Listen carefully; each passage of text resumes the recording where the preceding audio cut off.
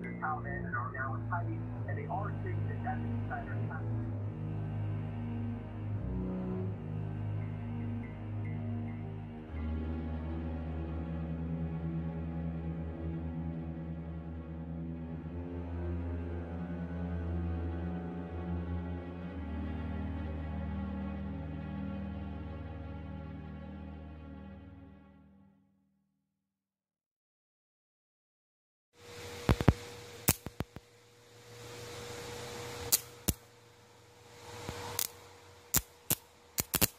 Roswell alien interview about the source of material in this book. The content of this book is primarily excerpted from the letter, interview, transcripts, and personal notes I received from the late Matilda O'Donnell McElroy.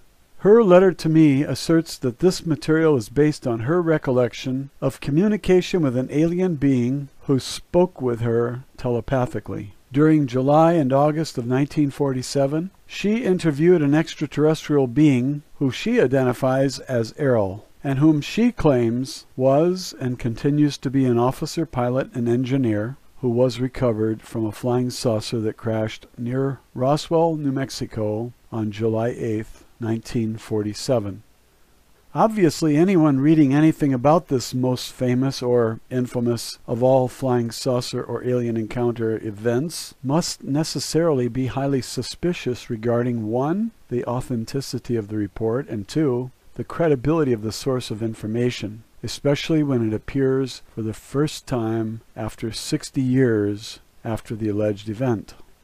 I received the aforementioned letter from Mrs. McElroy on September 14, 2007. Together with a package of documents.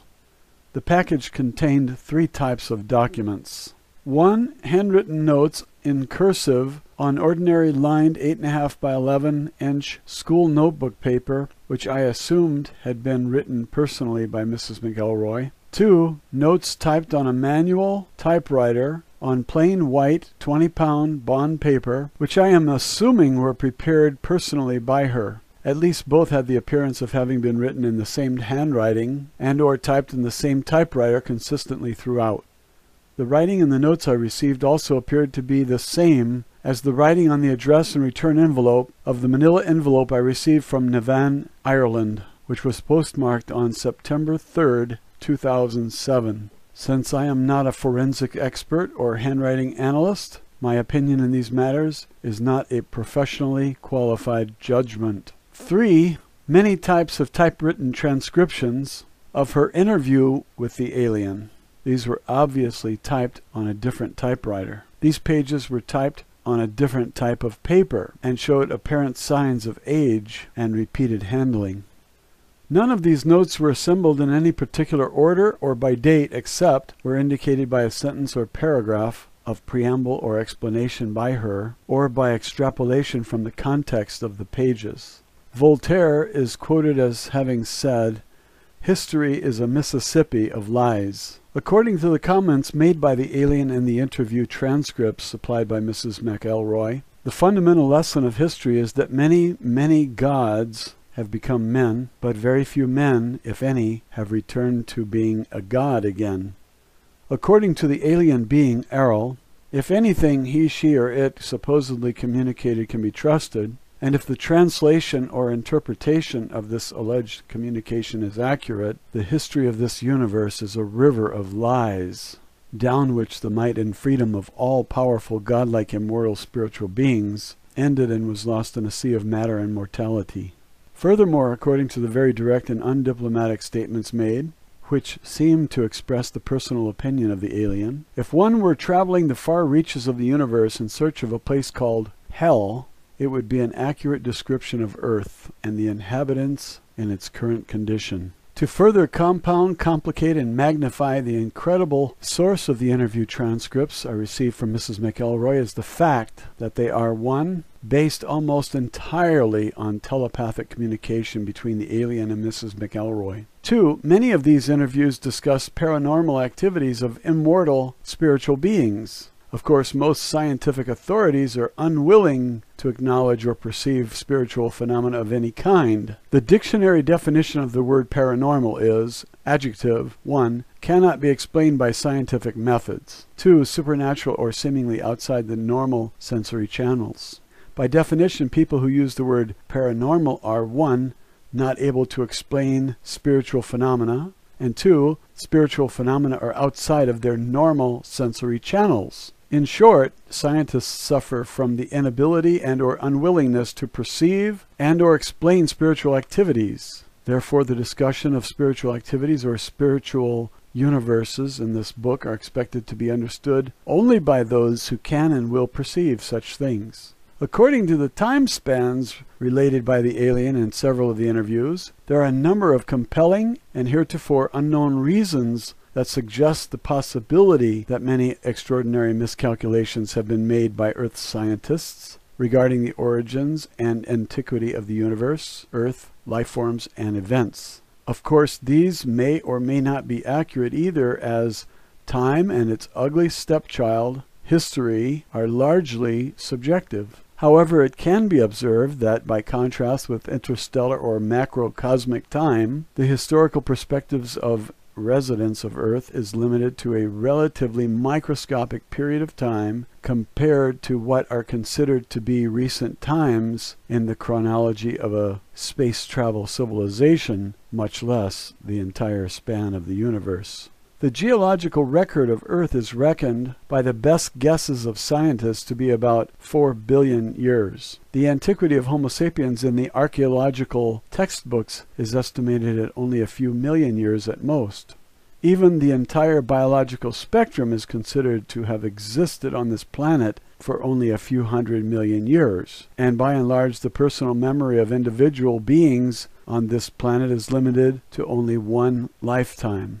All other dates, events, or interpretations of events cited in this book are from terrestrial sources, which are purely subjective observations, conjectures, or inventions of human beings, including those of the author, and must therefore be credited or disregarded by the reader accordingly, considering the penchant of Earth inhabitants to myopia, egocentricity, and general ignorance of the several universes in which we dwell. This book is intended to be an informal presentation of information provided to me 60 years after the fact of a series of interviews between an alien spacecraft officer, pilot, and engineer and an Army Air Force surgical nurse.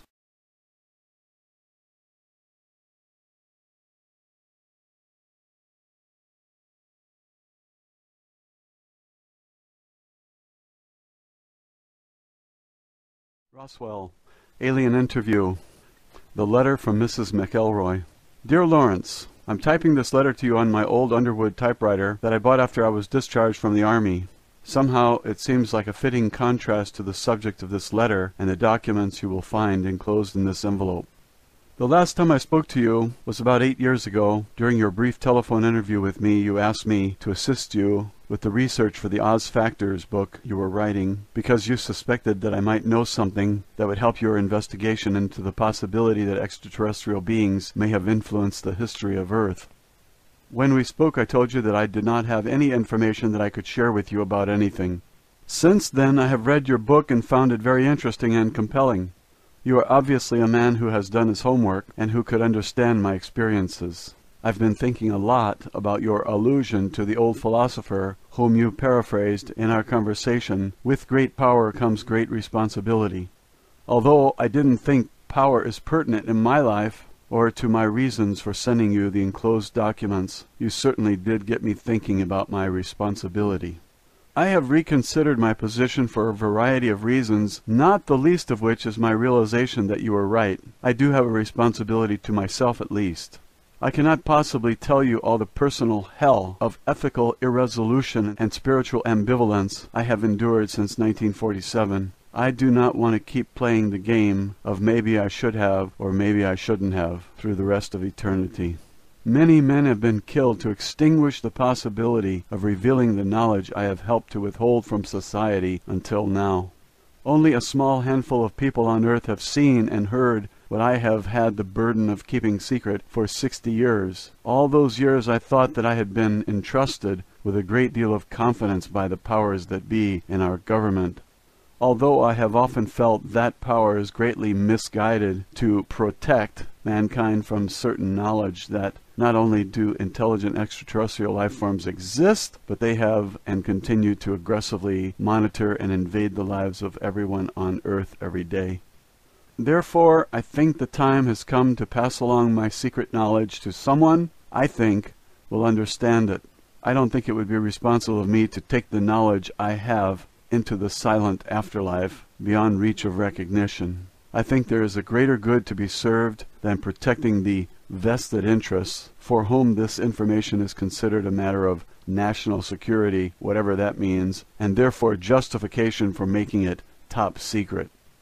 Also, I am now 83 years old. I have decided to leave this body, which has outlasted its usefulness to me, using a painless method of self-administered euthanasia. I have very few months to live and nothing to fear or lose. So I have moved away from Montana, where my husband and I lived for most of our life, to spend our remaining days in a lovely rented upstairs bedroom in a house in the homeland of my husband's family in County Meath, Ireland. I will die not far from the Great Mound at Noth and Doth, the Fairy Mound of Darkness. These are sacred cairns, or massive stone structures that were erected about 3700 BCE and engraved with indecipherable hieroglyphs about the same time as the pyramids or other inexplicable stone monuments were being built all over the earth.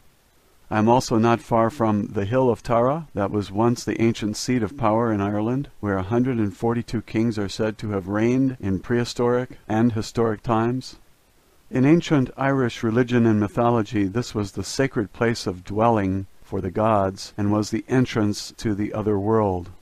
St. Patrick came to Tara to conquer the ancient religions of the pagans. He may have suppressed the religious practices in the area, but he certainly did not have any impact on the gods who brought these civilizations to Earth, as you will discover when you read the documents enclosed. Therefore, this is a fitting location for my departure from this unholy world and final release from the burdens of this life. The crystal clear perspective of hindsight has revealed a higher purpose to me, assisting the survival of the planet, all living beings and life forms in our galaxy. The status quo of our government establishment has been to protect the people from knowledge of such matters. In fact, the only protection afforded by ignorance and secrecy is to hide the private agenda of those in power to enslave others, and by doing so, to disarm every perceived enemy and ally through superstition and stupidity. Therefore, I have enclosed the original and only existing copies of my personal notes and reflections on a matter which I have kept hidden from everyone, even my own family. I have also enclosed my copies of typed transcripts created by the stenographer who transcribed all of my interviews with the alien saucer pilot after each interview was finished. I do not have any copies of the tape recordings that were made of my interview reports. No one until now knows that I was able to secretly retain copies of the official interview transcripts. Now I'm entrusting these documents to your discretion to impart to the world in any form or manner you see fit. My only request is that you do so in a way that will not threaten your life or well-being, if possible. If you were to incorporate these notes of my experiences into a work of fiction, such as a novel, the factual nature of the material could be easily dismissed or discredited by any agency for whom the national security is used as a personal shield against scrutiny and justice. In doing so, you could disavow any knowledge of their true origin and claim that it is a fictitious work of your imagination. Whoever said that truth is stranger than fiction was right as rain. For most people, all of this will be unbelievable. Unfortunately, beliefs are not a reliable criteria for reality. Also, I'm sure that if you were to show these notes to anyone that would prefer physical, economic, or spiritual slavery over freedom, the subject matter contained in them would seem quite objectionable. If you attempted to publish the documents as a matter of factual reporting in a newspaper or on the evening TV news, they would be rejected out of hand as the work of a kook. The very nature of these documents make them unbelievable and therefore discreditable. Conversely, the release of this information is potentially catastrophic for certain political, religious, and economic vested interests. These documents contain information which is quite relevant to your interest and investigations into alien encounters and paranormal experience. To use your analogy in the Oz Factors book, I can honestly say that the few factual reports that have been made by others about alien influences are only a gentle breeze in the eye of the apocalyptic hurricane swirling around Earth. There really are wizards and wicked witches and flying monkeys in this universe. This information, which has been suspected and or speculated upon by so many for so long, has been constantly denied by mainstream media, academia, and the military-industrial complex that President Eisenhower warned us about in his farewell address. As you know, in July 1947, the Roswell Army Airfield, RAAF, issued a press release stating that personnel from the field's 509th Bomb Group had recovered a crashed flying disc from a ranch near Roswell, New Mexico, sparking intense media interest. Later that same day, the commanding general of the 8th Air Force stated that Major Jesse Marcel, who was involved with the ordinary recovery of the debris, had recovered only the tattered remnants of a weather balloon. The true facts of the incident have been suppressed by the United States government since then. You may not know that I was enlisted in the U.S. Women's Army Air Force, WAC, Medical Corps, which was a part of the U.S. Army back then. I was assigned to the 509th Bomb Group as a flight nurse at the time of the incident. When the news that there had been a crash was received at the base, I was asked to accompany Mr. Cavett, the county intelligence officer, to the crash site as the driver of his vehicle and to render any needed emergency medical assistance to any survivors if necessary. Therefore, I briefly witnessed the wreckage of an alien spacecraft as well as the remains of the several alien personnel aboard the craft who were already dead. When we arrived, I learned that one of the personnel on board the craft had survived the crash and was conscious and apparently uninjured. The conscious alien was similar in appearance but not the same as the others. None of the other personnel present could communicate with the survivor, as the being did not communicate verbally or by any recognizable signs. However, while I examined the patient for injuries, I immediately detected and understood that the alien being was attempting to communicate with me by mental images or telepathic thought, which projected directly from the mind of the being. I immediately reported this phenomenon to Mr. Cavett. As no other person present could perceive these thoughts and the alien seemed able and willing to communicate with me, it was decided after a brief consultation with a senior officer that I would accompany the surviving alien back to the base. This was partly due to the fact that I was a nurse and could attend to the physical needs of the alien, as well as serve as a non-threatening communicator and companion. After all, I was the only woman at the site and the only one who was not armed. I was thereafter assigned permanently to serve as a companion of the alien at all times.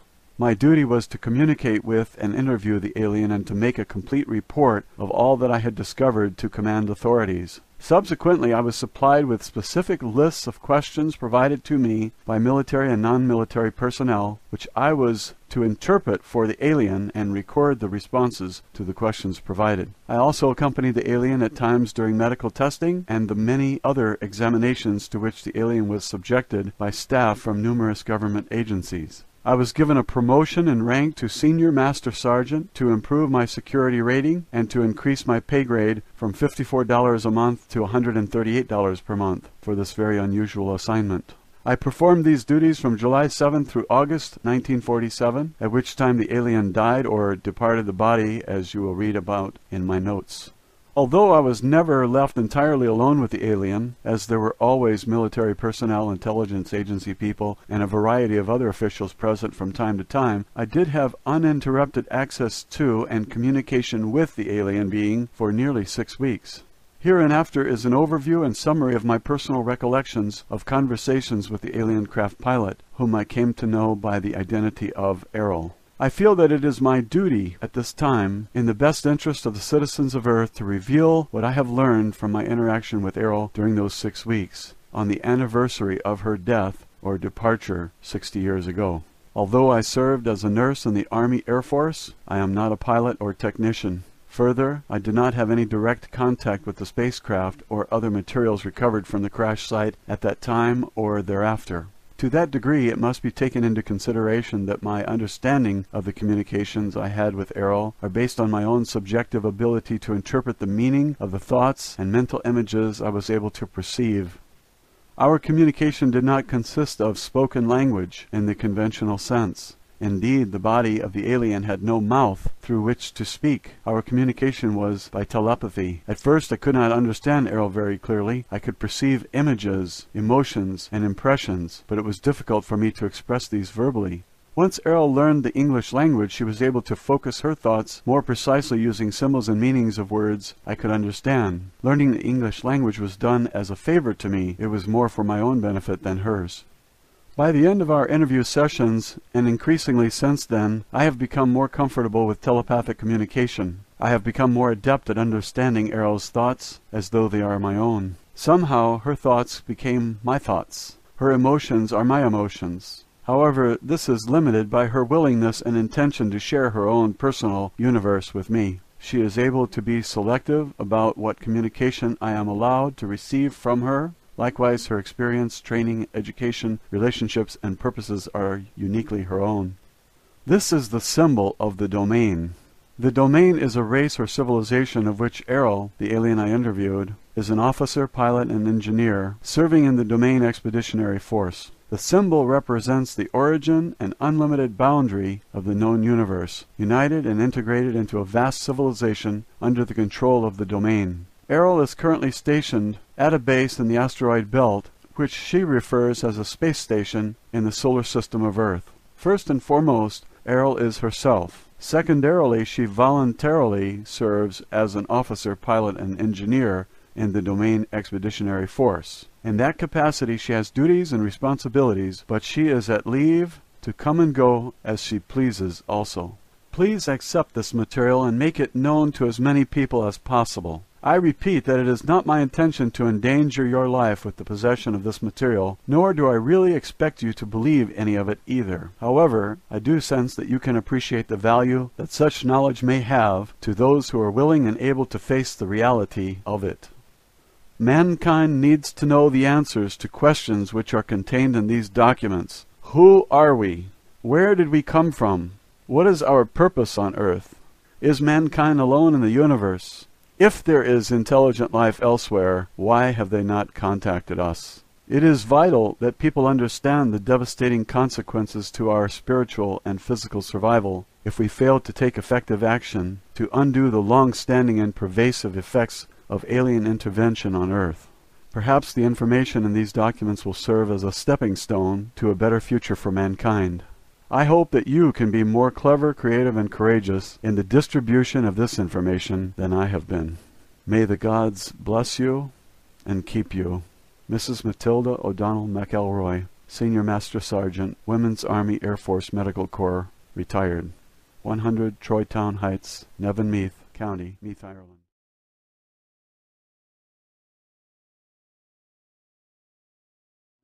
I must always assume a very pragmatic point of view. I could not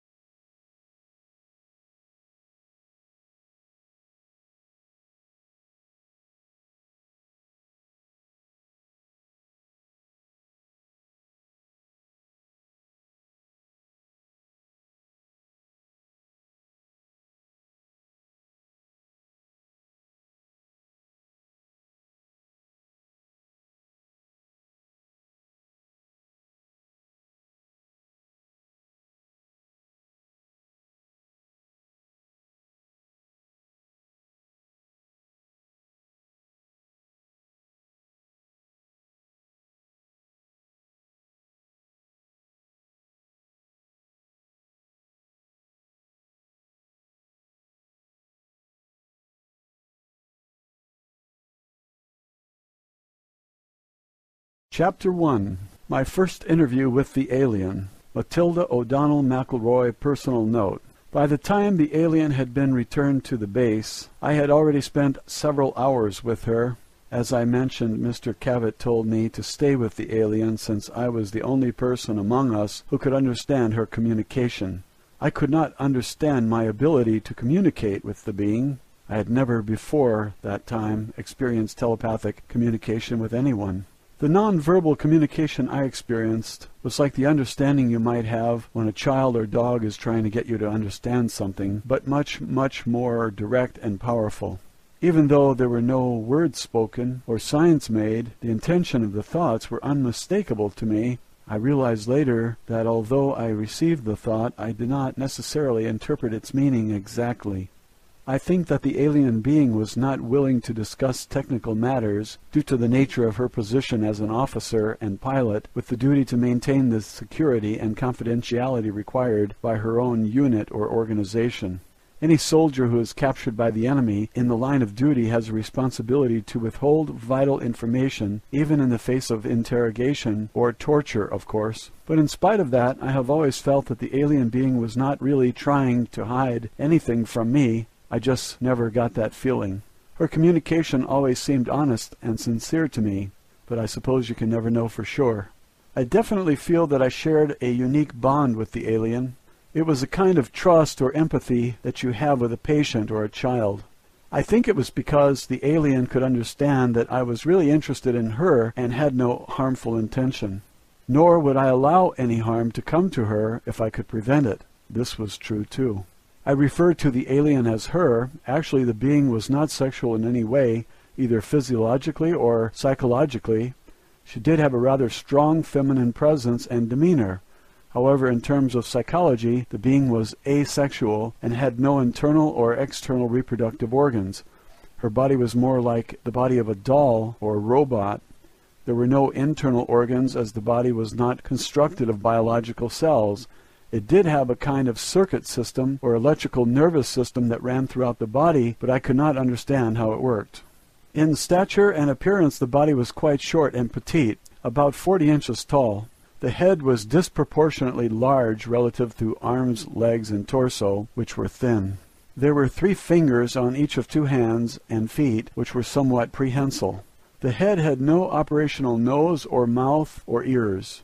I understand that a space officer does not need these, as space has no atmosphere to conduct sound. Therefore, sound-related sensory organs are not built into the body, nor does the body need to consume food, hence the absence of a mouth. The eyes were quite large. I was never able to determine the exact degree of visual acuity of which the eyes were capable, but I observed that her sense of sight must have been extremely acute. I think the lens of the eyes, which were very dark and opaque, may have also been able to detect waves or particles beyond the visual spectrum of light. I suspect that this may have included the full range of the electromagnetic spectrum, or more, but I don't know this for sure. When the being looked at me, her gaze seemed to penetrate right through me, as though she had X-ray vision. I found this a little embarrassing at first, until I realized she had no sexual intentions. In fact, I don't even think she ever even had the thought that I was male or female. It became very obvious after a short time with the being that her body did not require oxygen, food, or water, or any other external source of nutrition or energy. As I learned later, this being supplied her own energy, which animated and operated the body. It seemed a little bit eerie at first, but I got used to the idea. It's really a very simple body. There's not much to it compared to our own bodies. Errol explained to me that it was not mechanical, like a robot, nor was it biological. It is animated directly by her as a spiritual being. Technically, from a medical standpoint, I would not say that Errol's body could not be called alive. Her dull body is not a biological life form, with cells and so forth. It had a smooth skin or covering which was gray in color. The body was highly tolerant to changes in temperature, atmospheric conditions, and pressure. The limbs were quite frail, without musculature. In space there is no gravity, so very little muscle strength is needed. The body was used almost entirely on a spacecraft or in low or no gravity environments. Since Earth has a heavy gravity, the body was not able to walk around very well, as the legs were not really suited to that purpose. The feet and hands were quite flexible and agile, however. Overnight before my first interview with the alien, the area had been transformed into a buzzing hive of activity. There were 12 men working on setting up lights and camera equipment. A motion picture camera and microphone and tape recorder was there, also set up in the interview room. I don't know why a microphone was needed since there were no verbal communications possible with the alien. There was also a stenographer and several people busy typing on typewriters. I was informed that an expert foreign language interpreter and a code-breaking team had been flown to the base during the night to assist with my efforts to communicate with the alien. There were also several medical personnel, specialists in various fields, to examine the alien, and a professor of psychology was there to help formulate questions and interpret the answers. As I was just a nurse, I was not considered to be a qualified interpreter, even though I was the only one there who could understand anything the alien was thinking. There were many subsequent conversations between us. Each interview resulted in an exponential increase in the understanding between us, as I will discuss later on in my notes. This is the first transcript with the answers to a list of questions provided to me by the intelligence officer at the base, which I debriefed to the stenographer immediately following the interview. Official transcript of interview, top secret. Official transcript of the U.S. Army, Air Force Roswell Army Airfield, 509th Bomb Group. Subject, alien interview, July 9th, 1947. Question, are you injured? Answer, no. Question, what medical assistance do you require? Answer, none. Question, do you need food or water or other sustenance? Answer, no. Question, do you have any special environmental needs such as air temperature, atmospheric chemical content, air pressure, or waste elimination? Answer, no, I am not a biological being. Question, does your body or spacecraft carry any germs or contamination that might be harmful to humans or other Earth life forms? Answer, no germs in space. Question, does your government know you are here? Answer, not at this time. Question, are others of your kind going to come looking for you? Answer, yes. Question, what is the weapons capability of your people? Answer, very destructive. I did not understand the exact nature of the kind of arms or weapons that they might have, but I did not feel that there was any malevolent intention in her reply, just a statement of fact. Question, why did your spacecraft crash? Answer, it was struck by an electrical discharge from the atmosphere, which caused us to lose control. Question, why was your spacecraft in this area? Answer, investigation of burning clouds. Radiation, explosions. Question, how does your spacecraft fly? Answer, it is controlled through mind, responds to thought commands.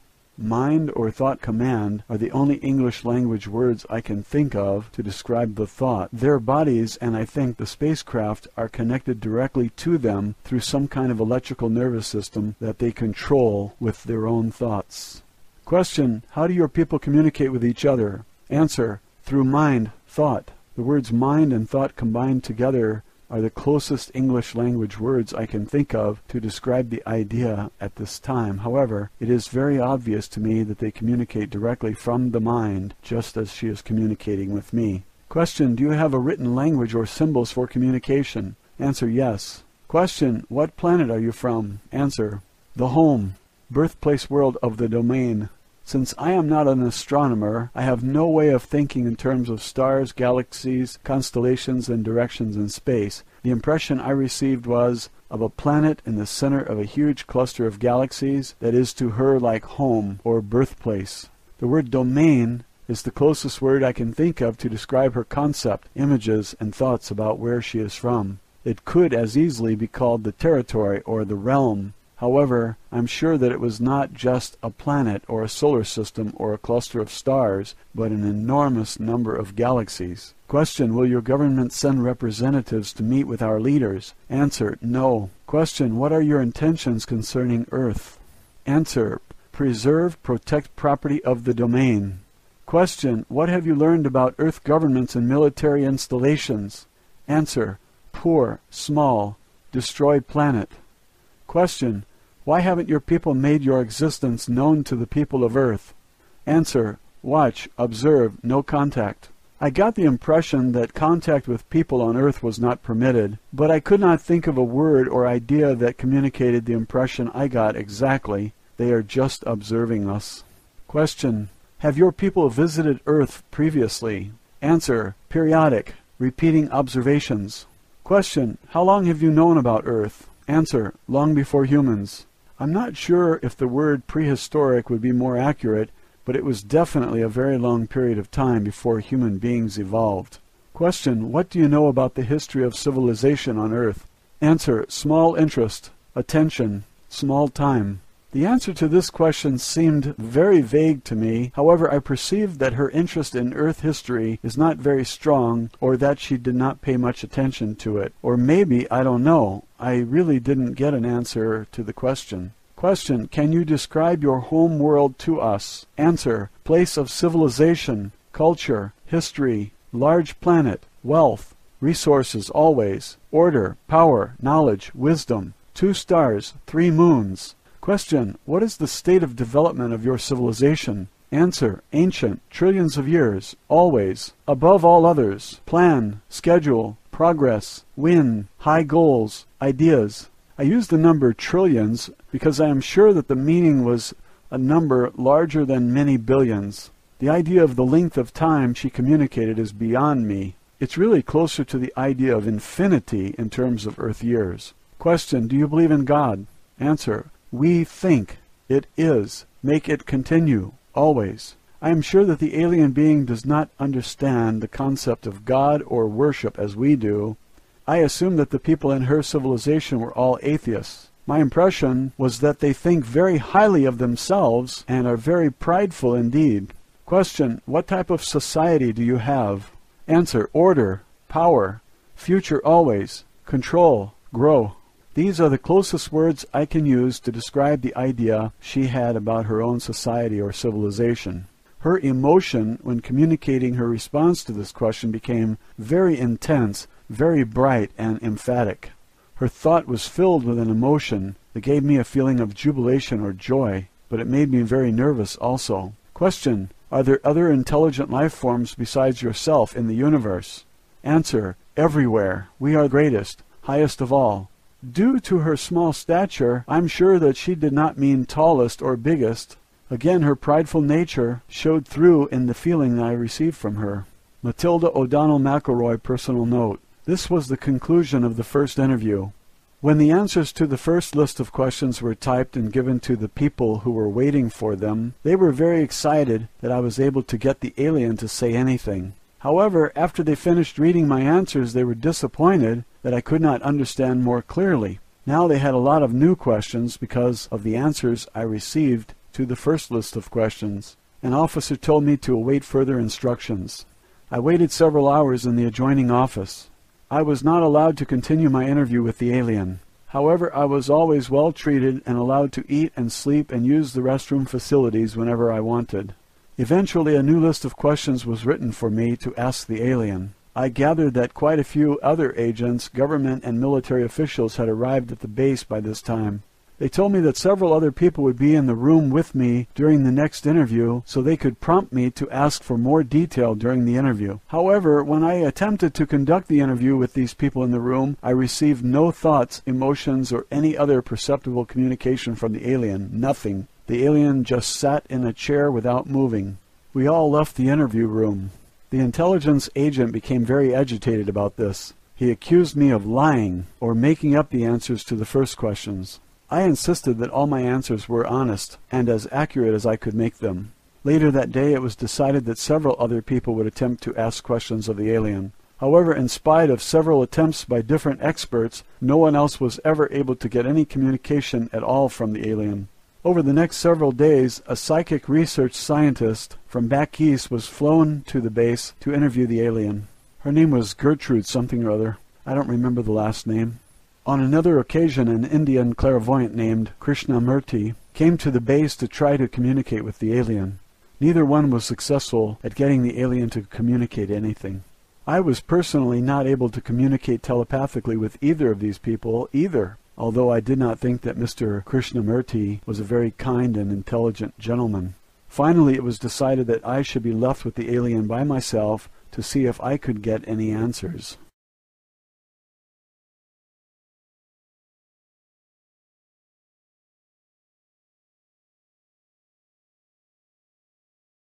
Chapter 2, my second interview. In the next interview, I was told to ask the alien only one question. Official transcript of interview. Top secret. Official transcript of the U.S. Army Air Force, Roswell Army Airfield, 509th Bomb Group. Subject, alien interview, July 10th, 1947. Question: why have you stopped communicating? Answer: no stop. Others. Hidden. Covered. Secret fear. The alien cannot communicate with them because they were afraid of her or did not trust her. And it is clear to me that the alien is not aware that some people have secret intentions toward her and are hiding their real thoughts. It is equally obvious to me that the alien does not have even a tiny bit of fear of us, or anything else for that matter. Matilda O'Donnell McElroy, personal note. I pondered the words I chose to convey the meaning of the alien's thoughts very carefully before reporting to the stenographer and the people who were waiting anxiously in the other room. Personally, I never suffered any fear or misapprehension about the alien whatsoever. I was very, very curious and excited to learn anything and everything I could about her and from her. However, like the aliens, I did not have much trust or confidence in the agents or authorities who were controlling my interviews. I had no idea what their intentions toward her might be. However, I am sure that the military officers were very, very nervous about having an alien spacecraft and pilot on their hands. At that moment, my greatest worry was how to more clearly understand the thoughts and ideas of the alien. I think that I was doing pretty well as a telepathic receiver, but not as good as a telepathic sender.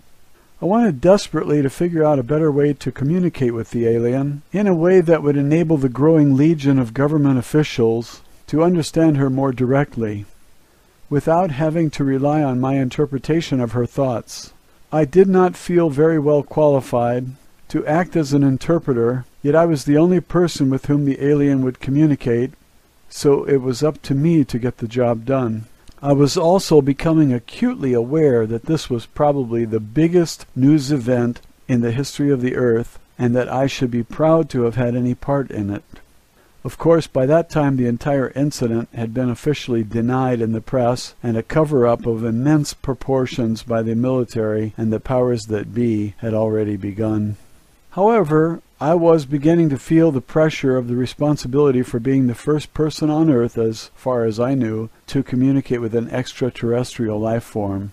I think I know how Columbus must have felt when he discovered a new world the size of a continent on one small planet, but I was able to discover an entirely new unexplored universe.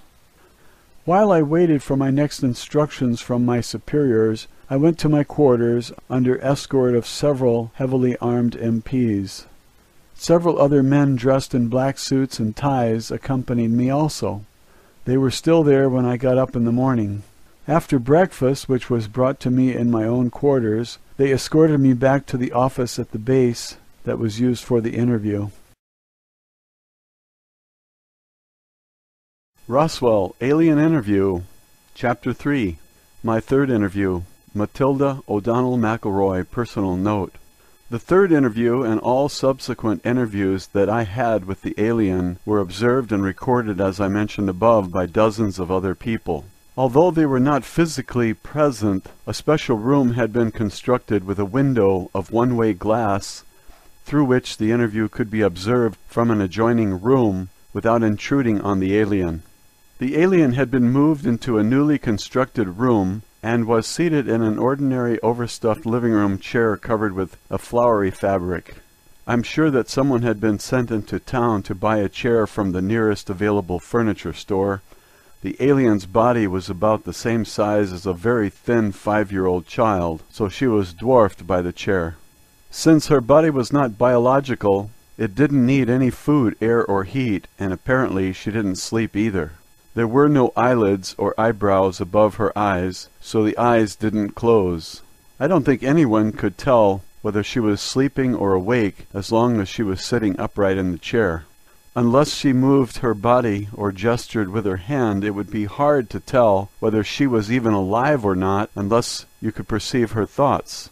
Eventually, I learned that the alien was not identified by her body, but by her personality, so to speak. She was known by her fellow aliens as Errol. This is the closest word I can use to describe the name using the English alphabet. I sensed that she preferred the feminine gender. I think we shared a natural female empathy and nurturing attitude toward life and each other. I am sure she did not feel comfortable with the combative, aggressive, domineering attitude of the male officers and agents, each of whom was more concerned with their own personal self-importance and power than with discovering the secrets of the universe. When I entered the room, she was very pleased to see me. I felt a very genuine sense of recognition, relief, and a warm feeling from her. It was like the eager excitement and unconditional platonic affection one feels from a dog or a child, yet with a calm and reserved control. I must say that I was surprised that I felt the same sort of affection for the alien being, especially since we had spent so little time with each other.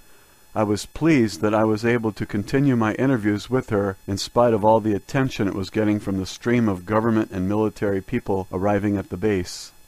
It was very obvious that the people who wrote the next series of questions for me wanted to learn how to communicate with the alien themselves without having to go through me. Here are the answers to the new list of questions. Official transcript of interview, top secret. Official transcript of the U.S. Army Air Force Roswell Army Airfield 509th Bomb Group. Subject, alien interview, July 11th, 1947. Question, can you read or write any Earth languages? Answer, no. Question, do you understand numbers or mathematics? Answer, yes, I'm an officer, pilot, engineer. Question, can you write or draw symbols or pictures that we may be able to translate into our own language? Answer, uncertain. Question, are there any other signs or means of communication you can use to help us understand your thoughts more clearly? Answer, no. Matilda O'Donnell McElroy, personal note. I was very sure that this was not true, but I understand clearly that Errol was not willing to communicate in writing or drawing or sign language. My feeling was that she was following orders like any soldier who had been captured, not to reveal any information that might be useful to an enemy, even under torture. She was only able and willing to reveal non-confidential or personal information or name, rank, and serial number. Official transcript of interview, top secret. Official transcript of the U.S. Army Air Force Roswell Army Airfield 509th Bomb Group. Subject, alien interview, July 11th, 1947, second session. Question, can you show us on a map of the stars which is the star of your home planet? Answer, no. This is not because she does not know the directions from Earth to her home planet. She was unwilling to reveal the location.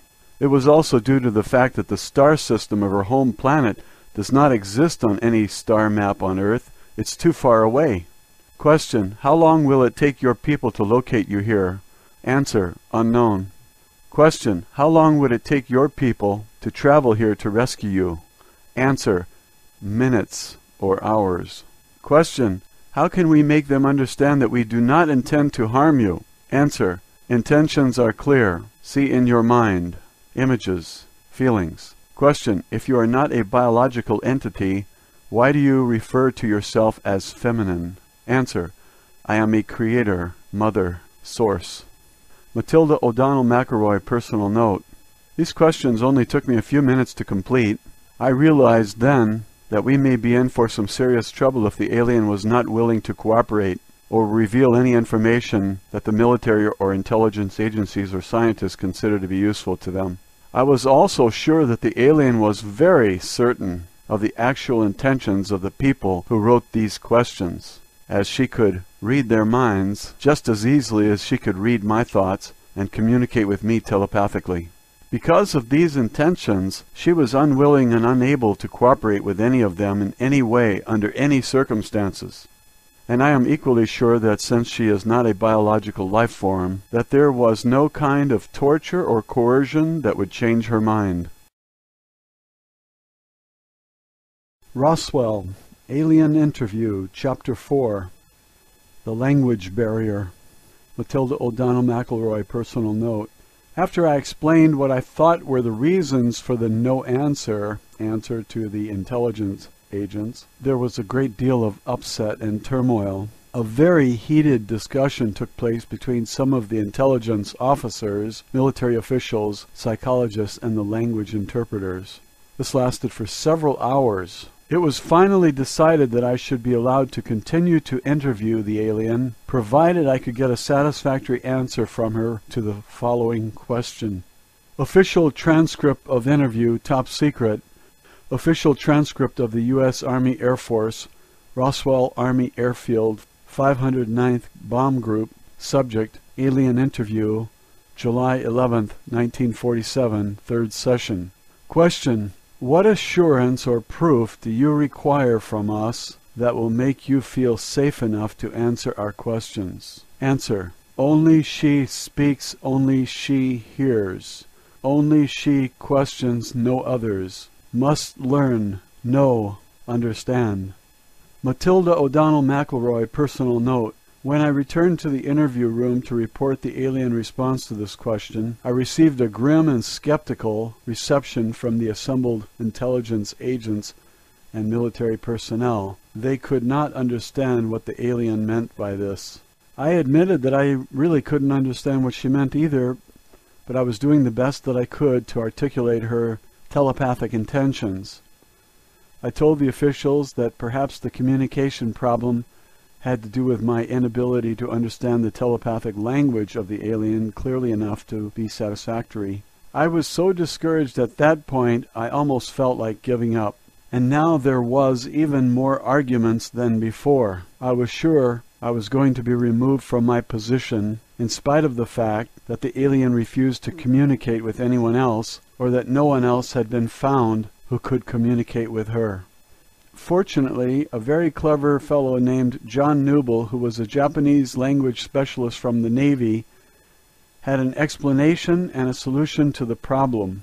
He explained that first, the problem had very little to do with the inability of the alien to communicate. It had more to do with her unwillingness to communicate with anyone other than myself. Second, in order for any clear, comprehensive communication to happen, both parties needed to understand and communicate through a common language. Words and symbols in language convey very precise concepts and meanings. He said that the Japanese people have a lot of homonyms in their language which cause a lot of confusion in day-to-day communication. They solve this problem by using standard Chinese characters to write down the exact meaning of the word they are using. This clears up the matter for them. Without a defined nomenclature, communication was not possible beyond the rudimentary understanding between men and dogs or between two small children. The lack of a common vocabulary of clearly defined words that all parties can use fluently was the limiting factor in communication between all people, groups, or nations. Therefore, he suggested that there were only two choices. I had to learn to speak the language of the alien, or the alien had to learn to speak English. Factually, only one choice was possible, that I persuade Errol to learn English, and that I teach it to her with the guidance of the language specialist. No one had any objection to trying this approach, as there were no other suggestions. The language specialists suggested that I take several children's books and a basic reading primer and grammar text with me into the interview room. The plan was that I would sit next to the alien and read aloud to her from the books, while pointing to the text I was reading with my finger so that she could follow along. The theory was that the alien could eventually be taught to read just as a child is taught to read by word and sound association with the written word, as well as instruction in fundamental grammar. They also assumed, I think, that if the alien was intelligent enough to communicate with me telepathically and fly a spacecraft across the galaxy, that she could probably learn to speak a language as quickly as a 5-year-old or faster. I returned to the interview room and proposed this idea to Errol. She did not object to learning the language, although she did not make any commitment to answer questions either. No one else had a better idea, so we went ahead.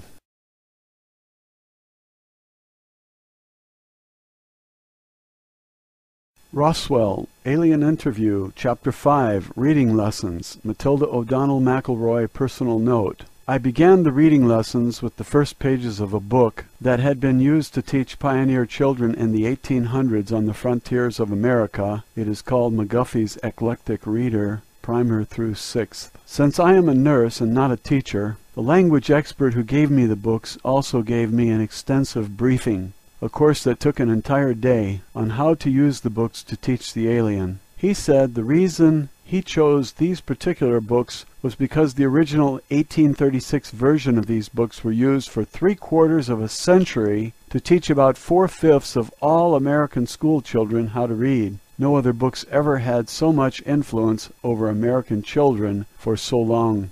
McGuffey's educational course begins in the primer by presenting the letters of the alphabet to be memorized in sequence. Children were then taught step by step to use the building blocks of the language to form and pronounce words using the phonics method, which involves teaching children to connect sounds with letters. Each lesson begins with a study of the words used in the reading exercise and with markings to show the correct pronunciation for each word. I discovered that the stories in the first and second readers picture children in their relationship with family members, teachers, friends, and animals. The third, fourth, fifth, and sixth readers expanded on those ideas. One of the stories I remember was The Widow and the Merchant. It's kind of a morality tale about a merchant who befriends a widow in need.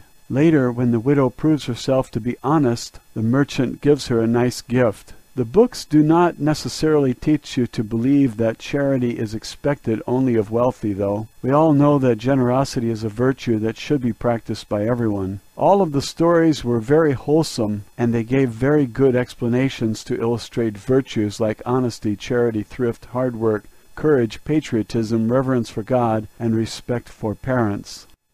Personally, I would recommend this book to anyone.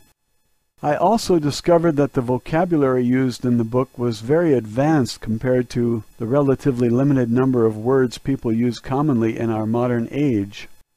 I think that we have lost a lot of our own language since our founding fathers wrote the Declaration of Independence over 200 years ago.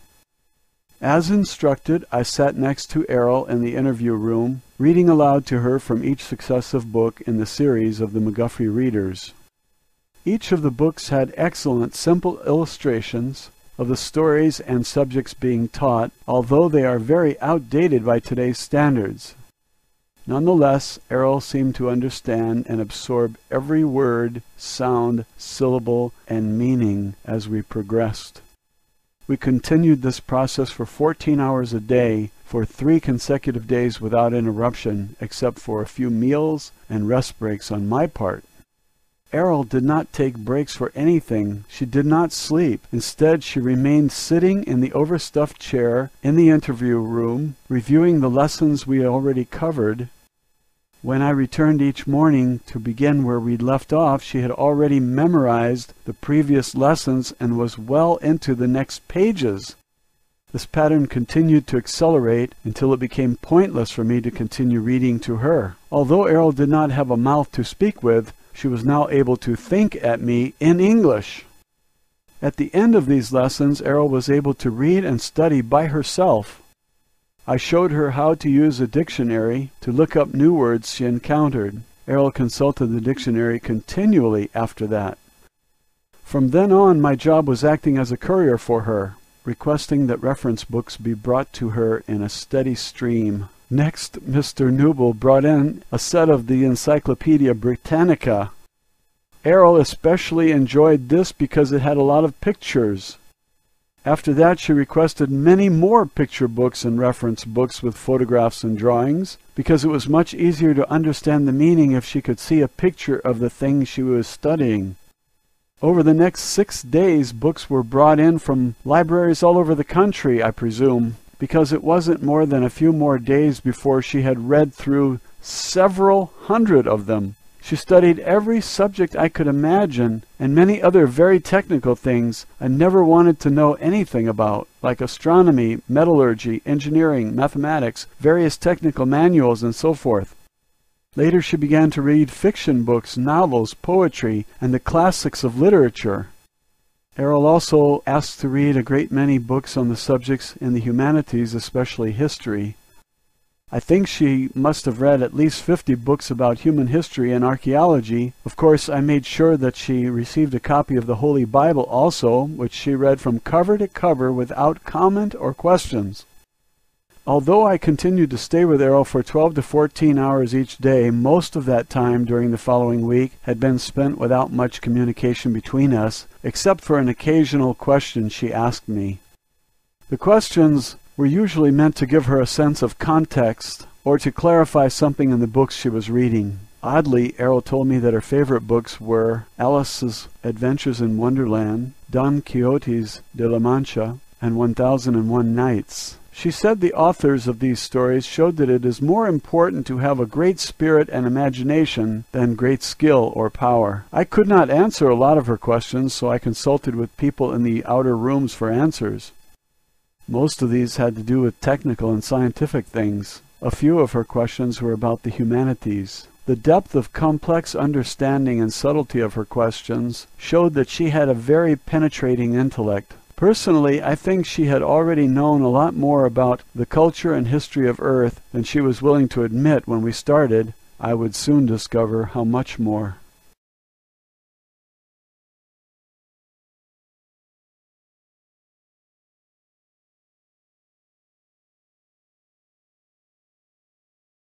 Roswell, Alien Interview, Chapter 6, My Education Begins.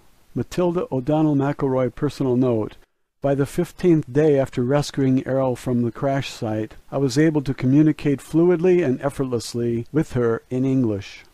She had absorbed so much more written material by this time that her academic education far exceeded my own. Although I graduated from high school in Los Angeles in 1940 and attended college for 4 years of pre-medical and nursing training, the variety of my own reading had been fairly limited. I had not studied most of the subjects to which Errol had now been exposed, especially considering her acute understanding, very intense study habits, and a nearly photographic memory. She was able to recall long passages from books she read. She was especially fond of sections of her favorite stories from classic literature like The Adventures of Huckleberry Finn, Tales from Gulliver's Travels, and Peter Pan, and The Legend of Sleepy Hollow. By this time Errol had become the teacher and I was the student. I was about to learn what men of Earth don't know and have no way of knowing. The throng of scientists and agents who observed us through the one-way glass of our interview room, whom Errol and I now referred to as the gallery, were growing increasingly impatient to ask her questions. But Errol continued to refuse to allow any questions to be asked of her by anyone other than myself, even vicariously through me as an interpreter or in writing. On the afternoon of the 16th day, Errol and I sat next to each other as she read. She closed the last page of a book she was reading and placed it aside. I was about to hand her the next book from a large pile waiting to be read, when she turned and said, or thought to me, "I'm ready to speak now." At first I was a little confused by the remark. I gestured for her to continue, and she began to teach me my first lesson. Official transcript of interview, top secret. Official transcript of the U.S. Army Air Force, Roswell Army Airfield, 59th Bomb Group. Subject, Alien Interview, July 24th, 1947. First session. "What would you like to say, Errol?" I asked. "I have been part of a domain expeditionary force in this sector of space for several thousand years. However, I have not personally had intimate contact with beings on Earth since 5965 BCE. It is not my primary function to interact with inhabitants of planets within the domain.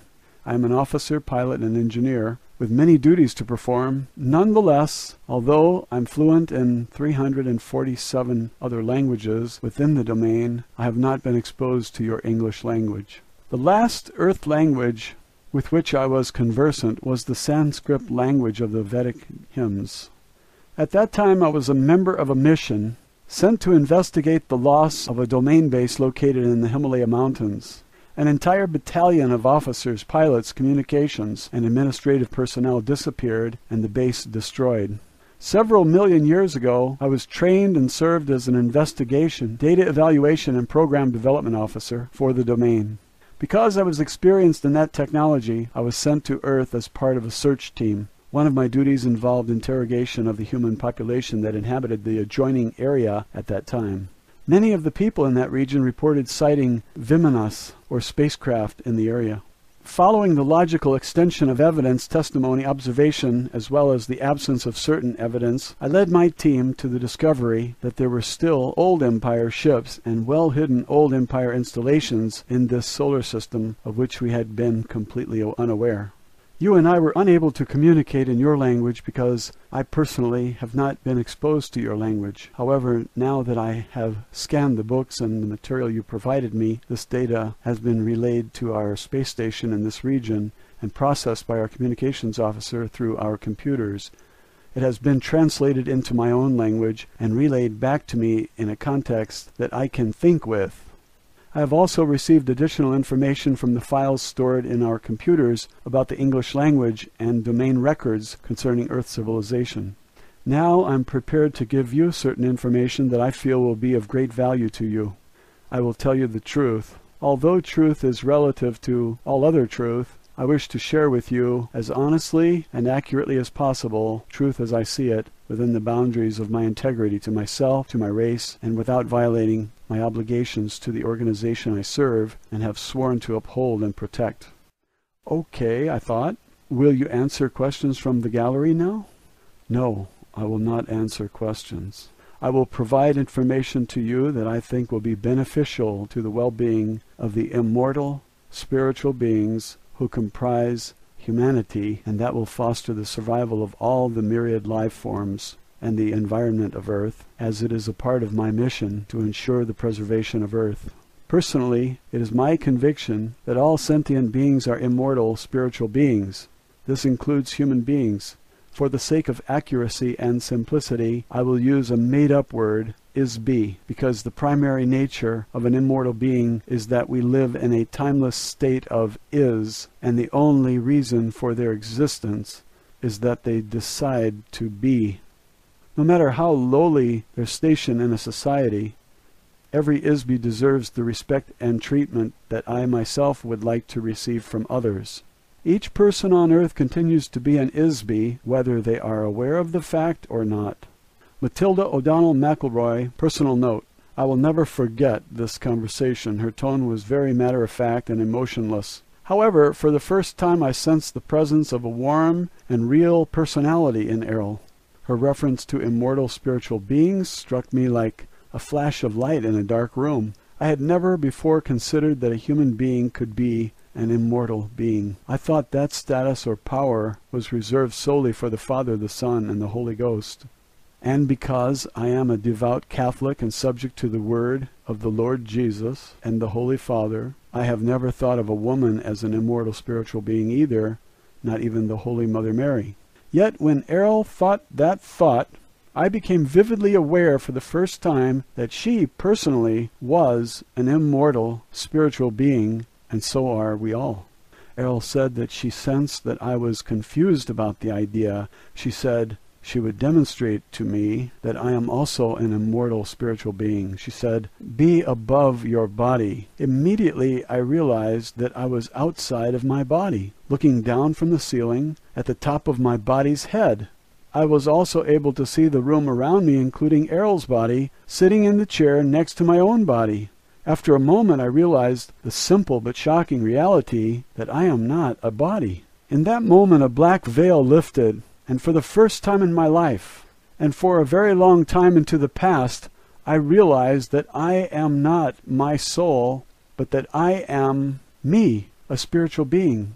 This was an unexplainable epiphany, but one that fills me with joy and relief I cannot recall having experienced ever before. As for the immortal part, I do not understand her meaning, as I have always been taught that I am not immortal, a spirit perhaps, but certainly not immortal. After a moment, I'm not sure how long, Errol asked me if I had a better understanding of the idea. Suddenly, I was back inside my body again and said out loud, "Yes, I see what you mean." I was so taken aback by the experience that I had to get up from my chair and walk around the room for a few minutes. I made an excuse that I needed to get a drink of water and go to the restroom, which I did. In the restroom, I looked at myself in the mirror. I used the toilet, refreshed my makeup, and straightened my uniform. After 10 or 15 minutes, I felt more normal again and returned to the interview room. After that, I felt as though I was no longer an interpreter for Errol. I felt as though I was a kindred spirit. I felt like I was safe at home with a trusted friend or a family member, as close as any I had ever had. Errol sensed and understood my confusion about the concept of personal immortality. She began her first lesson with me by explaining this to me. Official transcript of interview continued. Errol told me her reasons for coming to Earth and for being in the area of the 509th Bomber Squadron. She was sent by her superior officers to investigate the explosions of nuclear weapons, which have been tested in New Mexico. Her superiors ordered her to gather information from the atmosphere that could be used to determine the extent of radiation and potential harm this might cause to the environment. During her mission, the spacecraft was struck by a lightning, which caused her to lose control and crash. The spacecraft is operated by ISBs, who use doll bodies in much the same way that an actor wears a mask and costume. It is like a mechanical tool through which to operate in the physical world. She, as well as all the other ISBs of the officer class and their superiors, inhabit these doll bodies when they are on duty in space. When they are not on duty, they leave the body and operate, think, communicate, travel, and exist without the use of a body. The bodies are constructed of synthetic materials, including a very sensitive electrical nervous system, to which each ISB adjusts themselves or tune in to an electronic wavelength that is matched uniquely to the wavelength or frequency emitted by each ISB. Each ISB is capable of creating a unique wave frequency which identifies them much like a radio signal frequency. This serves in part as identification like a fingerprint.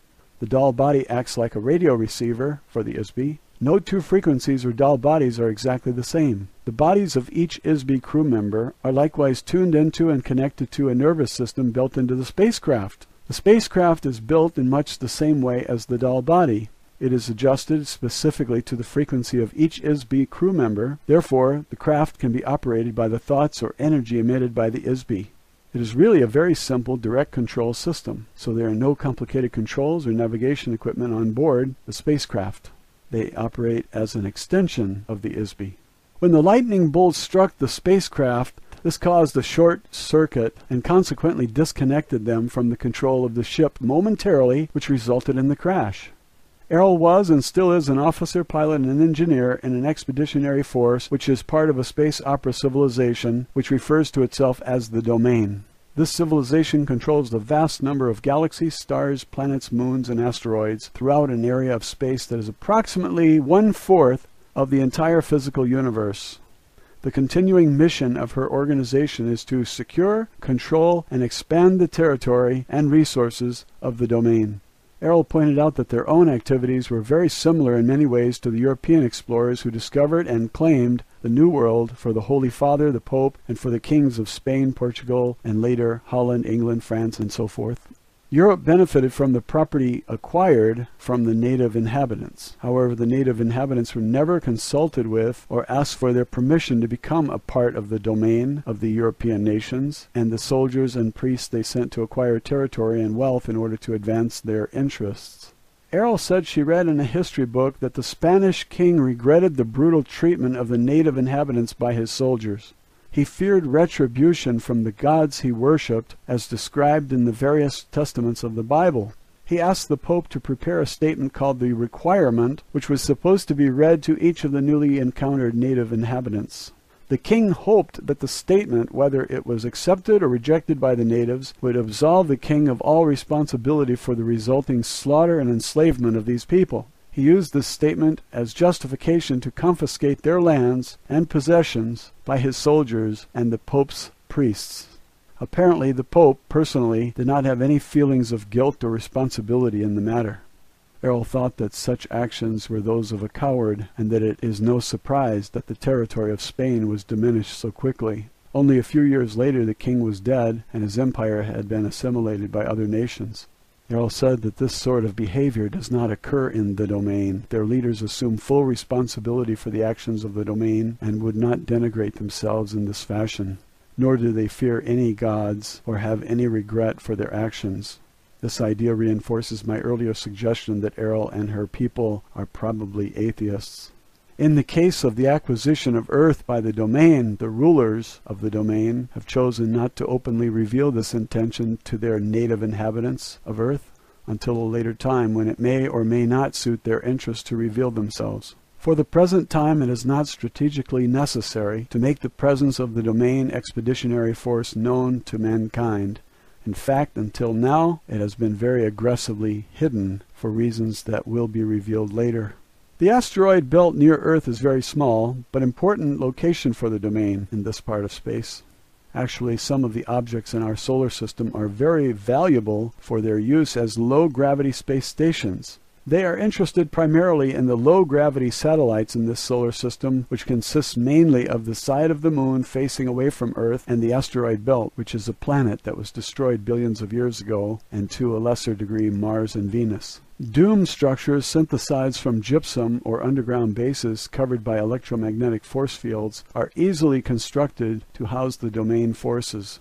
Once an area of space is acquired by the domain and becomes a part of the territory under its control, it is treated as the property of the domain. The space station near the planet Earth is important only because it lay along a path of the domain expansion route toward the center of the Milky Way galaxy and beyond. Of course, everyone in the domain is aware of this, except for the people of Earth. Roswell, Alien Interview, Chapter 7, A Lesson in Ancient History. Matilda O'Donnell McElroy, personal note. My instruction with Errol continued through the night until dawn of the next morning. I must say that I was fascinated, skeptical, shocked, alarmed, dismayed, and disgruntled by the lesson I was getting from Errol. I could never have imagined any of what she was telling me, not even in my wildest dreams and nightmares. The next afternoon, after I had slept, showered, and eaten, I was debriefed about my interview session the previous evening by members of the gallery who recorded my account of what Errol told me. There was a stenographer present for the session as usual, to whom I debriefed after each interview, and there were also 6 or 7 men who asked for clarification of my statements. As always, there was constant pressure applied to me to use my influence with Errol to persuade her to answer specific questions prompted by members of the gallery. I did my best to reassure everyone that I would give my very best efforts to do so. Nevertheless, only 3 things happened every day thereafter. Errol resolutely refused to answer any questions that she sensed had been posed by or suggested to me by the gallery. 2. Errol continued to instruct me in the subject matter of her own choice. 3. Every evening after my interview with or instruction from Errol, she would give me a new list of subject matter about which she wanted more information. Each evening I presented this list to the gallery. The next day Errol received a large stack of books, magazines, articles, and so forth. She would study all of these during the night while I slept. This pattern repeated every day during the remainder of the time I spent with her. The subject matter of my next interview or lesson from Errol continued with a brief history of Earth, our solar system, and nearby space from the perspective of the domain. Official transcript of interview, top secret. Official transcript of the U.S. Army Air Force Roswell Army Airfield 509th Bomb Group. Subject Alien Interview, July 25, 1947, first session. Before you can understand the subject of history, you must first understand the subject of time. Time is simply an arbitrary measurement of the motion of objects through space. Space is not linear. Space is determined by point of view of an ISB when viewing an object. The distance between an ISB and the object being viewed is called space. Objects or energy masses in space do not necessarily move in a linear fashion. In this universe, objects tend to move randomly or in a curving or cyclical pattern, or as determined by agreed-upon rules. History is not only a linear record of events, as many authors of Earth history books imply, because it is not a string that can be stretched out and marked like a measuring tool. History is a subjective observation of the movement of objects through space, recorded from the point of view of a survivor rather than those who succumbed. Events occur interactively and concurrently, just as the biological body has a heart that pumps blood while the lungs provide oxygen to the cells, which reproduce using energy from the sun and chemicals from plants at the same time as the liver strains toxic wastes from the blood and eliminates them through the bladder and the bowels. All of these interactions are concurrent and simultaneous. Although time runs consecutively, events do not happen in an independent linear stream. In order to view and understand the history or reality of the past, one must view all the events as part of an interactive whole. Time can also be sensed as a vibration, which is uniform throughout the entire physical universe. Errol explained that Isbis have been around since before the beginning of the universe. The reason that they are called immortal is because a spirit is not born and cannot die, but exists in a personally postulated perception of is, will be. She was careful to explain that every spirit is not the same. Each is completely unique in identity, power, awareness, and ability. The difference between an Isbi like Errol and most of the Isbis inhabiting bodies on Earth is that Errol can enter and depart from her doll at will. She can perceive at selective depths through matter. Errol and other officers of the domain can communicate telepathically. Since an Isbi is not a physical universe entity, it has no location in space or time. An Isbi is literally immaterial. They can span great distances of space instantly. They can experience sensations more intensely than a biological body without the use of physical sensory mechanisms. An Isbi can exclude pain from their perception. Errol can also remember her identity, so to speak, all the way back into the dim mists of time for trillions of years. She says that the existing collection of suns in this immediate vicinity of the universe have been burning for the last 200 trillion years. The age of the physical universe is nearly infinitely old, but probably at least 4 quadrillion years since its earliest beginnings. Time is a difficult factor to measure as it depends on the subjective memory of Isbis, and there has been no uniform record of events throughout the physical universe since it began. As on Earth, there are many different time measurement systems defined by various cultures, which use cycles of motion and points of origin to establish age and duration. The physical universe itself is formed from the convergence and amalgamation of many other individual universes, each of which were created by an Isbi or group of Isbis. The collision of these illusionary universes commingled and coalesced and were solidified to form a mutually created universe. Because it is agreed that energy and forms can be created but not destroyed, this creative process has continued to form an ever-expanding universe of nearly infinite physical proportions.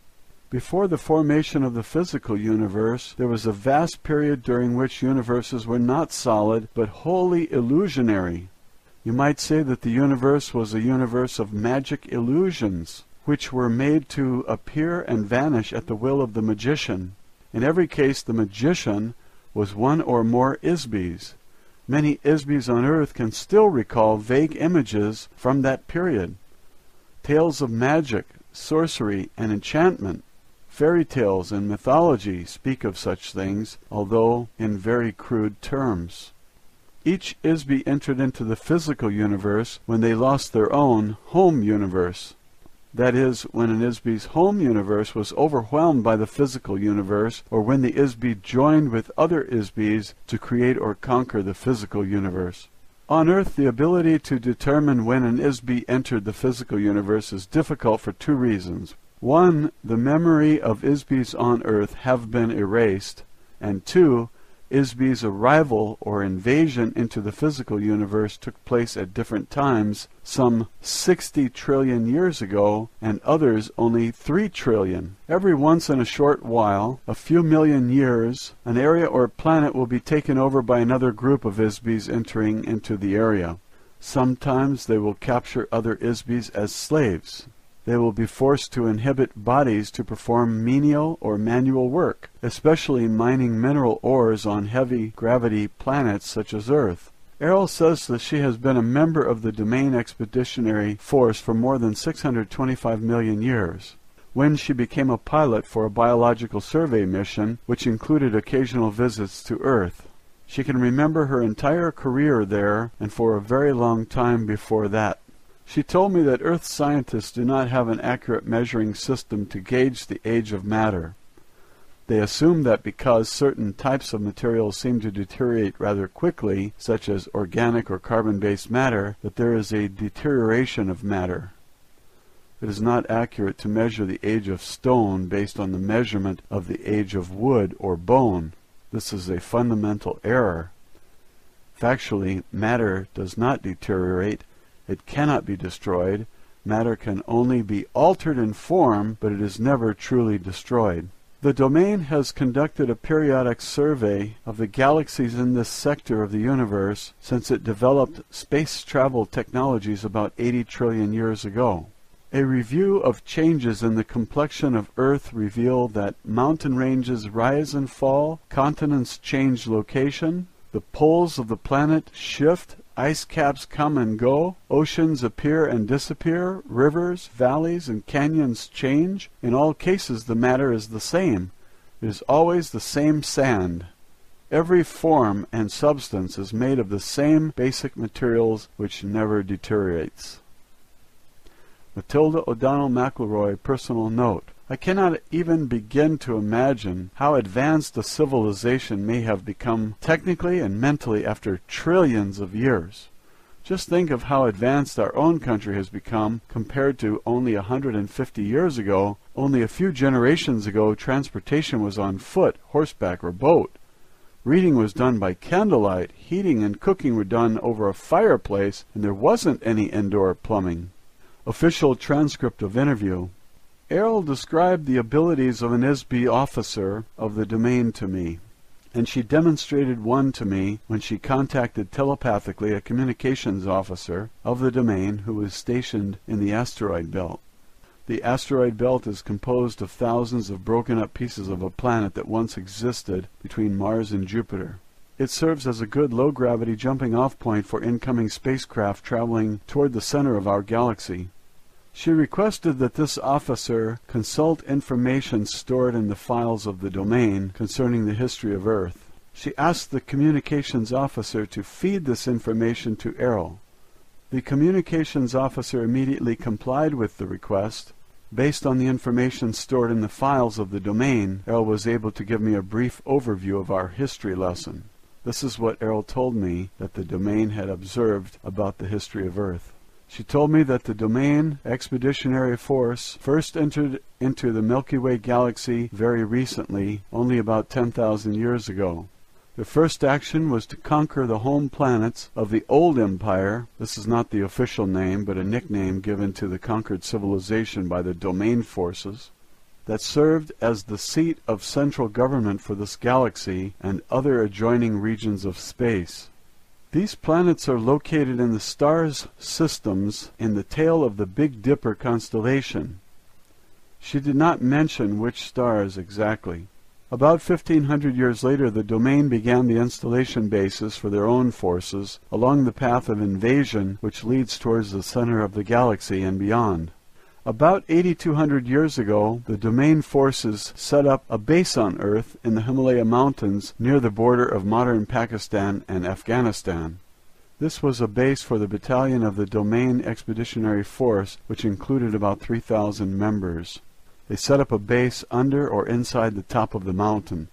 The mountain top was drilled into and made hollow to create an area large enough to house the ships and personnel of that force.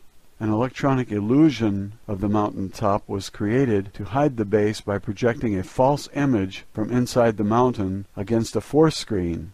The ships could then enter and exit through the force screen, yet remain unseen by Homo sapiens. Shortly after they settled there, the base was surprised by an attack from a remnant of the military forces of the old empire. Unbeknownst to the domain, a hidden underground base on Mars, operated by the old empire, had existed for a very long time. The domain base was wiped out by a military attack from the Mars base, and the ISBs of the domain expeditionary force were captured. You can imagine that the domain was very upset about losing such a large force of officers and crew, so they sent other crews to Earth to look for them.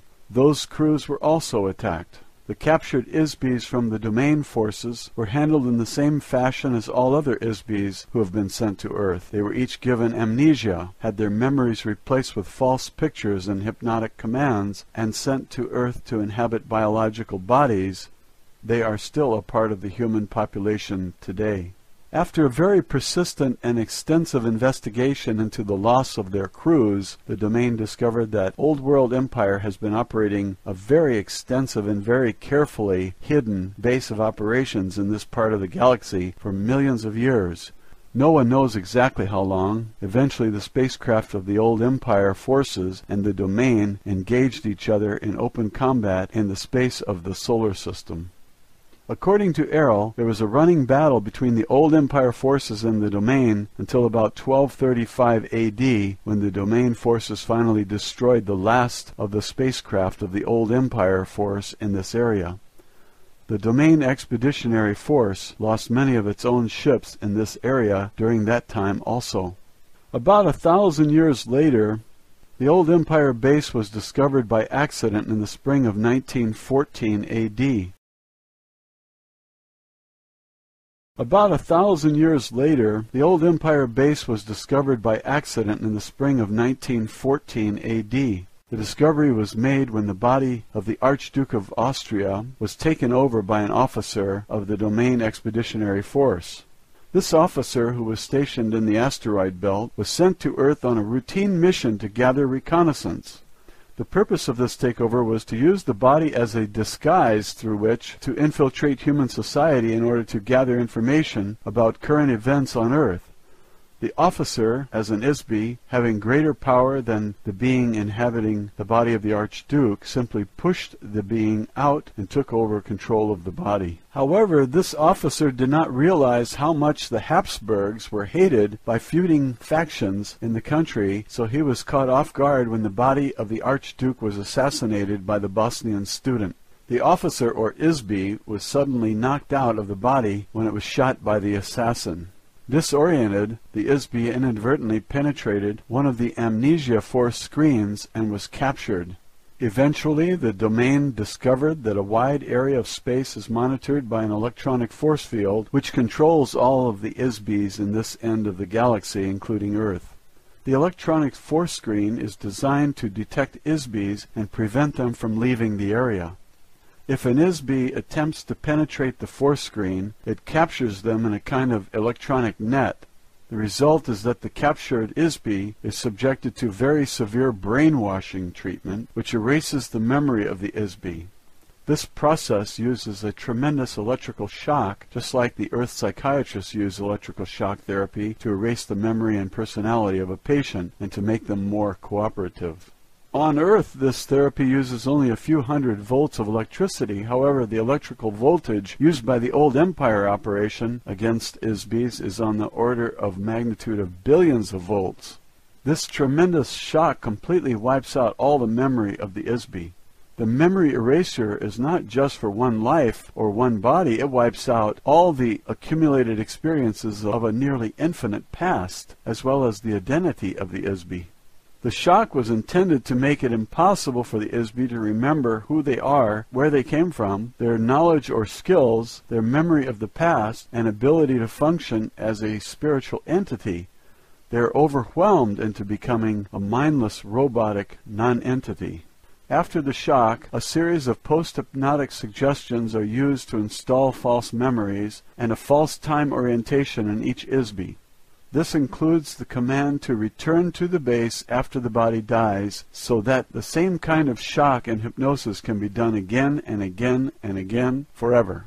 The hypnotic command also tells the patient to forget to remember.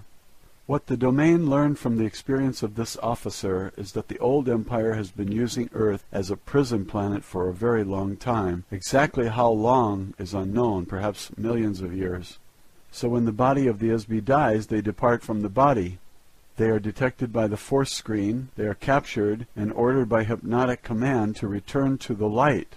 The idea of heaven and the afterlife are part of the hypnotic suggestion, a part of the treachery which makes the whole mechanism work. After the ISB has been shocked and hypnotized to erase the memory of the life just lived, the ISB is immediately commanded hypnotically to report back to the Earth as though they were on a secret mission to inhabit a new body. Each ISB is told that they have a special purpose for being on Earth, but of course there is no purpose for being in a prison, at least not for the prisoner. Any undesirable ISBs who are sentenced to Earth were classified as untouchable by the old empire. This included anyone that the old empire judged to be criminals who are too vicious to be reformed or subdued, as well as other criminals such as sex perverts or beings unwilling to do any productive work. An untouchable classification of ISBs also includes a variety of political prisoners. This includes ISBs who are considered to be non-compliant freethinkers or revolutionaries who make trouble for the governments of the various planets of the old empire. Of course, anyone with a previous military record against the old empire is also shipped off to Earth. A list of untouchables includes artists, painters, singers, musicians, writers, actors, and performers of every kind. For this reason, Earth has more artists per capita than any other planet in the old empire. Untouchables also include intellectuals, inventors, and geniuses in almost every field. Since everything the old empire considers valuable has long since been invented or created over the last few trillion years, they have no further use for such beings. This includes skilled managers also, which are not needed in a society of obedient robotic citizens. Anyone who is not willing or able to submit to mindless economic, political, and religious servitude as a tax-paying worker in the class system of the old empire are untouchable and sentenced to receive memory wipeout and permanent imprisonment on Earth. The next result is that an ISB is unable to escape because they can't remember who they are, where they came from, where they are. They have been hypnotized to think that they are someone, something, sometime, and somewhere other than where they really are. The domain officer who was assassinated while in the body of Archduke of Austria was likewise captured by the old empire force. Because this particular officer was a high-powered ISB compared to most, he was taken away to a secret old empire base under the surface of the planet Mars. They put him into a special electronic prison cell and held him there. Fortunately, this domain officer was able to escape from the underground base after 27 years in captivity. When he escaped from the old empire base, he returned immediately to his own base in the asteroid belt. His commanding officer ordered that a battle cruiser be dispatched to the coordinates of that base provided by this officer and to destroy that base completely. This old empire base was located a few hundred miles north of the equator on Mars in the Cydonia region. Although the military base of the old empire was destroyed, unfortunately much of the vast machinery of the ISB force screens, the electroshock, amnesia, hypnosis machinery, continues to function in other undiscovered locations right up to the present moment. The main base or control center for this mind control prison operation has never been found, so the influences of this base or bases are still in effect. The domain has observed that since the old empire space forces were destroyed, there is no one left to actively prevent other planetary systems from bringing their own untouchable ISBs to Earth from all over this galaxy and from other galaxies nearby. Therefore, Earth has become a universal dumping ground for this entire region of space. This in part explains the very unusual mix of races, cultures, languages, moral codes, religious and political influences among the ISB population on Earth. The number and variety of heterogeneous societies on Earth are extremely unusual on a normal planet. Most Sun-type 12 Class 7 planets are inhabited by only one humanoid body type or race, if any. In addition, most of the ancient civilizations of Earth and many of the events of Earth have been heavily influenced by the hidden hypnotic operation of the old empire base. So far, no one has figured out exactly where and how this operation is run, or by whom, because it is so heavily protected by screens and traps. Furthermore, there has been no operation undertaken to seek out, discover, and destroy the vast and ancient network of electronics machinery that create the ISB force screens at this end of the galaxy. Until this has been done, we are not able to prevent or interrupt the electric shock operation, hypnosis, and remote thought control of the old Empire prison planet. Of course, all the crew members of the Domain Expeditionary Force now remain aware of this phenomena at all times while operating in this solar system space, so as to prevent detection and the capture by old Empire traps.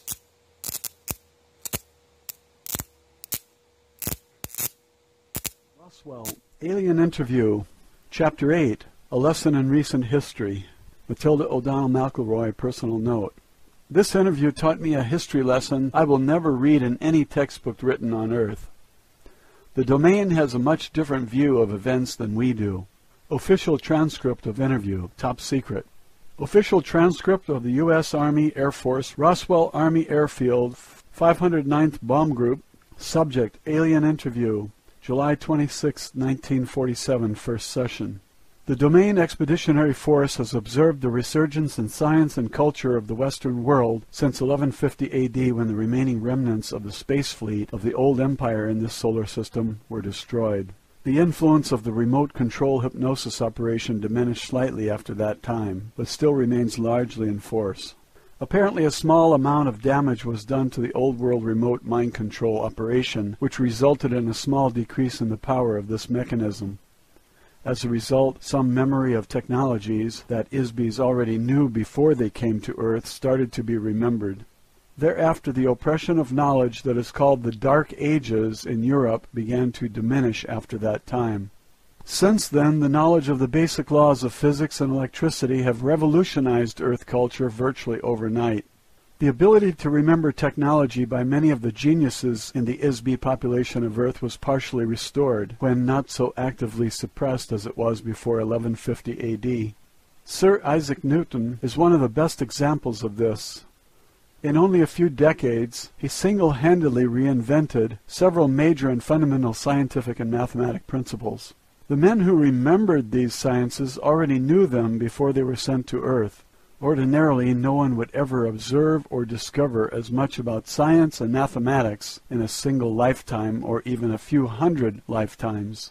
These subjects have taken civilians billions and billions of years to create. ISBs on Earth have only just begun to remember small fragments of all the technologies that exist throughout the universe. Theoretically, if the amnesia mechanisms being used against Earth could be broken entirely, ISBs would regain all their memory. Unfortunately, similar advances have not been seen in the humanities, as the ISBs of Earth continue to behave very badly toward each other. This behavior, however, is heavily influenced by the hypnotic commands given to each ISB between lifetimes, and the very unusual combination of inmates on Earth, criminals, perverts, artists, revolutionaries, and geniuses, is the cause of a very restive and tumultuous environment. The purpose of the prison planet is to keep ISBs on Earth forever. Promoting ignorance, superstition, and war between ISBs helps keep the prison population crippled and trapped behind the wall of electronic force screens. ISBs have been dumped on Earth from all over the galaxy, adjoining galaxies, and from planetary systems all over the old empire, like Sirius, Aldebaran, the Pleiades, Orion, Draconis, and countless others. There are ISBs on Earth from unnamed races, civilizations, cultural backgrounds, and planetary environments. Each of the various ISB populations have their own language, belief systems, moral values, religious beliefs, training, and unknown and untold histories. These ISBs are mixed together with earlier inhabitants of Earth who came from another star system more than 400,000 years ago to establish the civilizations of Atlantis and Lemuria. Those civilizations vanished beneath the tidal waves caused by a planetary polar shift many thousands of years ago, before the current prison population started to arrive. Apparently, the ISBs from those star systems were the source of the original Oriental races of Earth, beginning in Australia. On the other hand, the civilizations set up on Earth by the old empire prison system were very different from the civilization of the old empire itself, which is an electronic space opera, atomic-powered conglomeration of earlier civilizations that were conquered with nuclear weapons and colonized by Isbis from another galaxy. The bureaucracy that controlled the former old empire was from an ancient space opera society run by a totalitarian confederation of planetary governments, regulated by a brutal social, economic, and political hierarchy, with a royal monarch as its figurehead. This type of government emerges with regularity on planets where the citizens abandon personal responsibility for autonomous self-regulation. They frequently lose their freedom to demented Isbis who suffer from an overwhelming paranoia that every other Isbi is their enemy who must be controlled or destroyed. Their closest friends and allies, whom they espouse to love and cherish, are literally loved to death by them. Because such Isbis exist, the domain has learned that freedom must be won and maintained through eternal vigilance and the ability to use defensive force to maintain it.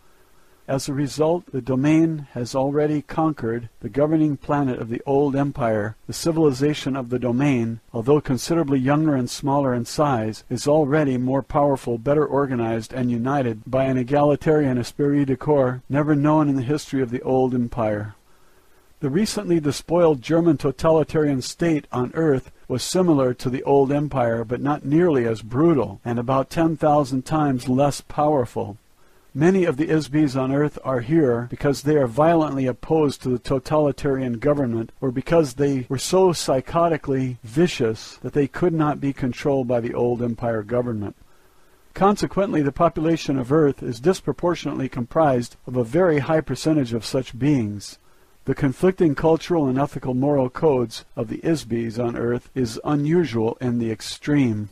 The domain conquest of the central old empire planets was fought with electronic cannon. The citizens of the planet forming the core of government for the old empire are a filthy, degraded, slave society of mindless tax-paying workers who practice cannibalism. Violent automotive racetracks and bloody Roman circus-type entertainments are their only amusements.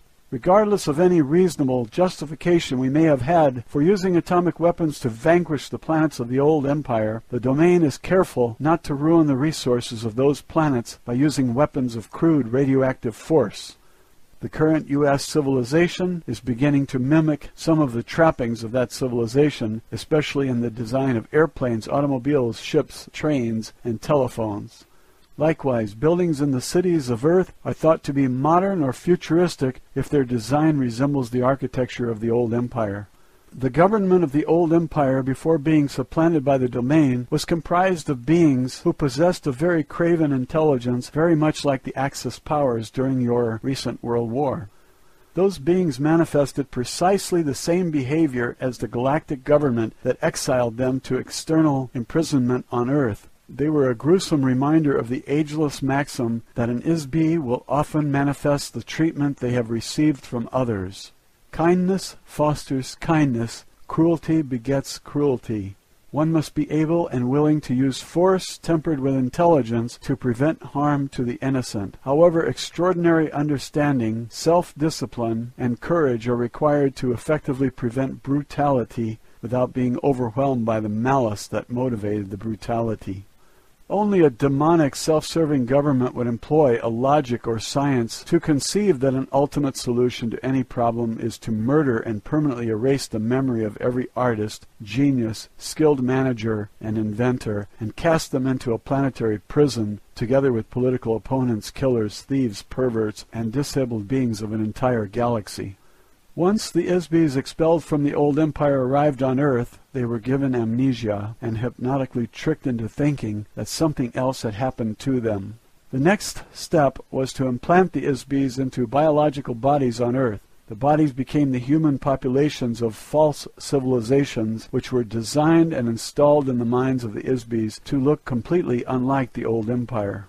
All of the Isbis of India, Egypt, Babylon, Greece, Rome, and medieval Europe were guided to a pattern and build the cultural elements of these societies based on standard patterns developed by the Isbis of many earlier similar civilizations on Sun-type 12 Class 7 planets that have existed for trillions of years throughout the universe. In the earliest times, the Isbis sent to prison Earth lived in India. They gradually spread into Mesopotamia, Egypt, Mesoamerica, Archaea, Greece, Rome, medieval Europe, and to the New World. They were hypnotically commanded to follow the pattern of a given civilization by the old empire prison operators. This is an effective mechanism to disguise the actual time and location from the Isbis imprisoned on Earth. The languages, customs, and culture of each false civilization are intended to reinforce amnesia because they do not remind the Isbis on Earth of the original Old Empire planets from which they were deported. On the very far back track of time, these types of civilizations tended to repeat themselves over and over because the Isbis who created them became familiar with certain patterns and styles and stayed with them. It is a lot of work to invent an entire civilization complete with culture, architecture, language, customs, mathematics, moral values, and so forth. It is much easier to replicate a copy based on a familiar and successful pattern. A Sun-type 12 Class 7 planet is the designation given to a planet inhabited by carbon-oxygen-based life forms. The class of the planet is based on the size and radiation intensity of the star, the distance of the planetary orbit from the star, and the size, density, and gravity and chemical composition of the planet. Likewise, flora and fauna are designated and identified according to the star type and class of the planet they inhabit. On the average, the percentage of planets in the physical universe with a breathable atmosphere is relatively small. Most planets do not have an atmosphere upon which life forms feed, as on Earth, where the chemical composition of the atmosphere provides nutrition to plants and other organisms which in turn support other life forms. When the domain force brought the Vedic hymns to the Himalayas region 8,200 years ago, some human societies already existed. The Aryan people invaded and conquered India, bringing the Vedic hymns to the area. The Vedas were learned by them, memorized, and carried forward verbally for 7,000 years before being committed to written form. During that span of time, one of the officers of the Domain Expeditionary Force was incarnated on Earth as a Vishnu. He is described many times in the Rig Veda. He is still considered to be a god by the Hindus. Vishnu fought in the religious wars against the Old Empire forces. He is a very able and aggressive Isbi, as well as a highly effective officer, who has since been reassigned to other duties in the domain. This entire episode was orchestrated as an attack and revolt against the Egyptian pantheon installed by Old Empire administrators. The conflict was intended to help free humankind from implanted elements of the false civilization that focused attention on many gods and superstitious ritual worship demanded by the priests who managed them. It is all part of the mental manipulation by the Old Empire to hide their criminal actions against the Isbis on Earth. A priesthood, or prison guards, were used to help reinforce the idea that an individual is only a biological body and is not an immortal spiritual being. The individual has no identity. The individuals have no past lives. The individual has no power. Only the gods have power, and the gods are the contrivance of the priests who intercede between men and the gods they serve. Men are slaves to the dictates of the priests who threaten eternal spiritual punishment if men do not obey them. What else would one expect on a prison planet where all the prisoners have amnesia and the priests themselves are prisoners? The intervention of the domain force on Earth has not been entirely successful due to the secret mind control operation of the Old Empire that still continues to operate. A battle was waged between the Old Empire forces and the domain through religious conquest between 1500 BCE and about 1200 BCE. The domain forces attempted to teach the concept of an individual, immortal spiritual being to several influential beings on Earth. One such instance resulted in a very tragic misunderstanding, misinterpretation, and misapplication of the concept. the idea was perverted and applied to mean that there is only one Isbi instead of the truth that everyone is an Isbi. Obviously, this was a gross incomprehension and an utter unwillingness to take responsibility for one's own power. The old empire priests managed to corrupt the concept of the individual immortality into the idea that there is only one all-powerful Isbi and that no one else is or is allowed to be an Isbi. Obviously, this is the work of the old empire amnesia operation. It is easy to teach this altered notion to beings who do not want to be responsible for their own lives. Slaves are such beings. As long as one chooses to assign responsibility for creation, existence, and personal accountability for one's own thoughts and actions to others, one is a slave. As a result, the concept of a single monotheistic God resulted and was promoted by many self-proclaimed prophets such as the Jewish slave leader Moses, who grew up in the household of the Pharaoh Amenhotep III, and his son Akhenaten, and his wife Nefertiti, as well as his son Tutankhamun.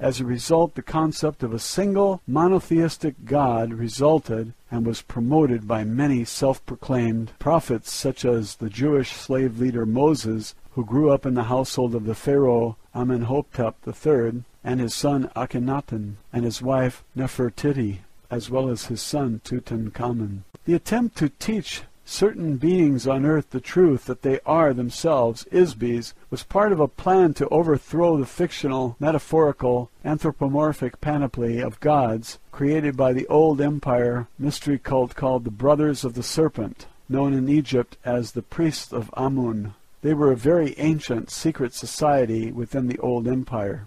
The Pharaoh, Akhenaten, was not a very intelligent being and was heavily influenced by his personal ambition for self-glorification. He altered the concept of the individual spiritual being and embedded the concept in the sun god Aten. His pitiful existence was soon ended.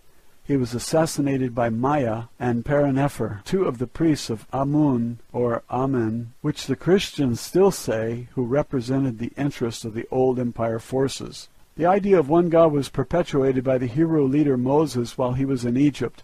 He left Egypt with his adopted people, the Jewish slaves. While they were crossing the desert, Moses was intercepted by an operative of the old empire near Mount Sinai. Moses was tricked into believing that this operative was the one God through the use of hypnotic commands, as well as technical and aesthetic tricks, which are commonly used by the old empire to trap Isbis. Thereafter, the Jewish slaves who trusted the world of Moses implicitly have worshipped a single God they call Yahweh.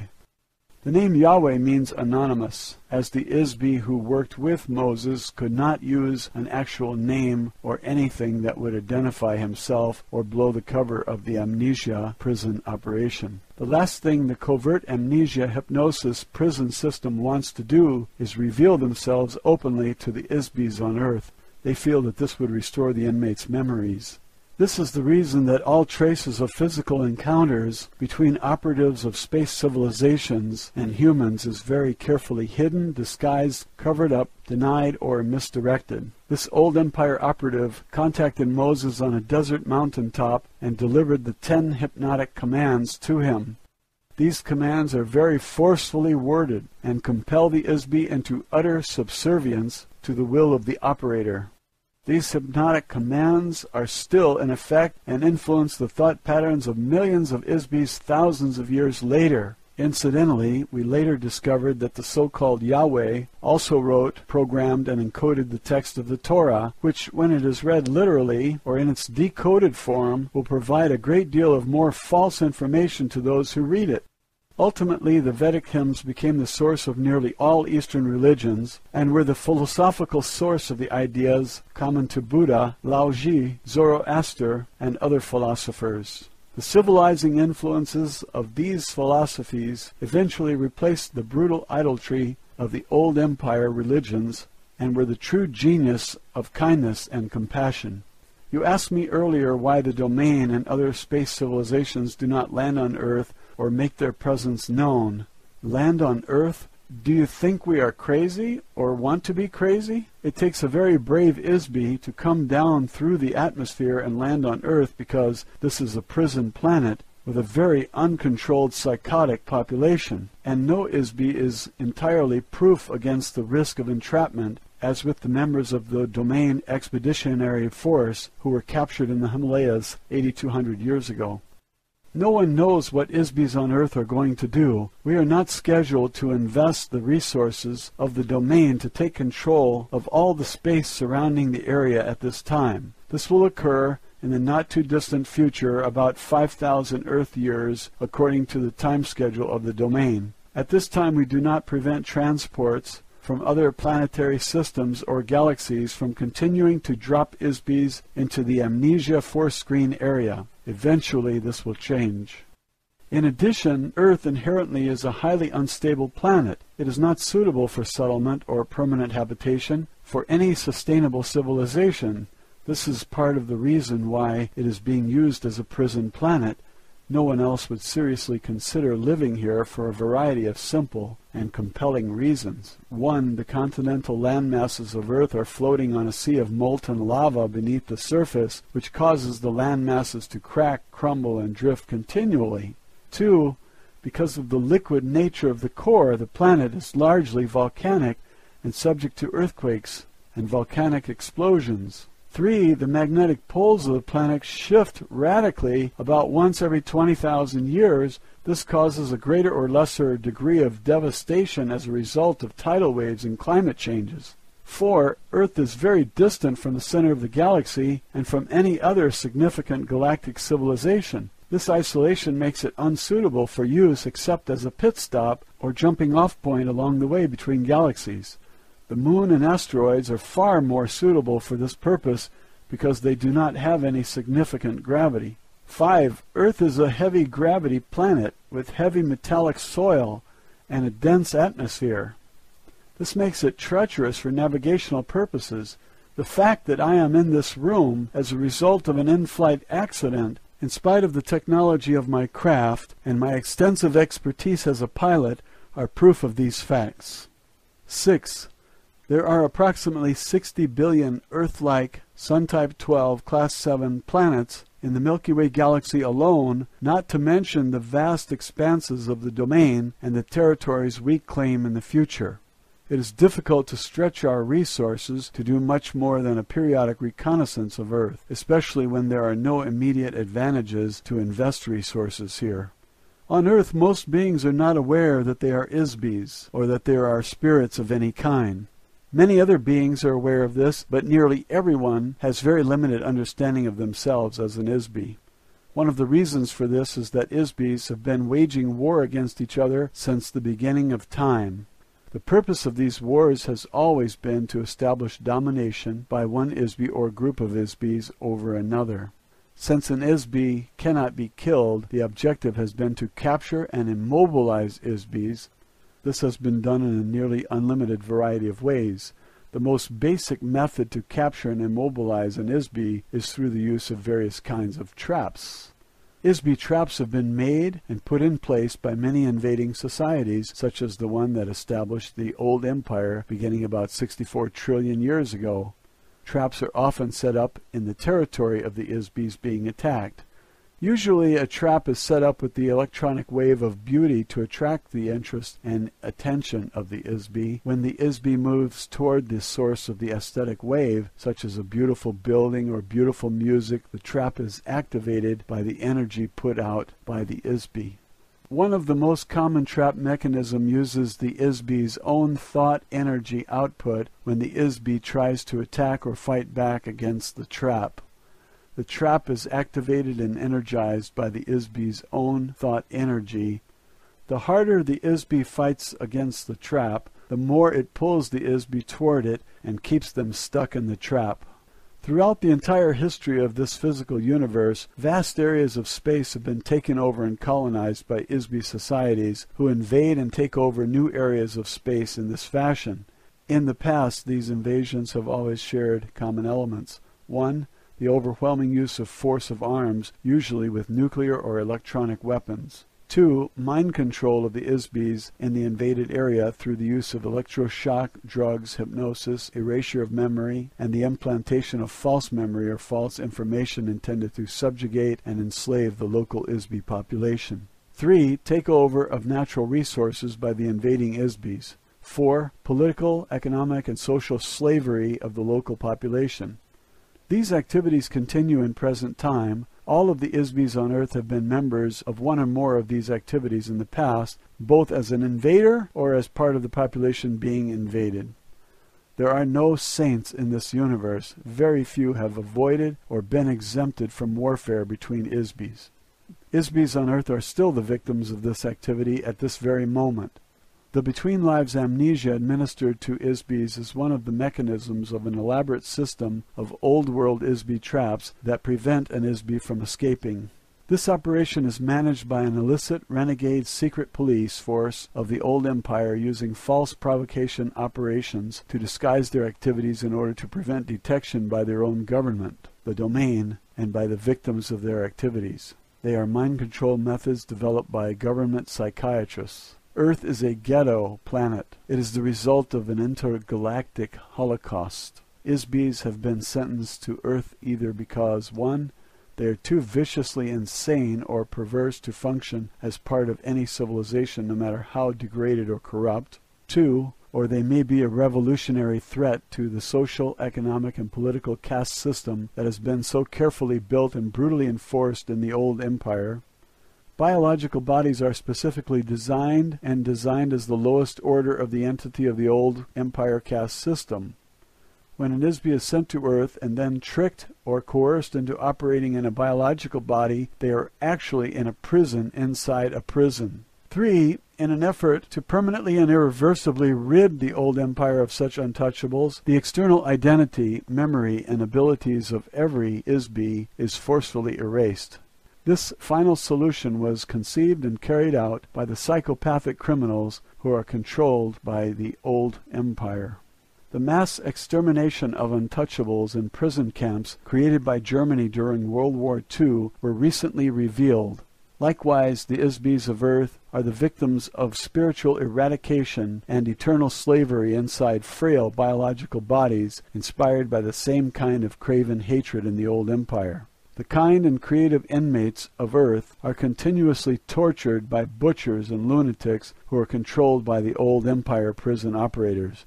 The so-called civilizations of Earth, far from the age of useless pyramids to the age of nuclear holocaust, have been a colossal waste of natural resources, a perverted use of intelligence, and an overt oppression of the spiritual essence of every single ISB on the planet. If the domain sent ships to every corner of the universe in search of hell, their quest could end on Earth. What greater brutality can be inflicted on anyone than to erase the spiritual awareness, identity, ability, and memory that is in the essence of oneself? The domain has as yet been unable to rescue the 3,000 ISBs of the Expeditionary Force Battalion either. They are forced to inhabit biological bodies on Earth. We have been able to recognize and track most of them for the past 8,000 years. However, our attempts to communicate with them are usually futile, as they are unable to remember their true identity. The majority of lost members of the domain force have followed the general progression of Western civilization from India into the Middle East, then to Chaldea and Babylon, into Egypt, through Achaia, Greece, Rome, into Europe, to the Western Hemisphere, and then around the world. The members of the Lost Battalion and many other ISBs on Earth could be valuable citizens of the domain, not including those who are vicious criminals or perverts. Unfortunately, there has been no workable method conceived to emancipate the ISBs from Earth. Therefore, as a matter of common logic as well as the official policy of the domain, it is safer and more sensible to avoid contact with the ISB population of Earth until such time as the proper resources can be allocated to locate and destroy the old empire force screen and amnesia machinery and develop a therapy to restore the memory of an ISB. Roswell, Alien Interview. Chapter 9. A Timeline of Events. Matilda O'Donnell McElroy, personal note. For this interview I took written notes because Errol gave me a lot of dates and names that I couldn't possibly remember without writing them down. I didn't usually take notes, but during this lesson I thought it was important to get the information exactly as she gave it to me. However, I discovered that my note-taking made it much more difficult for me to focus on receiving the communication from Errol. I was sometimes so distracted by my own writing that I lost the train of her thought, so I had to ask her to repeat herself several times.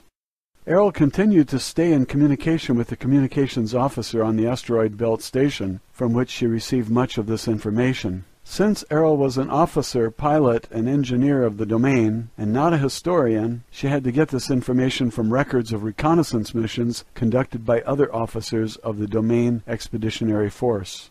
Official transcript of interview, top secret. The actual history of Earth is very bizarre. It's so nonsensical that it is incredible to anyone on Earth who attempts to investigate it. A myriad of vital information is missing from it. A huge conglomeration of non sequitur relics and mythology has been arbitrarily introduced into it.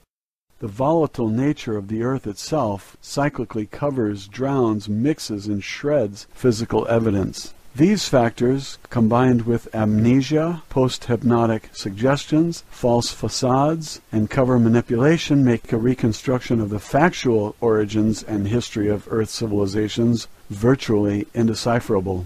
Any investigator, no matter how brilliant, is doomed to wallow in a quagmire of inconclusive assumptions, unworkable hypotheses, and perpetual mystery. Since the domain does not suffer these afflictions, having the advantage of memory, longevity, and an exterior point of view, I will add some clarification to your fragmentary knowledge of the history of Earth. These are some of the dates and events that are not mentioned in Earth history textbooks. These dates are significant because they provide some information concerning the influences of the old empire and of the domain on Earth. Although I have attended several briefings by our mission control personnel on the general background of the Earth within the past few hundred years, I will rely principally on data gathered from records captured after our invasion of the old Empire planetary headquarters. Since that time, the Domain Expeditionary Force has tracked the general progress of events on Earth. As I mentioned, in some cases the domain has chosen to intervene in certain affairs on Earth in order to ensure the success of our long-term expansion plans. Although the domain has no interest in Earth per se, or the population of Isbys on this planet, it does serve our interests to ensure that the resources of Earth are not destroyed or spoiled. To that end, certain officers of the domain have been sent to Earth on reconnaissance missions from time to time to gather information. However, the following dates and events have been extrapolated from the accumulated information in the data files of the domain, at least those that are accessible to me through the Space Station Communications Center. 208,000 BCE. The establishment of the old empire, whose headquarters were located near one of the tail stars of the Ursa Major Big Dipper constellation of this galaxy. The old empire invasion force conquered the area with nuclear weapons sometime earlier. After the radioactivity subsided and the cleanup and restoration were completed, it received the immigration of beings from another galaxy into this galaxy. Those beings set up a society that kept going until about 10,000 years ago, when it was superseded by the domain. Very recently, Earth civilization has come to resemble aspects of that civilization, now that it has fallen out of its immediate control. In particular, the appearance and technology of transportation, such as planes, trains, ships, fire engines, and automobiles, as well as what you consider to be modern or futuristic architecture, which emulate the design of buildings in the major cities of the old empire.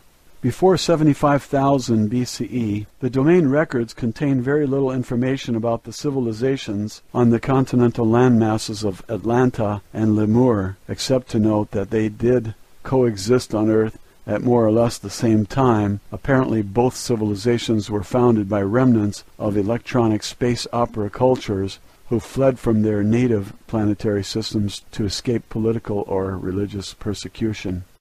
The domain knows that a long-standing edict of the old empire prohibits unauthorized colonization of planets, Therefore, it is possible that their destruction was caused by police or military forces who pursued the colonists as criminals and destroyed them. Although this seems a likely supposition, no conclusive evidence exists that explains the complete destruction and disappearance of two entire electronic civilizations. Another possibility is that a massive submarine volcanic eruption in the region of Lake Toba in Sumatra and Mount Krakatoa in Java caused the destruction of Lemur. The floodwaters caused by the eruption overwhelmed all the land masses, including the highest mountains. Survivors of the destruction of the civilization, the Lemurians, are the earliest ancestors of the Chinese. Australia and the ocean areas to the north were the center of the Lemurian civilization and are the source of the Oriental races. Both civilizations possessed electronics, flight, and similar technologies of space opera cultures. Apparently, the volcanic eruption expelled such a significant mass of molten rock that the resulting vacuum beneath the crust of Earth caused great areas of the land masses to sink below the oceans. The continental areas occupied by both civilizations were covered with volcanic matter and then submerged, leaving very little evidence that they ever existed except for legends of a global flood which prevail in every culture of the earth, and for survivors who are the genus of the Oriental races and cultures. That kind of colossal volcanic explosion fills the stratosphere with toxic gases which are carried around the whole planet.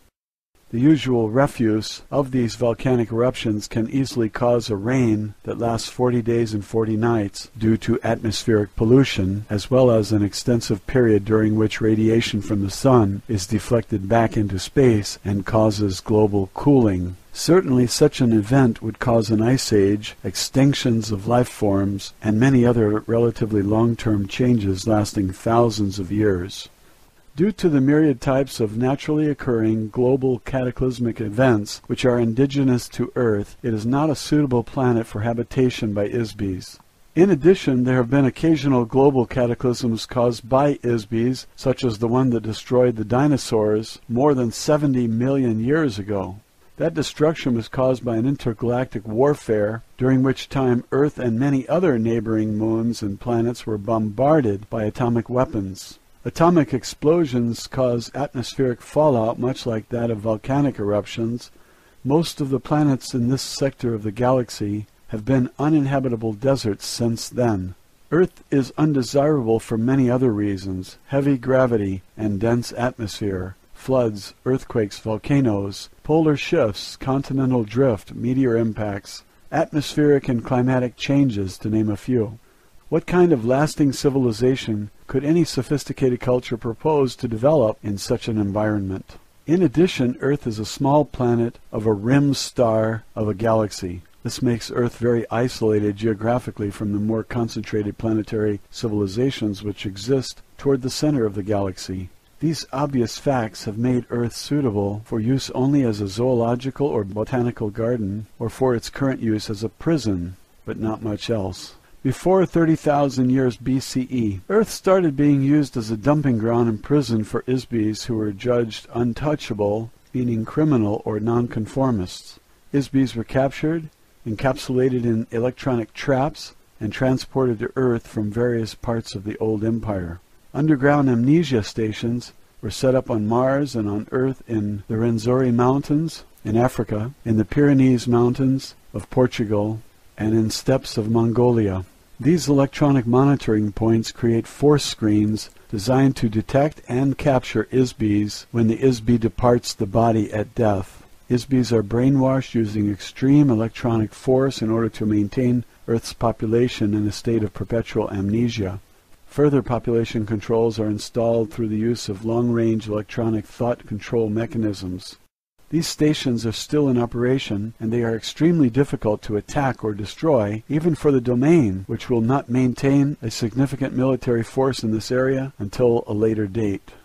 The pyramid civilizations were intentionally created as a part of the ISB prison system on Earth. The pyramid is alleged to be the symbol for wisdom. However, the wisdom of the old empire on planet Earth is intended to operate as part of the elaborate amnesia trap consisting of mass, meaning, and mystery. These are opposite to the qualities of an immortal spiritual being which has no mass or meaning. An Isby is solely because it thinks that it is. Mass represents the physical universe, including objects such as stars, planets, gases, liquids, energy particles, and teacups. The pyramids were very, very solid objects, as were all the structures created by the old empire. Heavy, massive, dense, solid objects create the illusion of eternity. Dead bodies wrapped in linen, soaked in resin, placed inside engraved golden coffins, and entombed with earthly possessions amid cryptic symbols create an illusion of eternal life. However, dense, heavy physical universe symbols are the exact opposite of an Isby. An Isby has no mass or time. Objects do not endure forever. An Isby is forever. Meaning. False meanings prevent knowledge of the truth. The pyramid cultures of Earth are a fabricated illusion. They are nothing more than false civilizations contrived by the old empire, mystery cult, called the Brothers of the Serpent. False meanings were invented to create the illusion of a false society to further reinforce the amnesia mechanism among the inmates in the Earth prison system. Mystery is built of lies and half-truths. Lies cause persistence because they alter facts which are comprised of exact dates, places, and events. When truth is known, a lie no longer persists. If the exact truth is revealed, it is no longer a mystery. All of the pyramid civilizations of Earth were carefully contrived of layer upon layer of lies skillfully combined with a few truths. The priest cult of the old empire combined sophisticated mathematics and space opera technology with their theatrical metaphors and symbolism. All of these are complete fabrications of truth baited with the allure of aesthetics and mystery. The intricate rituals, astronomical alignments, secret rites, massive monuments, marvelous architecture, artistically rendered hieroglyphs, and man-animal gods were designed to create an unsolvable mystery for the Isby prison population on Earth. The mystery diverts attention away from the truth that Isbys have been captured, given amnesia, and imprisoned on a planet far, far away from their home. The truth is that every single Isby on Earth came to Earth from some other planetary system. Not one person on Earth is a native inhabitant. Human beings did not evolve on Earth. In the past, Egyptian society was run by the prison administrators or priests, who in turn manipulated a pharaoh, controlled the treasury, and kept the inmate population enslaved physically and spiritually. In modern times, the priests have changed, but the function is the same. However, now the priests are prisoners too. Mystery reinforces the walls of the prison. The old empire feared that the Isbys on Earth might regain their memory. Therefore, one of the primary functions of the old empire priesthood is to prevent Isbys on Earth from remembering who they really are, how they came to Earth, where they came from. The old empire operators of the prison system and their superiors do not want Isbys to remember who murdered them, captured them, stole all of their possessions, sent them to Earth, gave them amnesia, and condemned them to eternal imprisonment. Imagine what would happen if all the inmates in the prison suddenly remembered that they have the right to be free. What if they suddenly realize that they have been falsely imprisoned and rise up as one against the guards? They are afraid to reveal anything that looks like the civilization of the inmates' home planets. A body, a piece of clothing, a symbol, a spaceship, an advanced electronics device, or any other remnant of civilization from a home planet could remind a being and rekindle his memory. Sophisticated technologies of entrapment and enslavement, which were developed over millions of years in the old empire, have been applied to the Isbys on Earth with the intention to create a false facade for the prison. These facades were installed on Earth in totality all at once. Every piece is a fully integrated part of the prison system. This includes a religion of mumbo-jumbo doublespeak. Every pyramid civilization uses this as part of a control mechanism to keep the population enslaved by force, by fear, and by ignorance.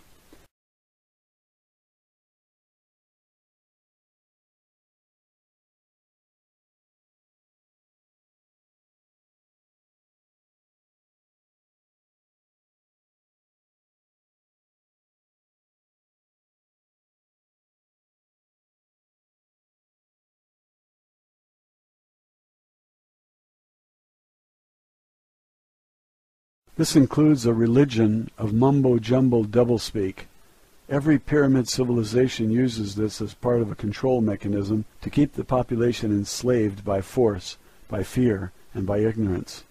The indecipherable muddle of irrelevant information, geometric designs, mathematical calculation, astronomical alignments are part of the false spirituality based on solid objects rather than immortal spirits, in order to confuse and disorient the Isbis on earth. When the body of a person died, they were buried with their earthly possessions, including their former body wrapped in linen, to sustain their soul, or ka, after death. An Isbi does not have a soul. An Isbi is a soul. On the home planet of an Isbi, their material possessions were not lost, stolen, or forgotten when the being died or left the body. An Isbi could return and claim the possessions. However, if the Isbi has amnesia, they will not remember that they had any possession. So governments, insurance companies, bankers, family members, and other vultures can pick their possessions clean without fear of retribution from the deceased. The only reason for these false meanings is to instill the idea that an Isbi is not a spirit but a physical object. This is a lie. This is a trap for an Isbi. Countless people have spent endless hours attempting to solve the jigsaw puzzle of Egypt and other old empire civilizations. They are puzzles made of pieces that do not fit. A question states its own answer. What is the mystery of Egypt and other pyramid cultures? Mystery. Circa 15,000 BCE. The old empire forces supervised the construction of hydraulic mining operations in the Andes Mountains in present-day Bolivia near Lake Titicaca, Lake of 10 Stones, at Tiwanaku, including construction of the massive stone complex of carved stone buildings known as Kalasasaya and its Gate of the Sun at the elevation of nearly 14,000 feet. 11,600 BCE. The polar axis of Earth shifted. The polar axis of Earth shifted to a sea area. The last ice age came to an end abruptly as the polar ice caps melted and the level of the ocean rose to submerge large sections of the land masses of Earth. The last remaining vestiges of Atlantis and Lemuria were covered by water. Massive extinctions of animals occurred in the Americas, Australia, and the Arctic regions due to the shift of the poles. 10,450 BCE. Plans were made by the old empire Isbi called Thoth for construction of a great pyramid of Giza. The 4 air shafts of the pyramid point precisely to key stars in the old empire as seen from Giza this year. The alignment of the pyramids of Giza on the ground matches perfectly the alignment of the constellation of Orion as seen in the sky from Giza relative to the Nile as the earthly representation of the Milky Way in the sky. 10,400 BCE. According to the Earth historian Herodotus records from the ruined civilizations of Atlantis, containing electronic technology and other technology of that society, were buried in a vault beneath the paws of the Sphinx. The Greek historian wrote that he was told about this by some of his friends who were priests of Anu, the Sumerian god, at the Egyptian city of Heliopolis. However, it is highly unlikely that any traces of an electronic civilization would be allowed to be left intact on Earth by the old empire prison system administrators. 8,212 BCE. The Veda or Vedic hymns are a set of religious hymns that were introduced to the societies of Earth. They came forward in spoken tradition, memorized from generation to generation. The hymn to the dawn child includes an idea called the cycle of the physical universe, the creation, growth, conservation, decay, and death, or destruction of energy and matter in a space. These cycles produce time. The same set of hymns describes the theory of evolution. Here is a tremendous body of knowledge which contains a great deal of spiritual truth. Unfortunately, it has been incorrectly evaluated by humans and altered with lies and reversals of fact by priests, which are a booby trap to prevent anyone from using the wisdom to discover a way to escape from the prison planet. 8050 BCE. Destruction of the old empire home planet government in this galaxy. This was the end of the old empire as a political entity in the galaxy. However, the vast size of the old empire will take many thousands of years for the domain to conquer completely. The inertia of the political, economic, and cultural systems of the old empire will remain in place for some time to come. However, remnants of the old Empire space fleet in the solar system of Earth were finally destroyed in 1230 AD. In addition to operatives of the old Empire who run the Earth prison operation, there were other beings from the old Empire who came to Earth. Since Earth was no longer under the control of the old Empire, after their defeat by the domain forces, there was no police force to control military renegades, space pirates, miners, merchants, and entrepreneurs who came to Earth to exploit the resources of the planet for personal gain and many other nefarious reasons. For example, the history of the Earth according to the Jewish people describes the Nephilim. Chapter 6 of the book of Genesis describes the origin of Nephilim. Now it came about, when men began to multiply on the face of the land, and daughters were born to them, that the sons of God saw that the daughters of men were beautiful, and they took wives for themselves, whomever they choose. The Nephilim were on earth in those days, and also afterward, when the sons of God came into the daughters of men, and they bore children to them. Those were the mighty men who were of old, men of renown. The ancient Jewish people who wrote the history book called the Old Testament were slaves, herders, and gatherers. Any modern technology, even a simple flashlight, would seem astounding and miraculous to them. They attributed any unexplainable phenomenon to technology of the workings of a god. Unfortunately, this behavior is universal among all ISBs who have been given amnesia and cannot remember their own experiences, training, technology, personality, or identity. Obviously, if these were men and they mated with earth women, they were not sons of God. They were ISBs who inhabited biological bodies in order to take advantage of the political situation in the old empire, or simply to indulge in physical sensation. They set up small colonies of their own on Earth beyond the reach of the police and tax authorities. Coincidentally, one of the most serious crimes an ISB could commit in the old empire was to violate income tax regulations. Income taxes were used as a slavery mechanism and a punishment in the old empire. The slightest error in a tax report made an ISB untouchable, followed by imprisonment on Earth. 6750 BCE. Other pyramid civilizations were set up by the old empire on Earth. These were established in Babylon, Egypt, China, and Mesoamerica. The Mesopotamian area provided service facilities, communication stations, spaceports, and stone quarry operations for these false civilizations. Ptah was the name given to the first in a succession of administrators from the old empire who represented themselves to Earth population as divine rulers. Ptah's importance may be understood when one learns that the word Egypt is a Greek corruption of the phrase Het Ka Ptah, or House of the Spirit of Ptah. Ptah was nicknamed the Developer. He was a construction engineer. His high priest was given the title Great Leader of Craftsmen. Ptah was also the god of reincarnation in Egypt. He originated the opening of the mouth ceremony, which was performed by priests at funerals to release souls from their corpses. Of course, when the souls were released, they were captured, given amnesia, and returned to Earth again. The so-called divine rulers who followed Ptah on Earth were called Neter, meaning guardians or watchers by the Egyptians.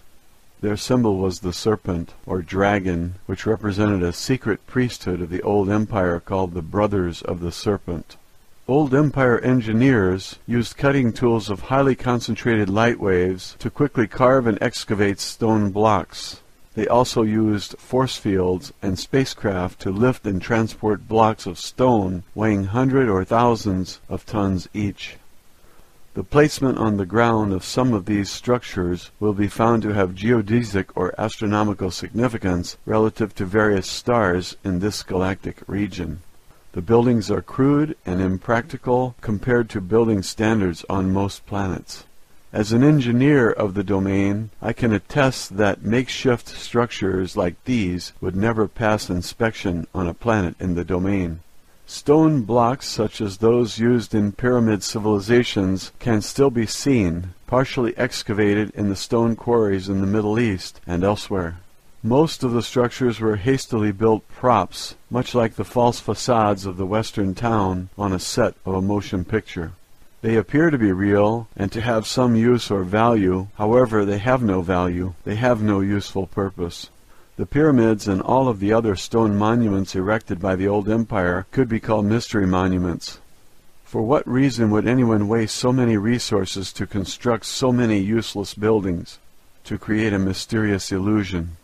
The fact of the matter is that each one of the divine rulers were Isbis who served as operatives of the old empire. They were certainly not divine, although they were Isbis.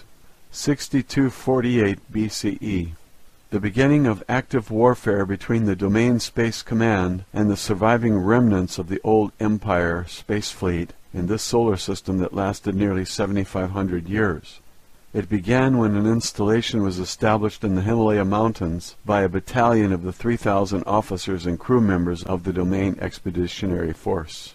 The installation was not fortified, as the Domain was not aware that the old empire maintained Earth as a prison planet. The Domain installation was attacked and destroyed by space forces of the old empire, who continued to operate in the solar system of Earth. Isbis of the Domain battalion were captured, taken to Mars, given amnesia, and sent back to Earth to inhabit human biological bodies. They are still on Earth. 5965 BCE. Investigations into the disappearance of Domain forces in this solar system led to the discovery of old empire bases on Mars and elsewhere. The Domain took over the planet Venus as a defensive position against the space forces of the old empire. The Domain Expeditionary Force also monitors life forms on Venus, which has a very dense, hot, heavy atmosphere of sulfuric acid clouds. There are few life forms on Earth that can endure an atmospheric environment like Venus. The Domain also established secret installations or space stations in the Earth's solar system. This solar system has a planet that is broken up, the asteroid belt. It provides a very useful low-gravity platform for takeoff and landing of spacecraft. It is used as a galactic jump between the Milky Way and adjoining galaxies. There aren't any planets at this end of the galaxy that can serve as a good galactic entering spot for incoming transport and other ships. But this broken-up planet makes a very ideal space station. As a result of our war against the old empire, this area of the solar system is now a valuable possession of the Domain. 3450 to 3100 BCE. The intervention into the affairs of Earth by the old empire operatives, or divine gods, was disrupted at this time by the Domain forces. They were forced to replace themselves with human rulers. The first dynasty of human pharaohs, who united Upper and Lower Egypt, began with the rule of a pharaoh who coincidentally was named Men. He established the capital city called Men-Nefer, the beauty of men, in Egypt. This started the first succession of 10 human pharaohs and a period of 350 years of chaos that followed in the administrative ranks of the old empire. 3200 BCE. As I mentioned earlier, Earth was under attack between the Domain and the old empire forces during this period. Of course, this does not make any sense to archaeologists or historians on Earth, because the Egyptian period is a space opera era period. Since Earth historians have amnesia, they assume that this was only a religious period. Further, because the technology and civilizations installed on Earth during this period were pre-packaged, they did not evolve on Earth. Of course, there is no evidence anywhere on Earth of an evolutionary transition which resulted in sophisticated mathematics, language, writing, religion, architecture, cultural traditions in Egypt, or any of the pyramid civilizations. These cultures, complete with all the details of racial body types, hairstyles, facial makeup, rituals, moral codes, and so forth, just appeared as complete integrated packages. The physical evidence suggests that all evidence of the intervention of the Domain or the old empire forces or any other extraterrestrial activity has been carefully cleaned up so as not to create suspicion. The old empire force does not want the Isbis of Earth to suspect that they have been captured, transplanted to Earth, and brainwashed. So Earth historians continue to assume that Egyptian priests were not supposed to have ray guns or other technology of the old empire, and they suppose that there was nothing going on Earth except some priests walking around saying Amen, which the Christians still say.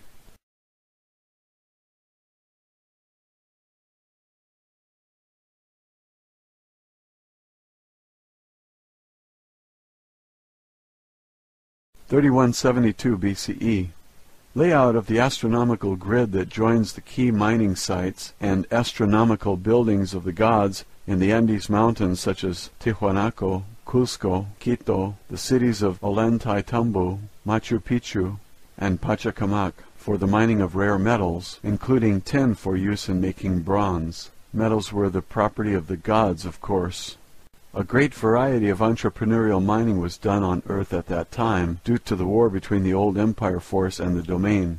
These miners did carve a few sculptures of themselves. They were seen wearing mining helmets. The Ponce Stela sculpture in the sunken courtyard of the Kalasasaya temple is a crude rendering of a stone worker using an electronic light wave emitting stone cutter and carving tools held in a holster. The old empire has also maintained mining operations on planets throughout the galaxy for a very long time. The mineral resources of Earth are now a property of the domain. 2450 BCE. The Great Pyramid and complex of Pyramid near Cairo were completed. An inscription created by the old empire administrators can be seen in the so-called pyramid texts. The texts say that the pyramid was built under the direction of Thoth, son of Ptah. Of course, there was never a king buried in the chamber, since the pyramids were never intended to be used as a burial chamber.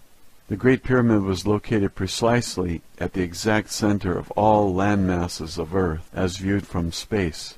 Obviously, such precise measurements require aerial perspective and a view of the land masses of Earth from space. Purely mathematical calculations of the geodetic center of the continents of Earth could not be made otherwise. Shafts were constructed inside the pyramid to align the configuration of stars in the constellation of Orion, Canis Majora, and specifically Sirius. The shafts are also aligned to the Big Dipper, where the home planet of the old empire existed. Also Aenetak, Alpha Draconis, and Beta Ursa Minor. These stars are each one of the key systems in the old empire from which Isbis were brought to Earth and dumped as unwanted merchandise. The configuration of all the pyramids of the Giza Plateau was intended to create a mirror image on Earth of the solar system and certain constellations within the old empire. 2181 BCE. Min became the god of fertility in Egypt.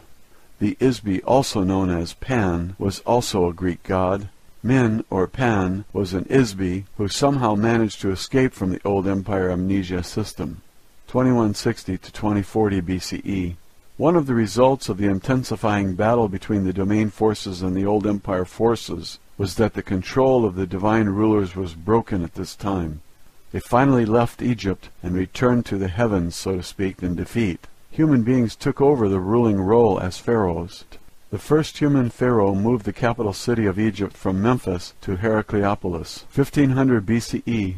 This is the date for the destruction of Atlantis, given by the Egyptian high priests, Synopsis of Heliopolis and Sonchus of Sais, to the Greek sage Solon. The priests of Anu recorded that the Mediterranean area was invaded by Atlantean people about this time.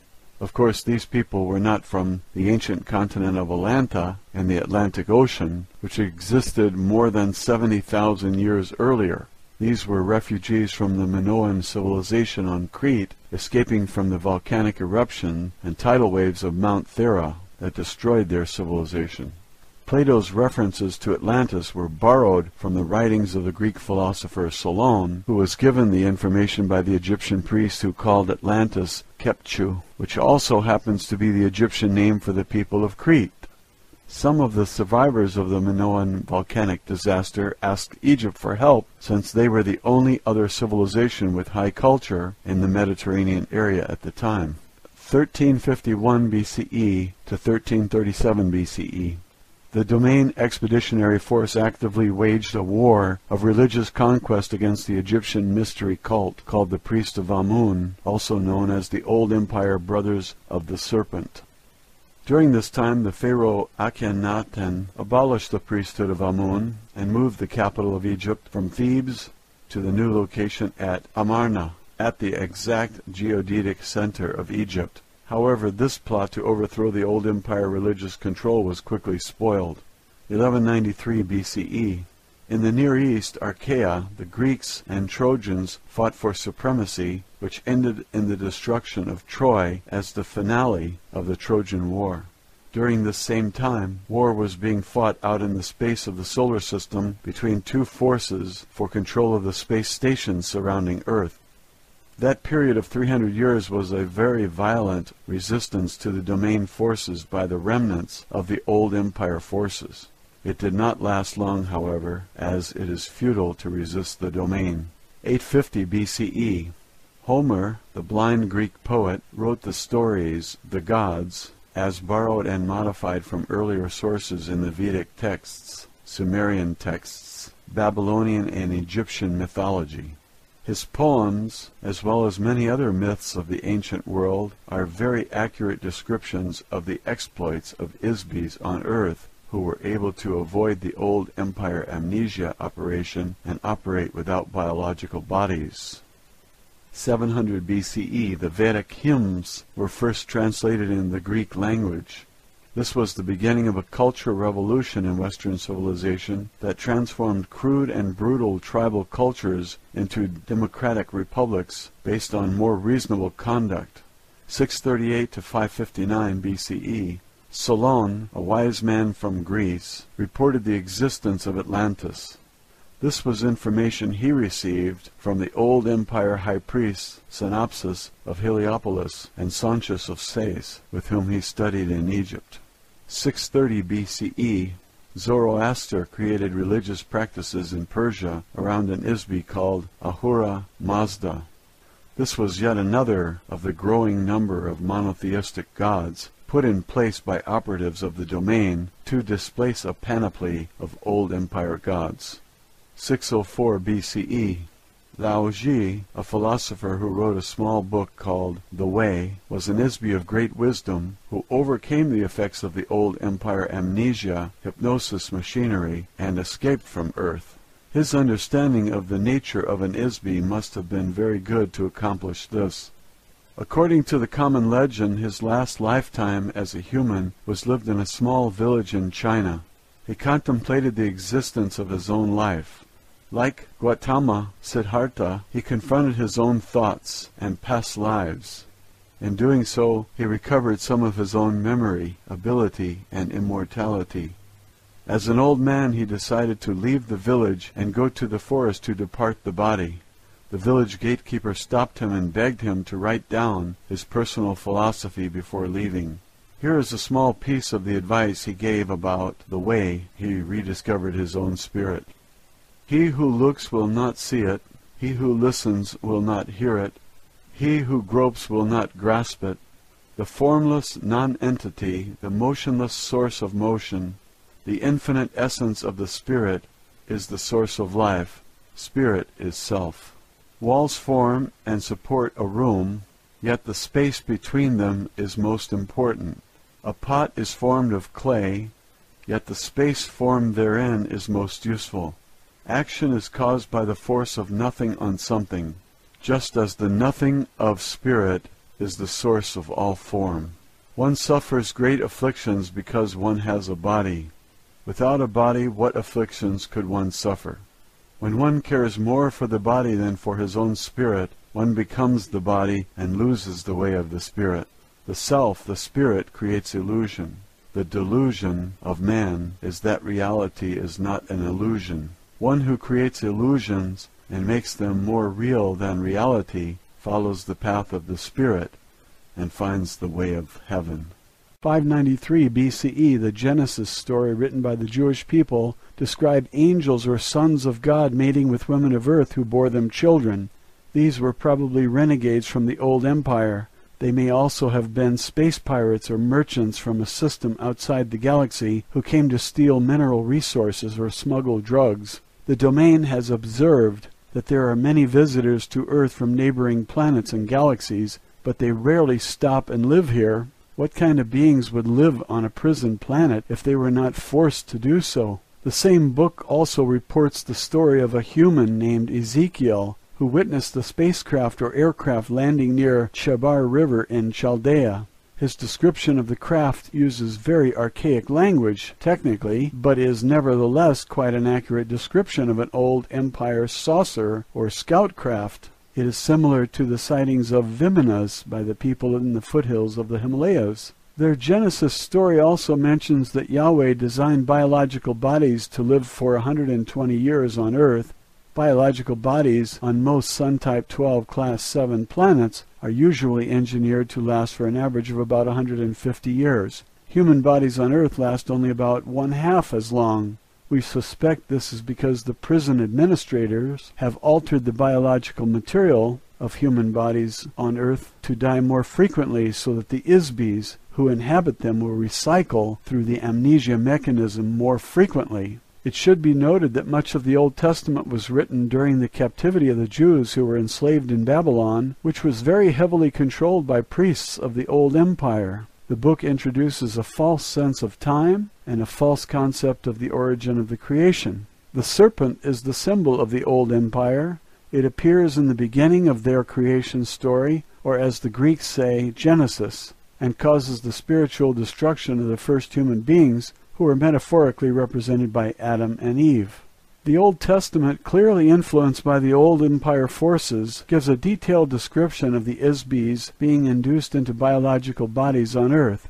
This book also describes many of the Old Empire brainwashing activities, including the installation of false memories, lies, superstitions, commands to forget, and all manner of tricks and traps designed to keep Isbis on Earth. Most importantly, it destroys the awareness that humans are immortal spiritual beings. 580 BCE.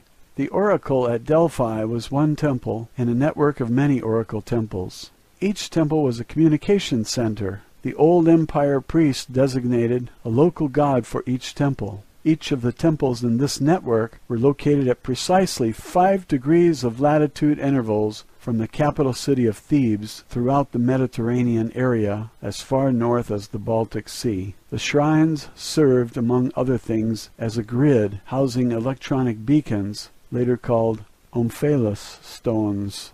The grid arrangement of the oracle sites can only be seen from miles above the earth. The original network of electronic communications beacons were displayed when the priesthood was dispersed and were replaced by carved stones.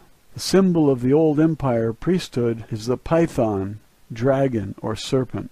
It was called the earth dragon at Delphi, which is always represented in sculpture and vase paintings as a serpent. In Greek mythology, the guardian of the omphalos stone at the temple at Delphi was an oracle whose name was Python, the serpent. She was an Isbi, who was conquered by a god named Apollo. He buried her under the omphalos stone. This is a case of one god setting up his temple on the grave of another. This is a very accurate euphemism for the domain force that detected and disabled the Old Empire temple network on Earth.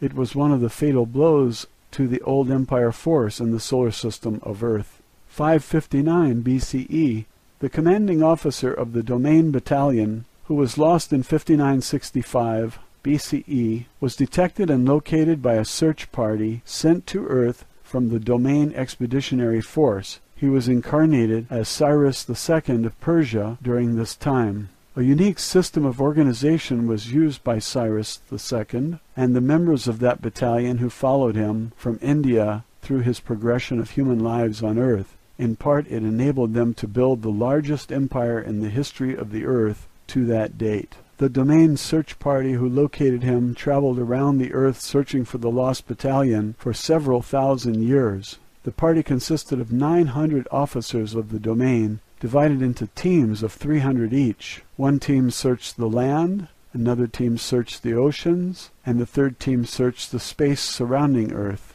There are many reports made in various human civilizations concerning their activities, which humans did not understand, of course. The Domain Search Party devised a wide variety of electronic detection devices needed to track the electronic signature or wavelength of each of the missing members of the battalion. Some were used in space, others on land, and special devices were invented to detect Isbis underwater. One of these electronic detection devices is referred to as a tree of life. The device is literally a tool designed to detect the presence of life, which is an ISBY. This was a large electronic screen generator designed to permeate wide areas.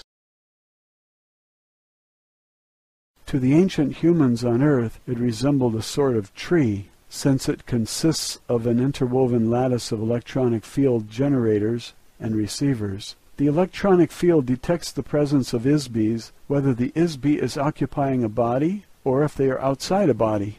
A portable version of this detection device was carried by each of the members of the domain search party. Stone carvings in Sumeria showed winged beings using pine cone-shaped instruments to scan the bodies of human beings. They are also shown carrying the power unit for the scanner, which are depicted as stylized baskets or water buckets being carried by eagle-headed winged beings. Members of the aerial unit of the domain search party, led by Ahura Mazda, were often called winged gods in human interpretations.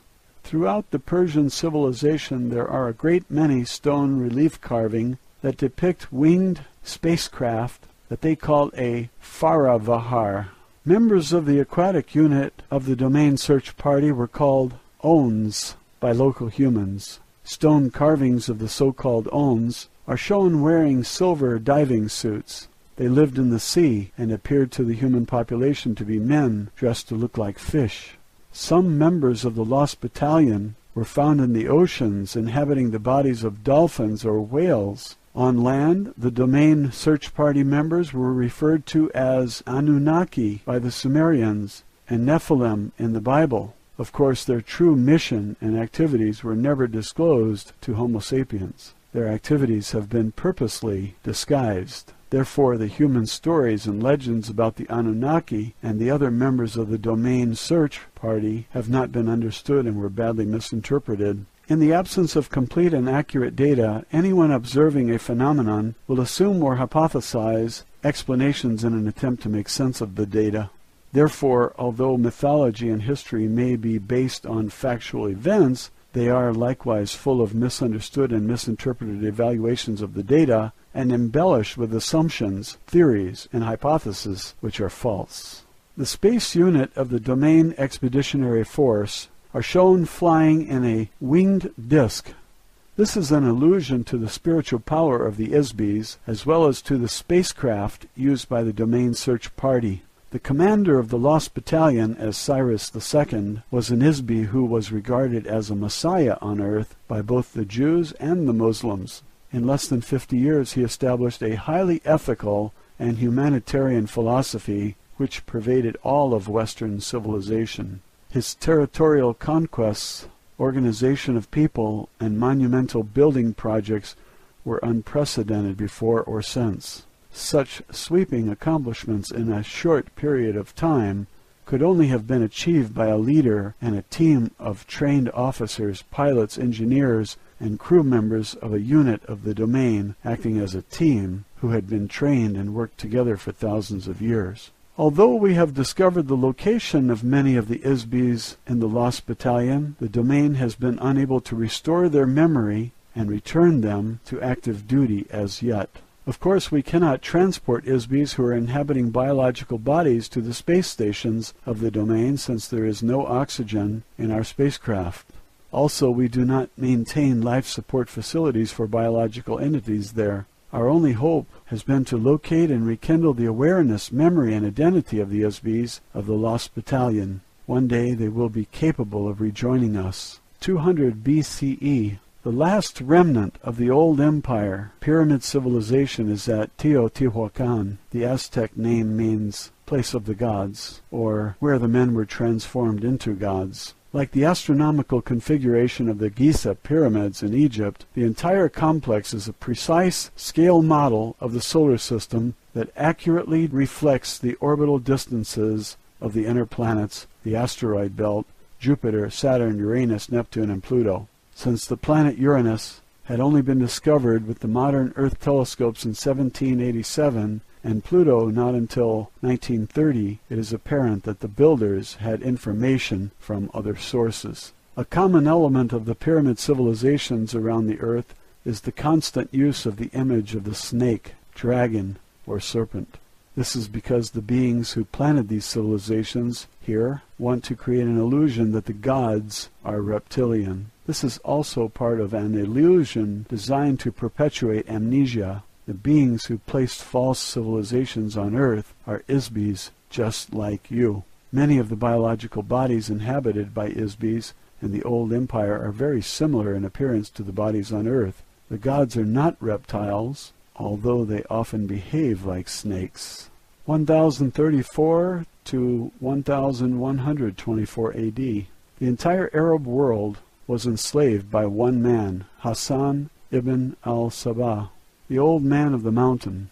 He established the Hashashin, who operated apart Mohammedanism, which controlled by terror and fear much of India, Asia Minor, and most of the Mediterranean basin. They became a priesthood that used an extremely effective mind control mechanism, an extortion tool that enabled the assassins to control the civilized world for several hundred years. Their method was simple. Young men were kidnapped and knocked unconscious with hashish. They were taken to a garden filled with beautiful black-eyed houris, in a harem decorated with rivers of milk and honey. The young men were told that they were in paradise. They were promised they could return and live there forever if they sacrificed themselves as an assassin of whomever they were commanded to kill. The men were knocked out again and shoved out of the world to carry out the assassination mission. Meanwhile, the old man of the mountain sent a messenger to the caliph, or whatever wealthy ruler from whom they demanded a payment, demanding camelloads of gold, spices, incense, or other valuables. If payment did not arrive on time, the assassin would be sent to kill the offending party. There was virtually no defense against the unknown assailant, who wanted nothing more than to carry out his mission, be killed, and return to heaven. This is a very crude example of how simple and effective a brainwashing and mind control operation can be when it is used skillfully and forcefully. It is a small-scale demonstration of how the amnesia mind control operation is used against the entire Isbi population of Earth by the old empire. 1119 AD, the Knights Templar was established as a Christian military unit after the First Crusade, but quickly transformed into the basis for the international banking system to accumulate money to conduct the agenda of operatives for vestiges of the old empire on Earth. 1135 to 1230 AD, the Domain Expeditionary Force completed the annihilation of the remaining remnants of the old empire space fleet operating in the solar system around Earth. Unfortunately, their long-established thought control operation remains largely intact. 1307 AD, the Knights Templar was disbanded by King Philip IV of France, who was deeply in debt to the order. He pressured Pope Clement V to condemn the order's members, have them arrested, tortured them into giving false confessions, and burned them at the stake in an effort to erase his debt by seizing all of their wealth. The majority of the Templars fled to Switzerland, where they established an international banking system which secretly controls the economy of Earth. Old empire operatives act as an unseen influence on international bankers. The banks are operated covertly as an on-combatant provocateur to covertly promote and finance weapons and warfare between the nations of Earth. Warfare is an internal mechanism of control over the inmate population. The purpose of the senseless genocide and carnage of wars financed by these international banks is to prevent the Isbis of Earth from sharing open communication, cooperate together in activities that might enable Isbis to prosper, become enlightened, and escape their imprisonment.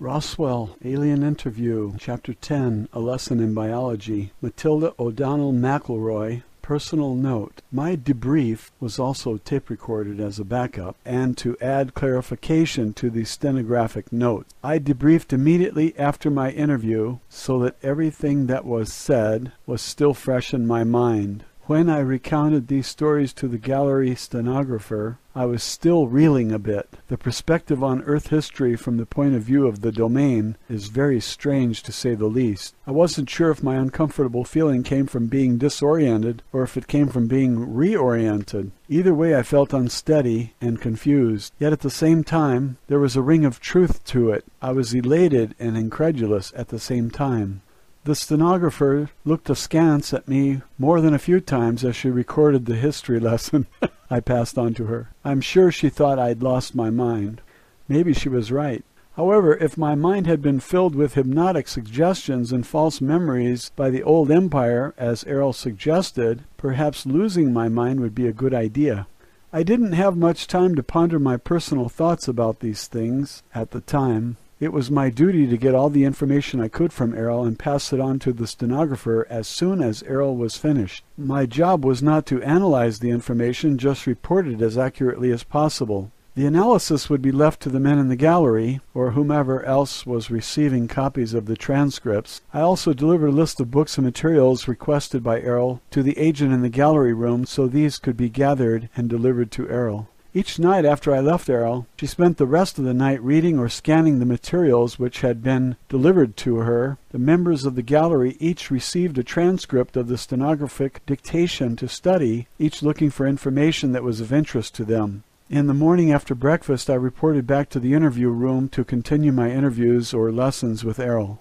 Official transcript of interview, top secret, official transcript of the U.S. Army Air Force, Roswell Army Airfield, 509th Bomb Group, subject alien interview, July 28, 1947, first session. The origins of this universe and life on Earth, as discussed in the textbooks I have read, are very inaccurate. Since you serve your government as a medical personnel, your duties require that you understand biological entities, so I am sure that you will appreciate the value of the material I will share with you today. The texts of books I have been given on the subjects related to the function of life forms contain information that is based on false memories, inaccurate observation, missing data, unproven theories, and superstition.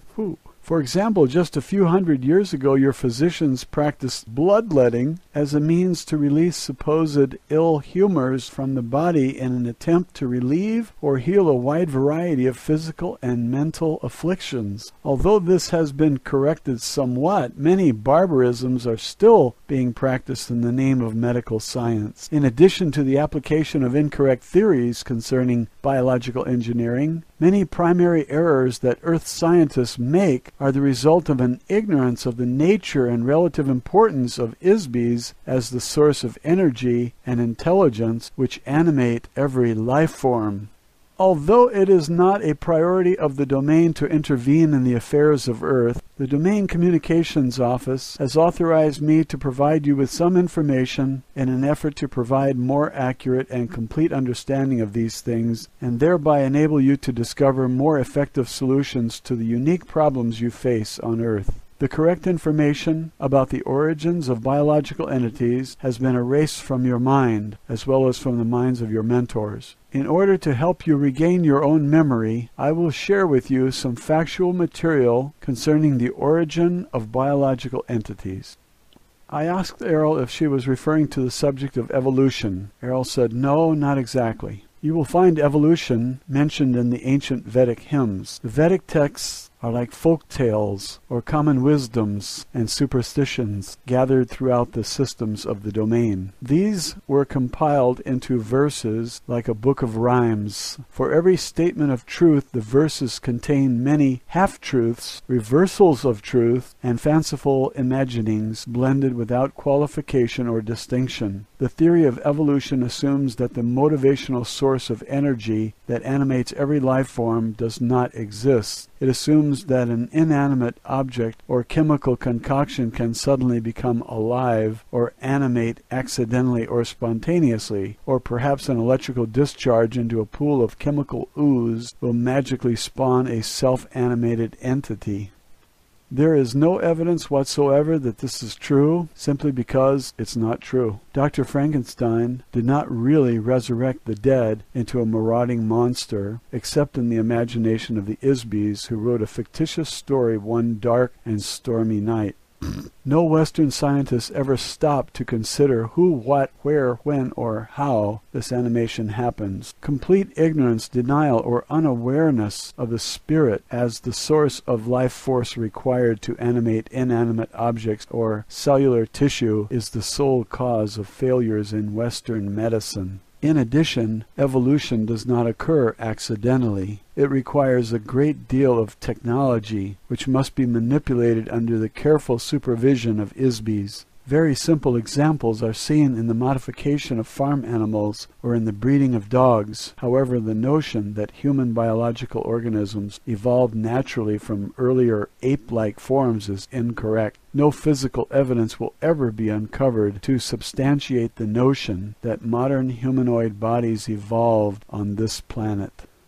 The reason is simple. The idea that human bodies evolved spontaneously from the primordial ooze of chemical interactivity in the dim mists of time is nothing more than a hypnotic lie instilled in the amnesia operation to prevent your recollection of the true origins of mankind. Factually, humanoid bodies have existed in various forms throughout the universe for trillions of years. This was compounded by the fact that the Vedic hymns were brought to Earth 8,200 years ago by the Domain Expeditionary Force. While they were based in the Himalaya mountains, the verses were taught to some of the local humans who memorized them. However, I should note that this was not an authorized activity for the crew of the Domain installation, although I am sure it seemed like an innocent diversion for them at the time.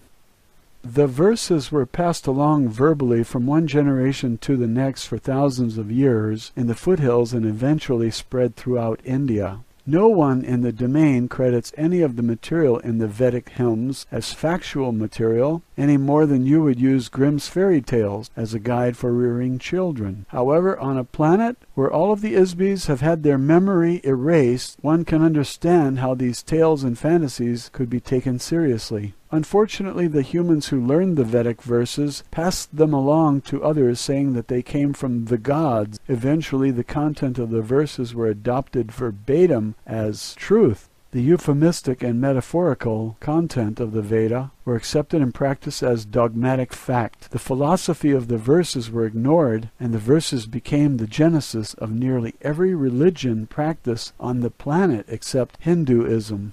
As an officer, pilot, and engineer of the domain, I must always assume a very pragmatic point of view. I could not be effective or accomplish my missions if I were to use philosophical dogma or rhetoric as my operations manual. Therefore, our discussion of history is based on actual events that occurred long before any ISBs arrived on Earth, and long before the old empire came into power. I can relate part of this history from my personal experience. Many billions of years ago, I was a member of a very large biological laboratory in a galaxy far from this one. It was called the Arcadia Regeneration Company. I was a biological engineer working with a large staff of technicians. It was our business to manufacture and supply new life forms to uninhabited planets. There were millions of star systems with millions of uninhabited planets in the region at that time. There were many other biological laboratory companies at that time also. Each of them specialized in producing different kinds of life forms depending on the class of the planet being populated. Over a long span of time, these laboratories developed a vast catalog of species throughout the galaxies. The majority of the basic genetic material is common to all species of life. Therefore, most of their work was concerned with manipulating alterations of the basic genetic pattern to produce variations of life forms that would be suitable inhabitants for various planetary classes. The Arcadia Regeneration Company specialized in mammals for forested areas and birds for tropical regions. Our marketing staff negotiated contracts with various planetary governments and independent buyers from all over the universe. The technicians created animals that were compatible with the variations in the climate, atmospheric and terrestrial density, and chemical content. In addition, they were paid to integrate our specimens with biological organisms engineered by other companies already living on a planet. In order to do this, our staff was in communication with other companies who created life forms. There were industry trade shows, publications, and a variety of other information supplied through an association that coordinated related projects. As you can imagine, our research required a great deal of interstellar travel to conduct planetary surveys. This is when I learned my skills as a pilot. The data gathered was accumulated in huge computer databases and evaluated by biological engineers. A computer is an electronic device that serves as an artificial brain or complex calculating machine. It is capable of storing information, making computations, solving problems, and performing mechanical functions. 1947. In most of the galactic systems of the universe, very large computers are commonly used to run the routine administration, mechanical services, and maintenance activities of the entire planet or planetary system. Based on the survey data gathered, designs and artistic renderings were made for new creatures. Some designs were sold to the highest bidder. Other life forms were created to meet the customized requests of our clients. The design and technical specifications were passed along an assembly line through a series of cellular, chemical, and mechanical engineers to solve the various problems. It was their job to integrate all the component factors into a workable, functional, and aesthetic finished product. Prototypes of these creatures were then produced and tested in artificially created environments. Imperfections were worked out, modifications made, and eventually a new life form was endowed or animated with a life force or spiritual energy before being introduced into the actual planetary environment for final testing. After a new life form was introduced, we monitored the interaction of these biological organisms with the planetary environment and with other indigenous life forms. Conflicts resulting from the interaction between incompatible organisms were resolved through negotiation between ourselves and other companies. The negotiations usually resulted in compromises requiring further modification to our creatures or to theirs, or both. This is a part of science or art you call eugenics. In some cases, changes were made in a planetary environment, but not often, as planet building is much more complex than making changes to an individual life form. Coincidentally, a friend and engineer with whom I used to work with at the Arcadia Regeneration Company a long time after I left the company told me that one of the projects they contracted to do in more recent times was to deliver life forms to Earth to replenish them after a war in this region of the galaxy devastated most of the life on the planets in this region of space. This would have been about 70 million years ago. The skill required to modify the planet into an ecologically interactive environment that will support billions of diverse species was an immense undertaking. Specialized consultants from nearly every biotechnology company in the galaxy were brought in to help with the project. What you now see on Earth is the huge variety of life forms left behind. For scientists believe that the fallacious theory of evolution is an explanation for the existence of all life forms here. The truth is that all life forms on this and any other planet in this universe were created by companies like ours. How else can you explain the millions of completely divergent and unrelated species of life on land and in the oceans of this planet? How else can you explain the source of spiritual animation which defines every living creature? To say it is the work of God is far too broad. Every Isby has many names and faces in many times and places. Every Isby is a god. When they inhabit a physical object, they are the source of life. For example, there are millions of species of insects. About 350,000 of these are species of beetles. There may be as many as 100 million species of life forms on Earth at any given time. In addition, there are many times more extinct species of life on Earth than there are living life forms. Some of these will be rediscovered in the fossil or geological records of Earth. The current theory of evolution of life forms on Earth does not consider the phenomena of biological diversity. Evolution by natural selection is science fiction. One species does not accidentally or randomly evolve to become another species, as the Earth textbooks indicate, without manipulation of genetic material by an Isby. A simple example of Isby intervention is the selective breeding of a species on Earth.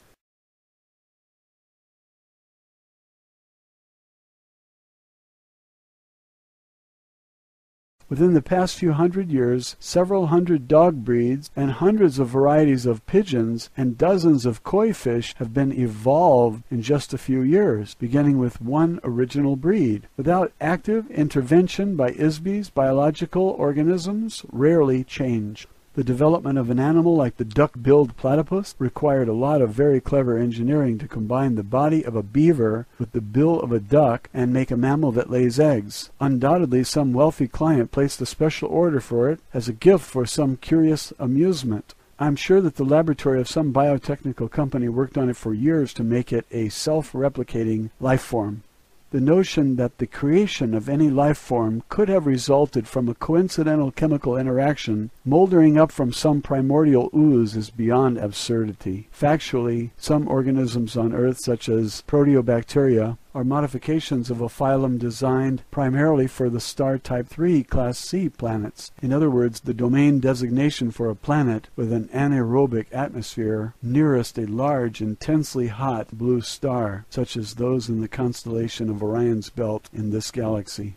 Creating life forms is very complex, highly technical work for ISBEs who specialize in this field. Genetic anomalies are very baffling to Earth biologists who have had their memory erased. Unfortunately, the false memory implantations of the old empire prevent Earth scientists from observing obvious anomalies. The greatest technical challenge of biological organisms was the invention of self-generation or sexual reproduction. It was invented as the solution to the problem of having to continually manufacture replacement creatures for those that have been destroyed or eaten by other creatures. Planetary governments did not want to keep buying replacement animals.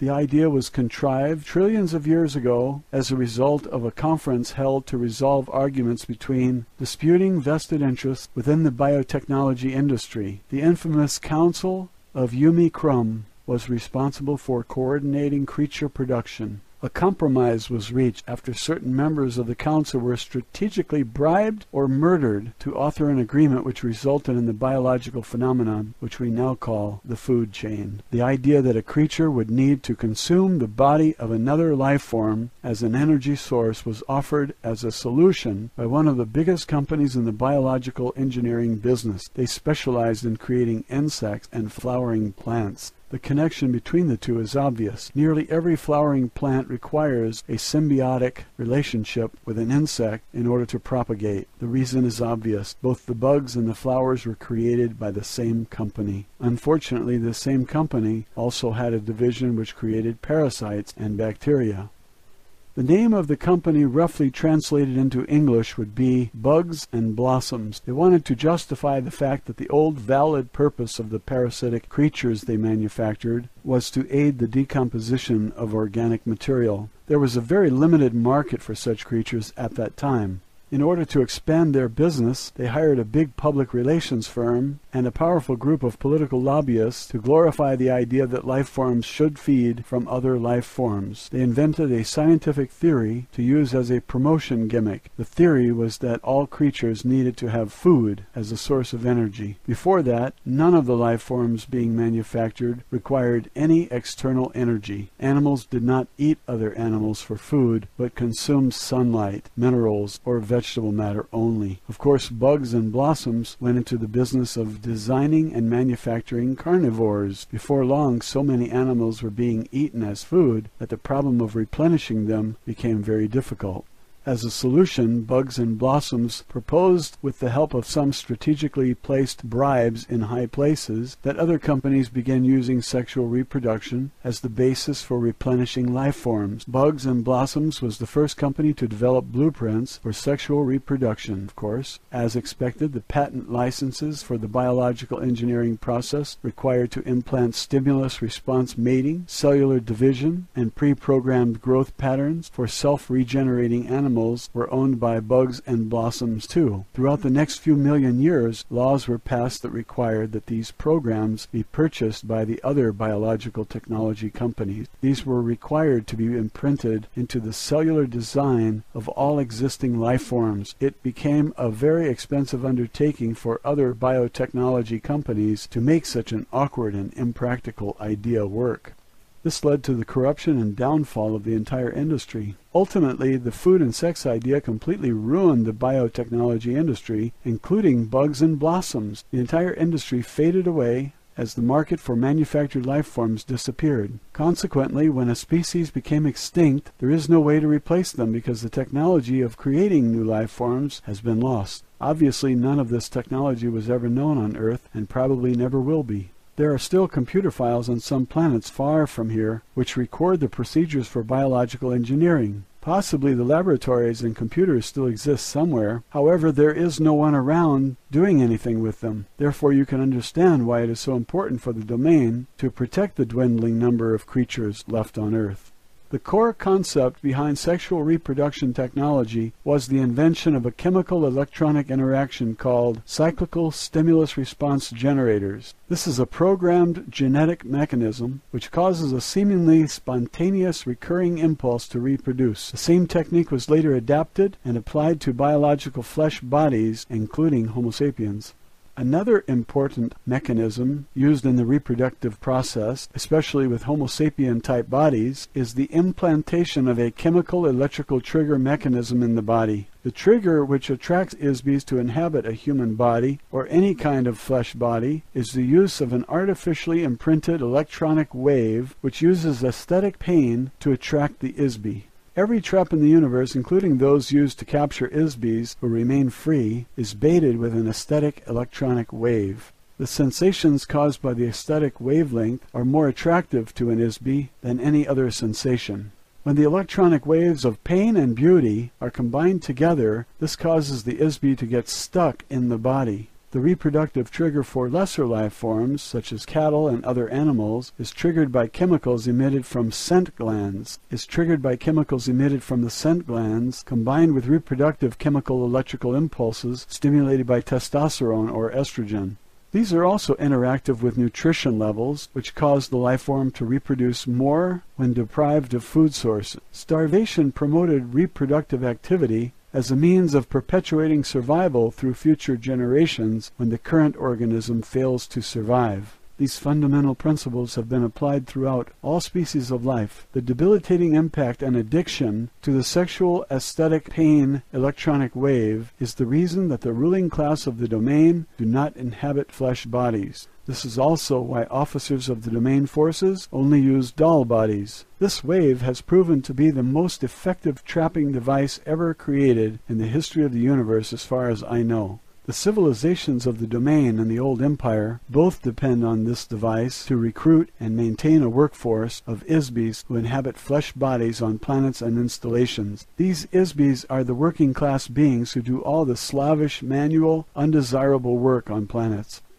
As I mentioned, there is a very highly regimented and fixed hierarchy or class system for all ISBs throughout the old empire and the domain as follows. The highest class are free ISBs, that is, they are not restricted to the use of any type of body and may come and go at will, provided that they do not destroy or interfere with the social, economic, or political structure.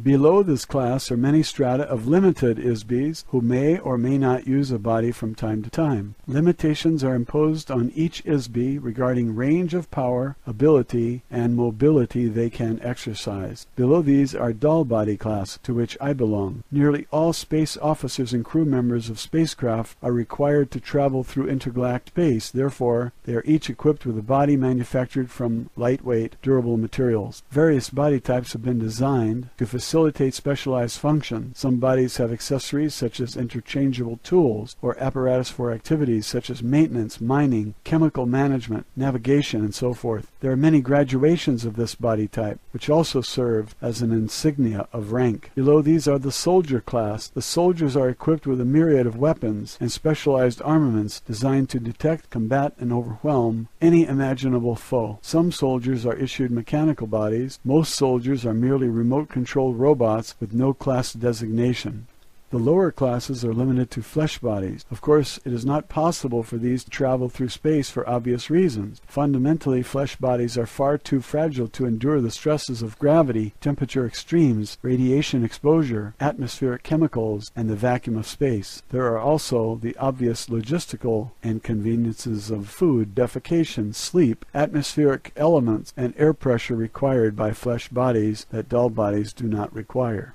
Most flesh bodies will suffocate in only a few minutes without a specific combination of atmospheric chemicals. After 2 or 3 days, the bacteria which live internally and externally on the body cause severe odors to be emitted. Odors of any kind are not acceptable in a space vessel. Flesh can tolerate only a very limited spectrum of temperatures, whereas in space the contrast of temperatures may vary hundreds of degrees within seconds. Of course, flesh bodies are utterly useless for military duty. A single shot from a handheld electronic blast gun instantly turns a flesh body into a noxious vapor cloud.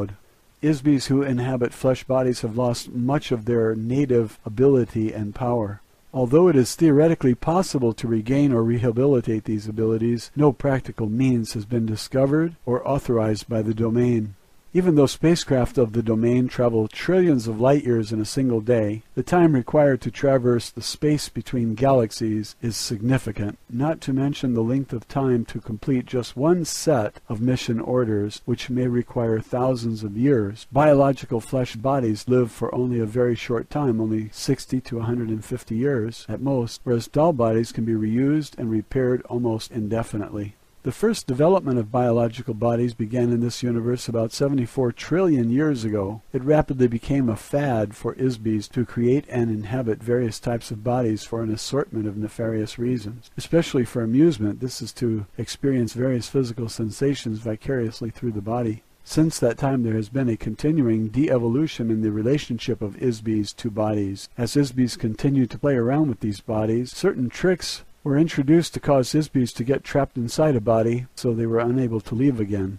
This was done primarily by making bodies that appeared sturdy but were actually very fragile. An Isby, using their natural power to create energy, accidentally injured a body when contacting it. The Isby was remorseful about having injured this fragile body. The next time they encountered a body, they began to be careful with them. In so doing, the Isby would withdraw or minimize their own power so as not to injure the body. A very long and treacherous history of this kind of trickery, combined with similar misadventures, eventually resulted in a large number of Isbys becoming permanently trapped in bodies. Of course, this became a profitable enterprise for some Isbys, who took advantage of the situation to make slaves of others. The resulting enslavement progressed over trillions of years and continues today. Ultimately, the dwindling ability of Isbys to maintain a personal state of operational freedom and ability to create energy resulted in the vast and carefully guarded hierarchy or class system. Using bodies as a symbol of each class is used throughout the old empire as well as the domain. The vast majority of Isbys throughout the galaxies of this universe inhabit some form of flesh body. The structure, appearance, operation, and habitat of these bodies vary according to the gravity, atmosphere, and climatic conditions of the planet they inhabit. Body types are predetermined largely by the type and size of the star around which the planet revolves, the distance from the star, the geological as well as the atmospheric components of the planet.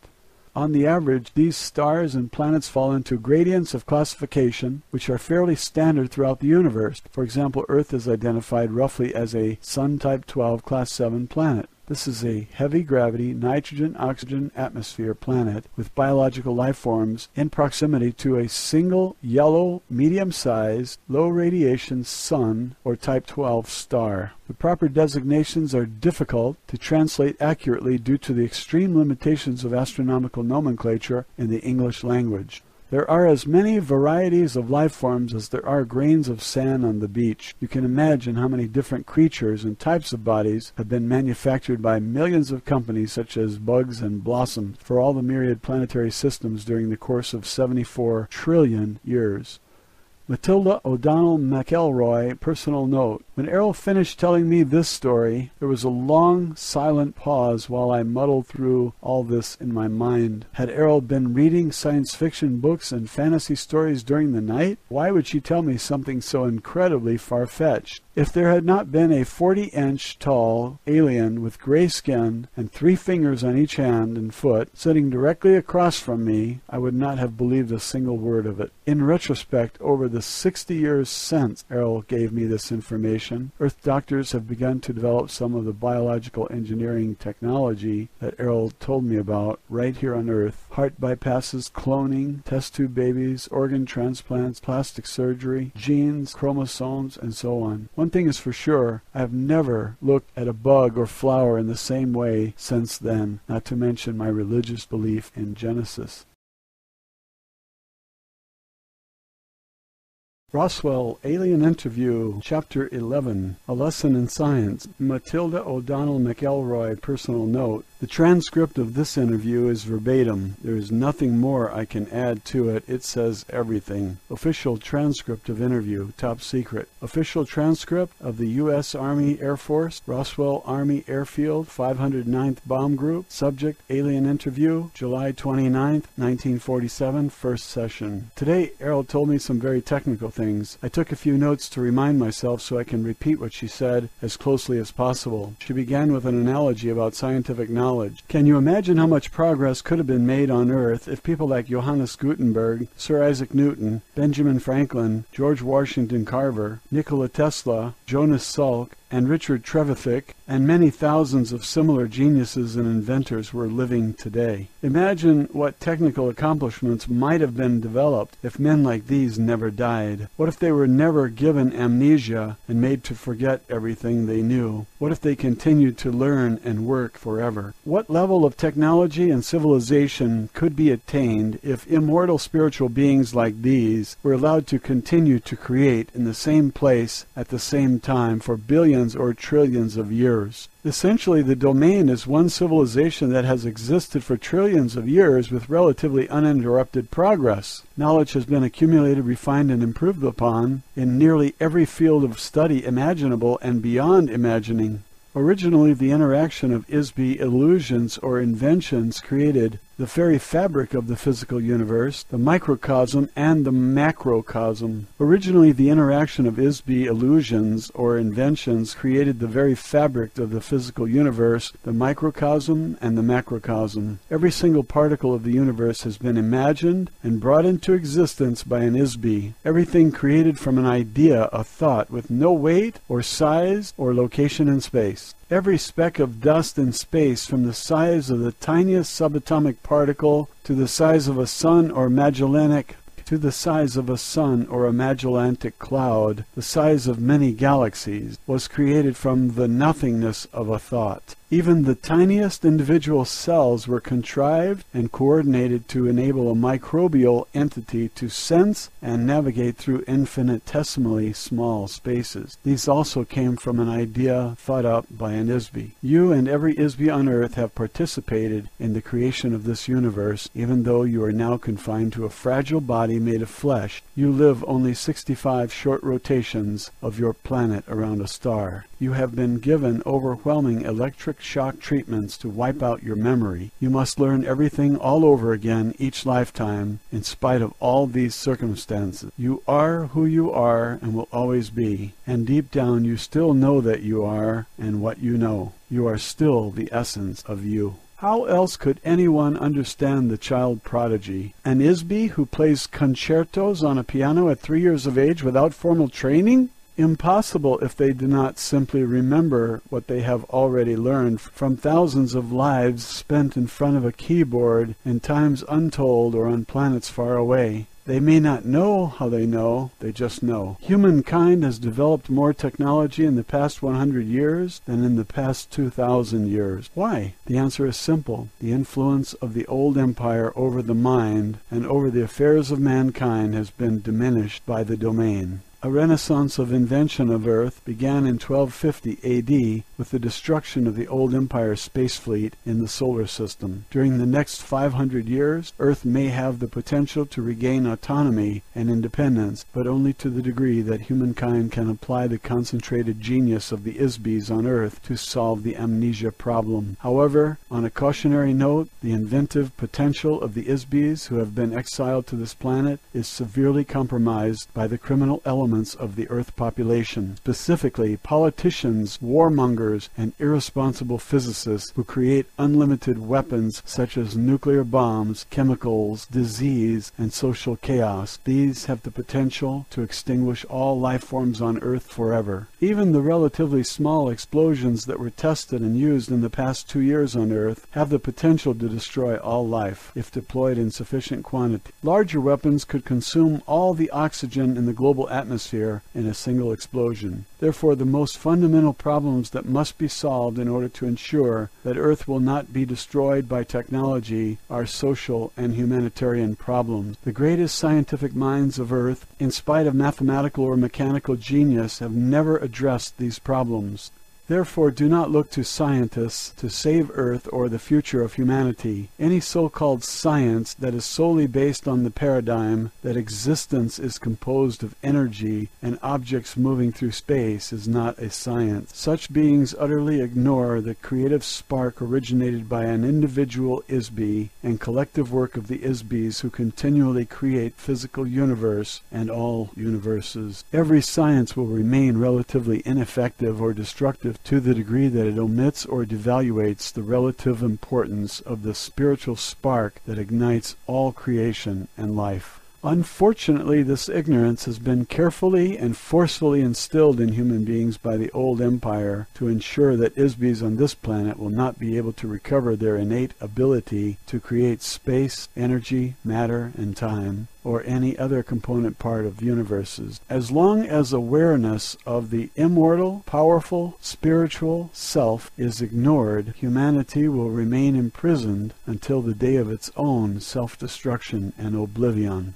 Do not rely on the dogma of physical sciences to master the fundamental forces of creation any more than you would trust the chanted incantations of an incense-burning shaman. The next result of both of these is entrapment and oblivion. Scientists pretend to observe, but they only suppose what they see and call it fact. Like the blind man, a scientist cannot learn to see until he realizes that he's blind. The facts of earth science do not include the source of creation. They include only the result or byproducts of creation. The facts of science do not include any memory of the nearly infinite past experience of existence. The essence of creation and existence cannot be found through the lens of a microscope or telescope or by any other measurement of the physical universe. One cannot comprehend the perfume of a flower or the pain felt by an abandoned lover with meters and calipers. Everything you will ever know about the creative force and ability of a God can be found within you, an immortal spiritual being. How can a blind man teach others to see the nearly infinite gradients that comprise the spectrum of light?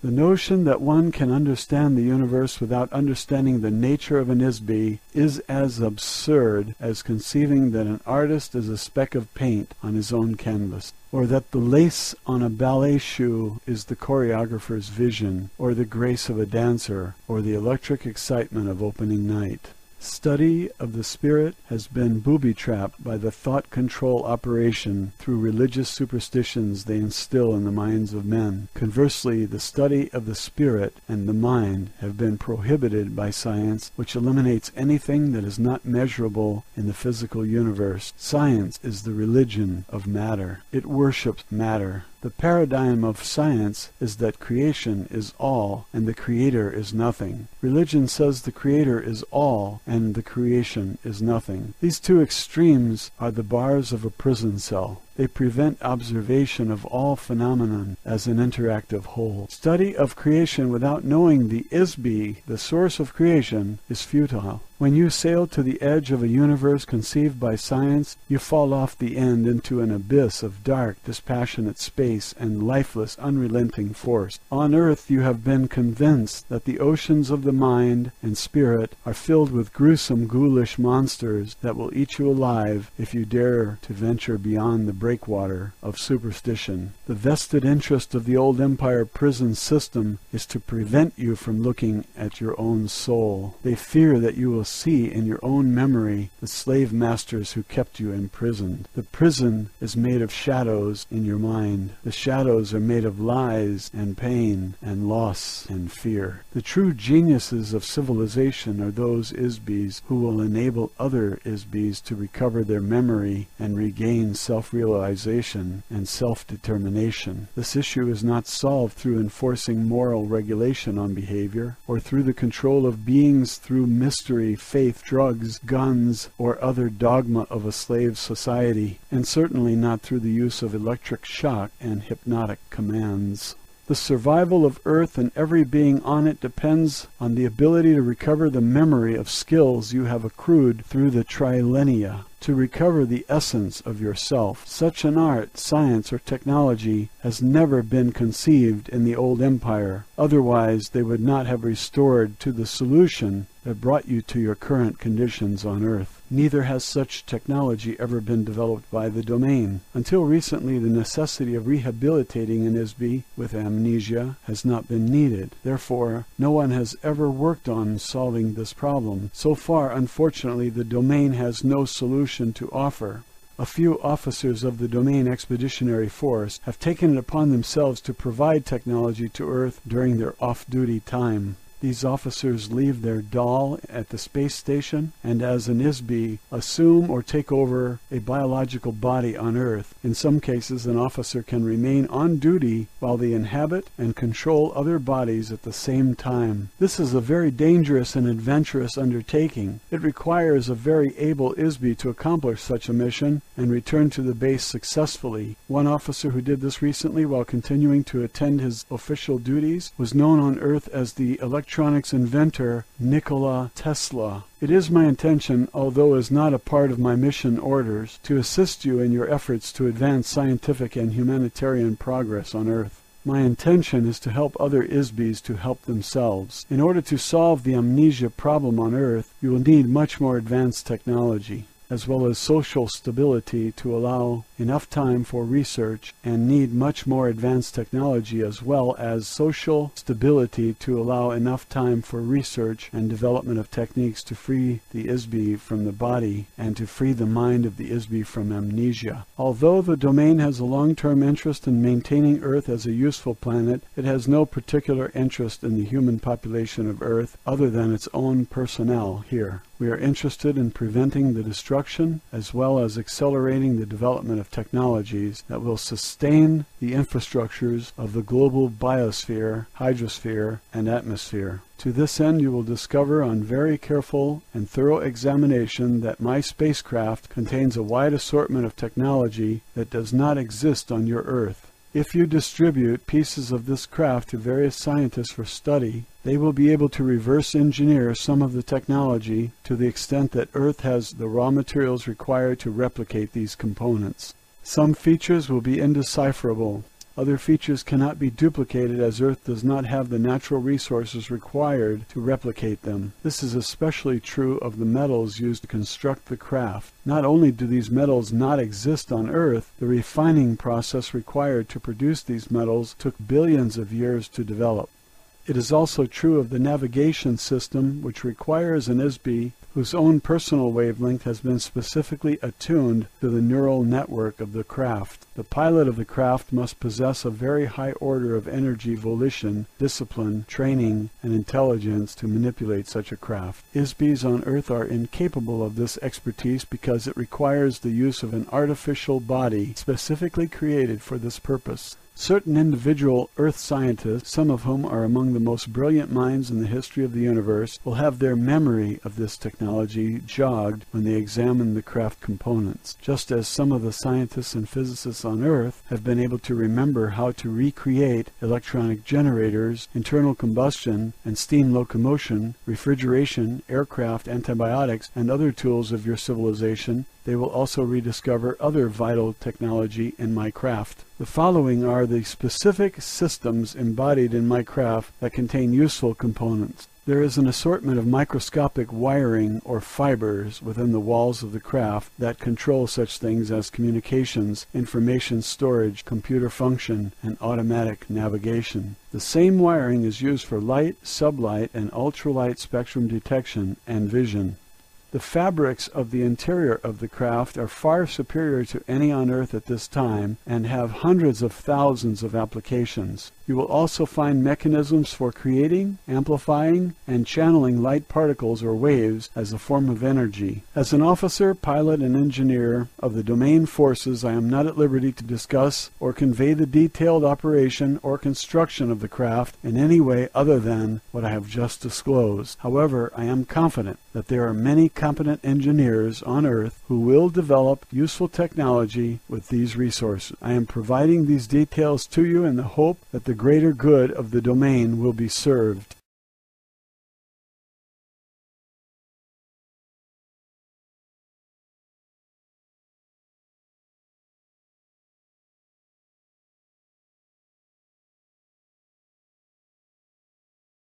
Roswell, Alien Interview, Chapter 12, A Lesson in Immortality. Matilda O'Donnell McElroy, Personal Note. I think the following transcript is pretty much self-explanatory. Official transcript of interview, top secret. Official transcript of the U.S. Army Air Force, Roswell Army Airfield, 509th Bomb Group.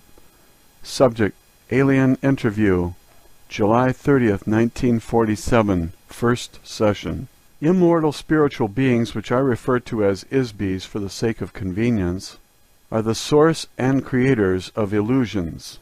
Each one individually and collectively, in their original unfettered state of being, are an eternal, all-powerful, all-knowing entity. ISBs create space by imagining a location. The intervening distance between themselves and the imagined location is what we call space. An ISB can perceive the space and objects created by other ISBs. ISBs are not physical universe entities. They are a source of energy and illusion.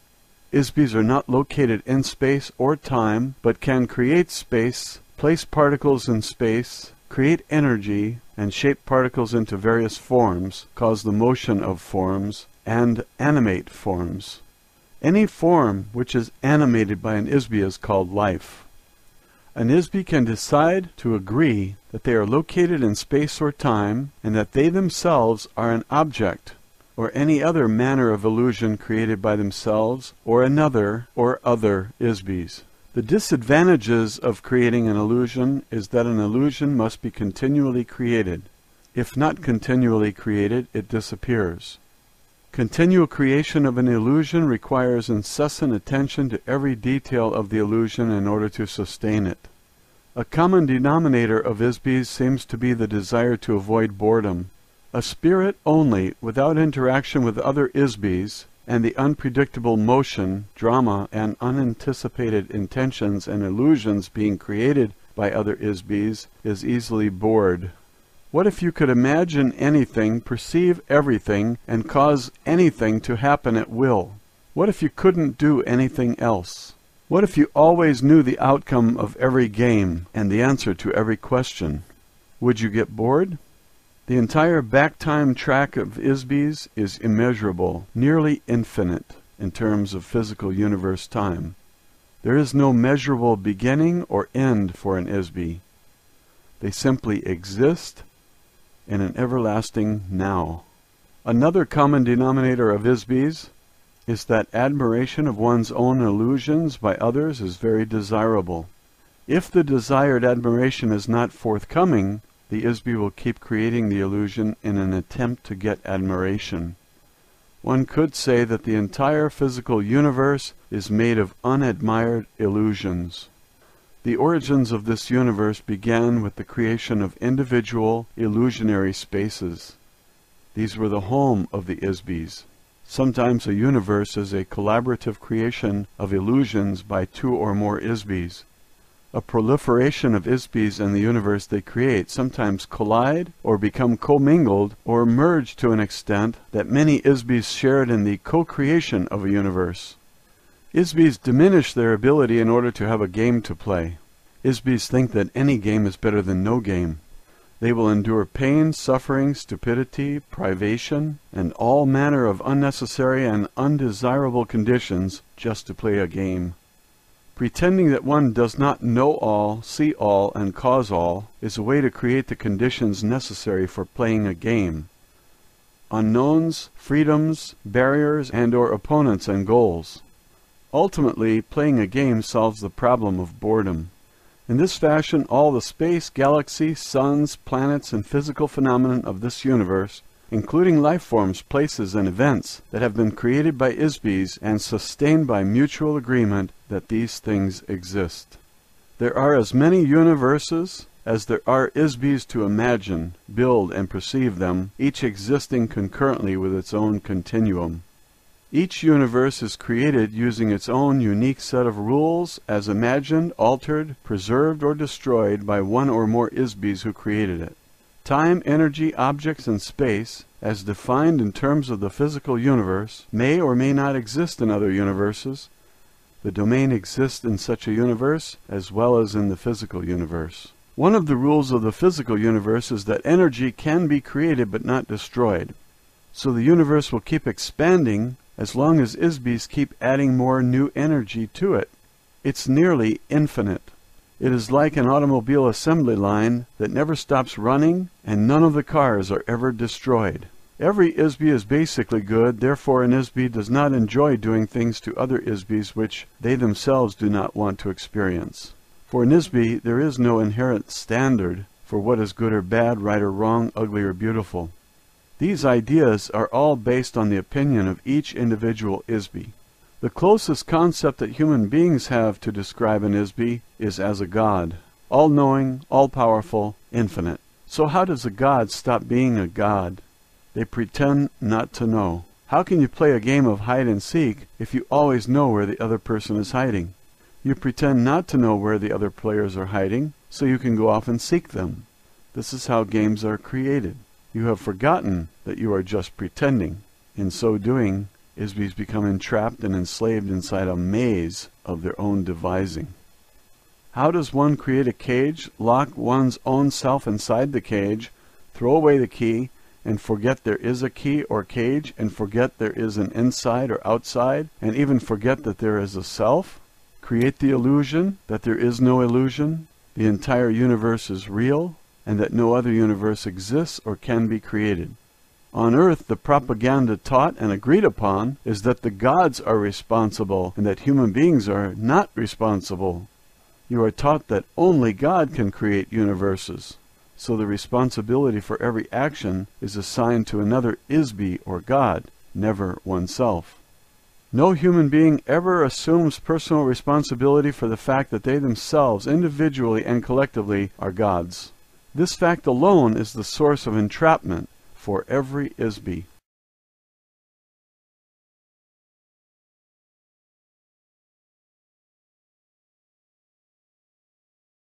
Roswell, Alien Interview, Chapter 13, A Lesson in the Future. Matilda O'Donnell McElroy, personal note.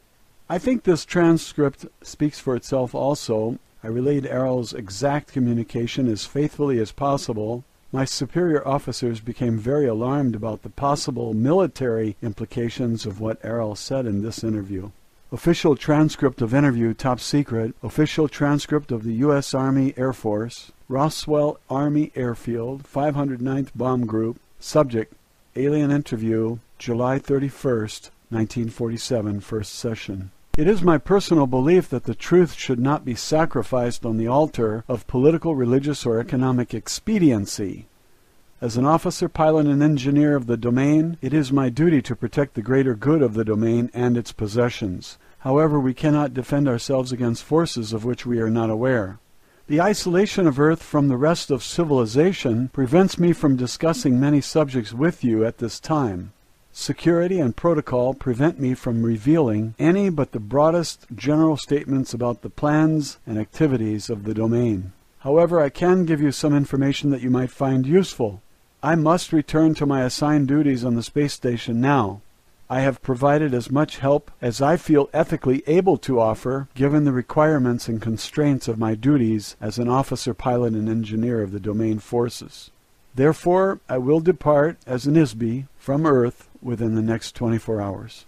Editor's note: the following several paragraphs appear to be personal comments made by Matilda to the stenographer regarding her interview with Errol. What this means is that Errol will leave her doll with us, as her craft is damaged beyond repair. We can examine, dissect, and study the body at our leisure. She does not have any further use for it, nor does she have any personal feelings or attachments to it, as others are readily available for her to use.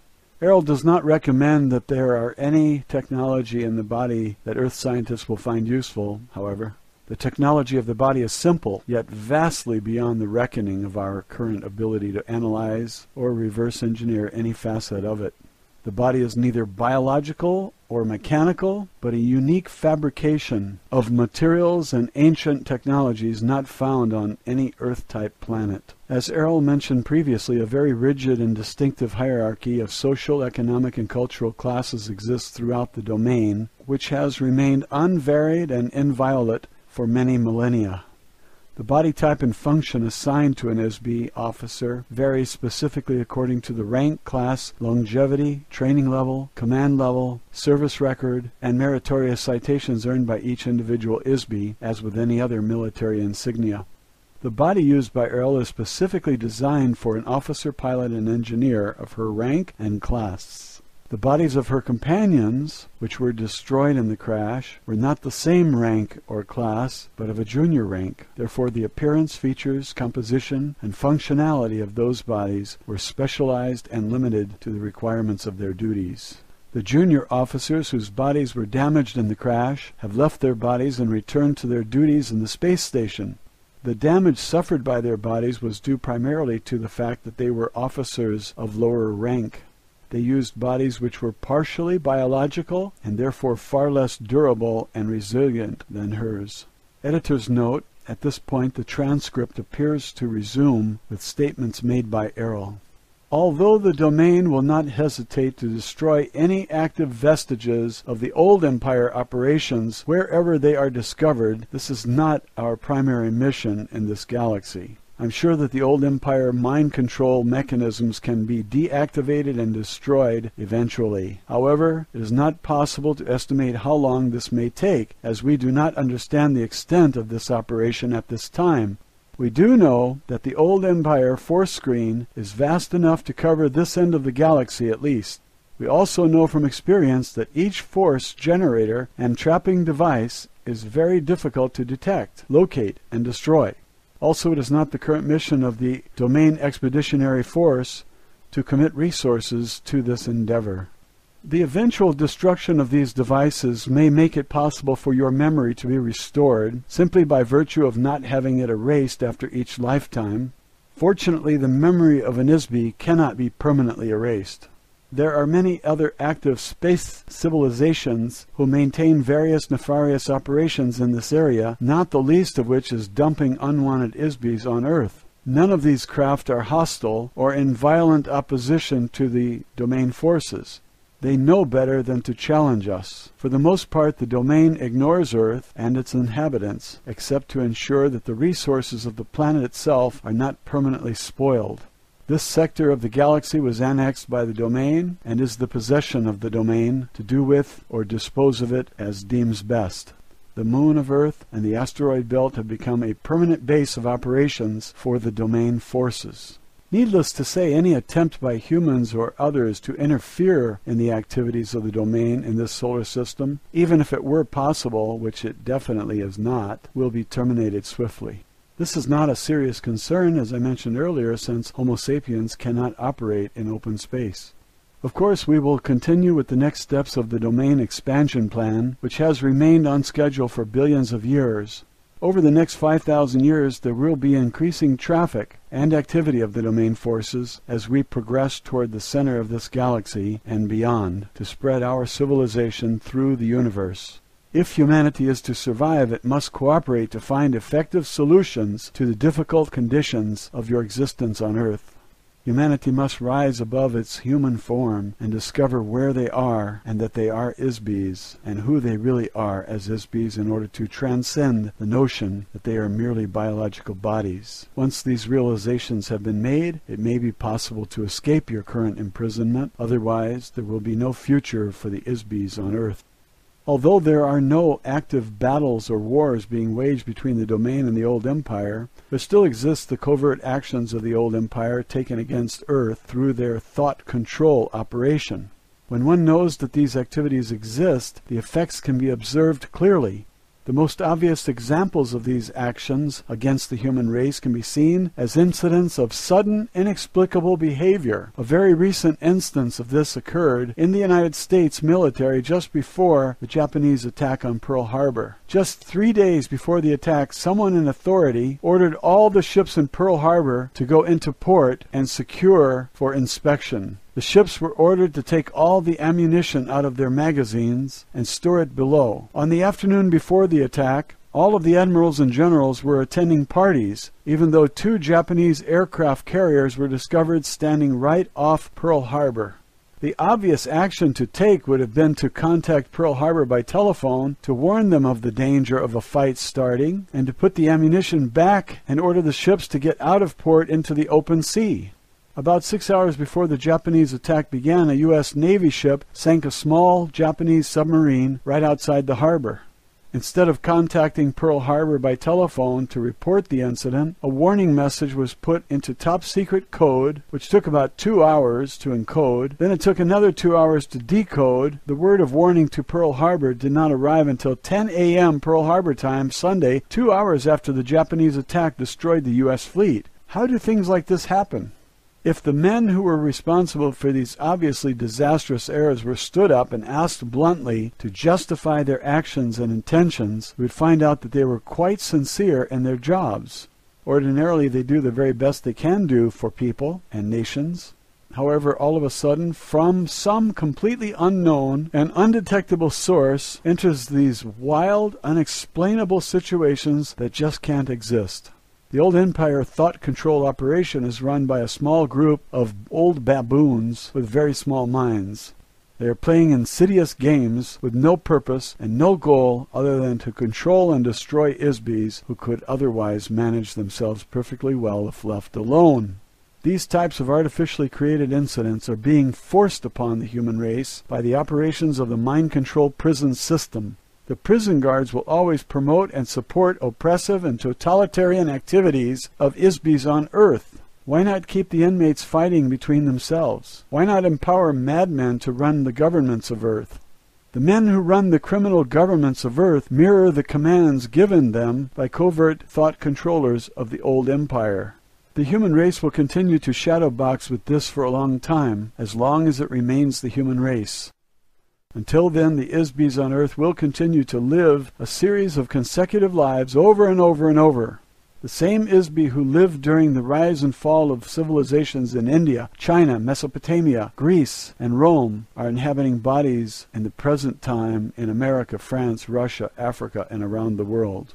In between each lifetime, an Isbi is sent back again to begin all over, as though the new life was the only life they had ever lived. They begin anew in pain, in misery, and mystery. Some Isbis have been transported to Earth more recently than others. Some Isbis have been on Earth only a few hundred years, so they have no personal experience with the earlier civilizations of Earth. They have no experiences of having lived on Earth, so could not remember a previous existence here, even if their memory was restored. They might, however, remember lives they lived elsewhere, on other planets, and in other times. Others have been here since the first days of Lemuria, In any case, the Isbies of Earth are here forever until they can break the amnesia cycle, conquer the electronic traps set up by their captors, and free themselves. Because the domain has 3,000 of their own Isbies in captivity on Earth also, they have an interest in solving this problem. This problem has never been encountered or effectively solved before in the universe as far as they know. They will continue their efforts to free those Isbies from Earth where and when it is possible, but it will require time to develop an unprecedented technology and the diligence to do so. Editor's note: the following statement is a comment by Matilda. I think that it is Errol's sincere desire, as one Isbie to another, that the rest of our eternity will be as pleasant as possible.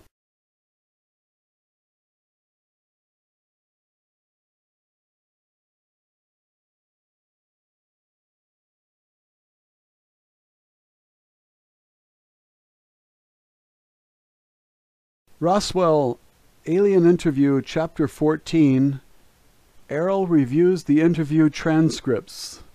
Matilda O'Donnell McElroy, personal note. Shortly after I finished recounting the previous interview with Errol to the stenographer, I was summoned urgently to the office of the commanding officer of the base. I was escorted by 4 heavily armed military policemen. When I arrived, I was asked to be seated in a very large makeshift office that had been arranged with a conference table and chairs. In the office were several dignitaries I had seen at various times in the gallery. I recognized a few of them because they were famous men.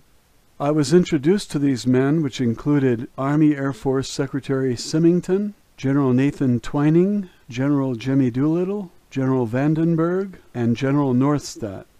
To my surprise, Charles Lindbergh was also in the office. Secretary Symington explained to me that Mr. Lindbergh was there as a consultant to the Chief of Staff of the U.S. Air Force.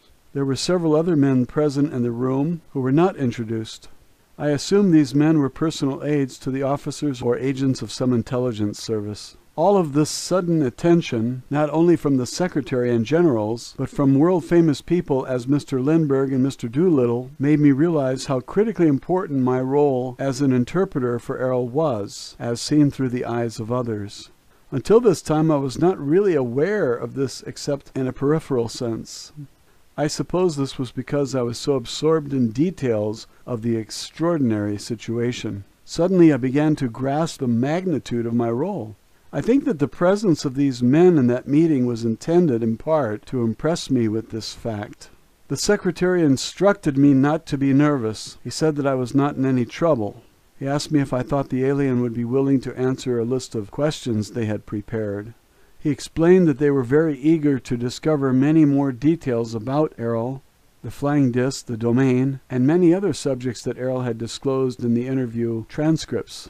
Of course, they were mainly interested in questions relating to the military security and the construction of the flying disc. I told them that I was very sure that Errol had not changed her mind about answering questions, as nothing had changed that would cause her to trust the intentions of the men in the gallery.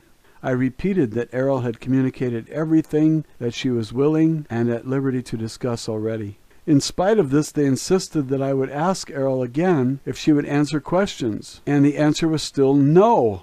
I was to ask her if she would be willing to read the written copies of the transcripts of my interview translations. They wanted to know if Errol would verify that my understanding and translation of our interviews was correct. Since Errol could not read English very fluently, the secretary asked if they could be allowed to observe for themselves while Errol read the transcripts and verify that they were correct in writing. They wanted her to write a copy of the transcripts, whether the translation were correct or not, and make a note of anything that was not accurate in the transcripts. Of course, I had no choice but to obey orders, and I did exactly what the secretary requested. I was given a copy of the transcripts with a signature page, which I was to show to Errol. After Errol completed her review, I was also directed to request that Errol sign the cover page, attesting that all the translations in the transcripts were correct as amended by her. About an hour later, I entered the interview room, as instructed, with copies of the transcripts and signature page to deliver to Errol, as the members of the gallery, including the generals, and Mr. Lindbergh also, I presume, and others watched through the glass of the gallery room. I went to my usual seat, sitting 4 or 5 feet across from Errol. I presented the envelope of transcripts to Errol and passed on the instructions I had received from the secretary telepathically. Errol looked at me and looked at the envelope without accepting it. Errol said, "If you have read them and they are accurate in your own estimation, there is no need for me to review them also. The translations are correct. You can tell your commander that you have faithfully conveyed a record of our communication." I assured Errol that I had read them, and they were exact recordings of everything I told the transcription typist. "Will you sign the page then?" I asked. "No, I will not," said Errol. "May I ask you why not?" I said. I was a little confused as to why she wasn't willing to do such a simple thing. If your commander does not trust his own staff to make an honest and accurate report to him, what confidence will my signature on the page give him? Why will he trust an ink mark on a page made by an officer of the domain if he does not trust his own loyal staff? I didn't quite know what to say to that. I couldn't argue with Arl's logic, and I couldn't force her to sign the document either.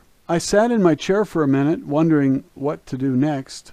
I thanked Errol and told her I needed to go ask my superiors for further instructions. I placed the envelope of the transcripts in the inside breast pocket of my uniform jacket, and I began to rise from my chair. At that moment, the door from the gallery room slammed open. 5 heavily armed military police rushed into the room. A man in a white laboratory coat followed closely behind them. He pushed a small cart that carried a box-shaped machine with a lot of dials on the face of it. Before I could act, 2 of the MPs grabbed Errol and held her firmly down on the oversized chair she had been sitting on since the first day of our interviews together. The other 2 MPs grabbed my shoulders and pushed me back down on my chair and held me there. The other MP stood directly in front of Errol, pointing a rifle directly at her, no more than 6 inches from her head. The man in the lab coat quickly wheeled the cart behind Errol's chair. He deftly placed a circular headband over Errol's head and turned back to the machine on the cart. Suddenly, he shouted the word, "Clear!" The soldiers who were holding Errol released her. At that instant, I saw Errol's body stiffen and shudder. This lasted for about 15 or 20 seconds. The machine operator turned a knob on the machine and Errol's body slumped back into the chair. After a few seconds, he turned the knob again and Errol's body stiffened as before. He repeated the same process several more times. I sat in my chair being held down all the while by the MPs, and I didn't understand what was going on. I was terrified and transfixed by what was happening. I couldn't believe it. After a few minutes, several other men wearing white lab coats entered the room. They briefly examined Errol, who was now slumped listlessly in the chair. They mumbled a few words to each other. One of the men waved to the gallery window. A gurney was immediately rolled into the room by 2 attendants. These men lifted Errol's limp body onto the gurney, strapped her down across the chest and arms, and rolled it out of the room. I was immediately escorted out of the interview room by the MPs and taken directly to my quarters, where I was locked in my room with the MPs remaining at guard outside the door. After about half an hour, there was a knock at the door of my quarters. When I opened it, General Twining entered, together with the machine operator in the white lab coat. The general introduced the man to me as Dr. Wilcox. He asked me to accompany him and the doctor. We left the room, followed by the MPs. After several twists and turns through the complex, we entered a small room where Errol had been wheeled on the gurney. The general told me that Errol and the domain were considered to be a very important military threat to the United States. Errol had been immobilized so that she could not depart and return to her base, as she said she would do in the interview. It would be a very grave risk to national security to allow Errol to report what she observed during her time at the base, so it had been determined that decisive action was needed to prevent this. The general asked me if I understood why this was necessary. I said that I did, although I most certainly did not agree that it was the least bit necessary, and I certainly did not agree with the surprise attack on Errol and me in the interview room. However, I said nothing about this to the general because I was very afraid of what might happen to me and Errol if I protested. Dr. Wilcox asked me to approach the gurney and stand next to Errol. Errol lay perfectly still and unmoving on the bed. I could not tell whether she was alive or dead. Several other men in white lab coats, who I assumed were also doctors, stood on the opposite side of the bed. They had connected 2 pieces of monitoring equipment to Errol's head, arms, and chest. One of these devices I recognized from my training as a surgical nurse as an EEG machine, which is used to detect electrical activity in the brain. The other device was a normal hospital room vital signs monitor, which I knew would be useless since Errol did not have a biological body.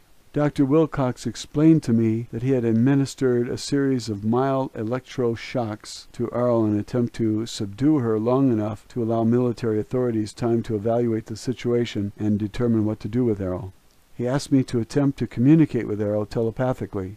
I tried for several minutes but couldn't sense any communication from Errol. I couldn't even sense whether Errol was present in the body any longer. "I think you must have killed her," I said to the doctor. Dr. Wilcox told me that they would keep Errol under observation and I would be asked to return later to establish communication with Errol again.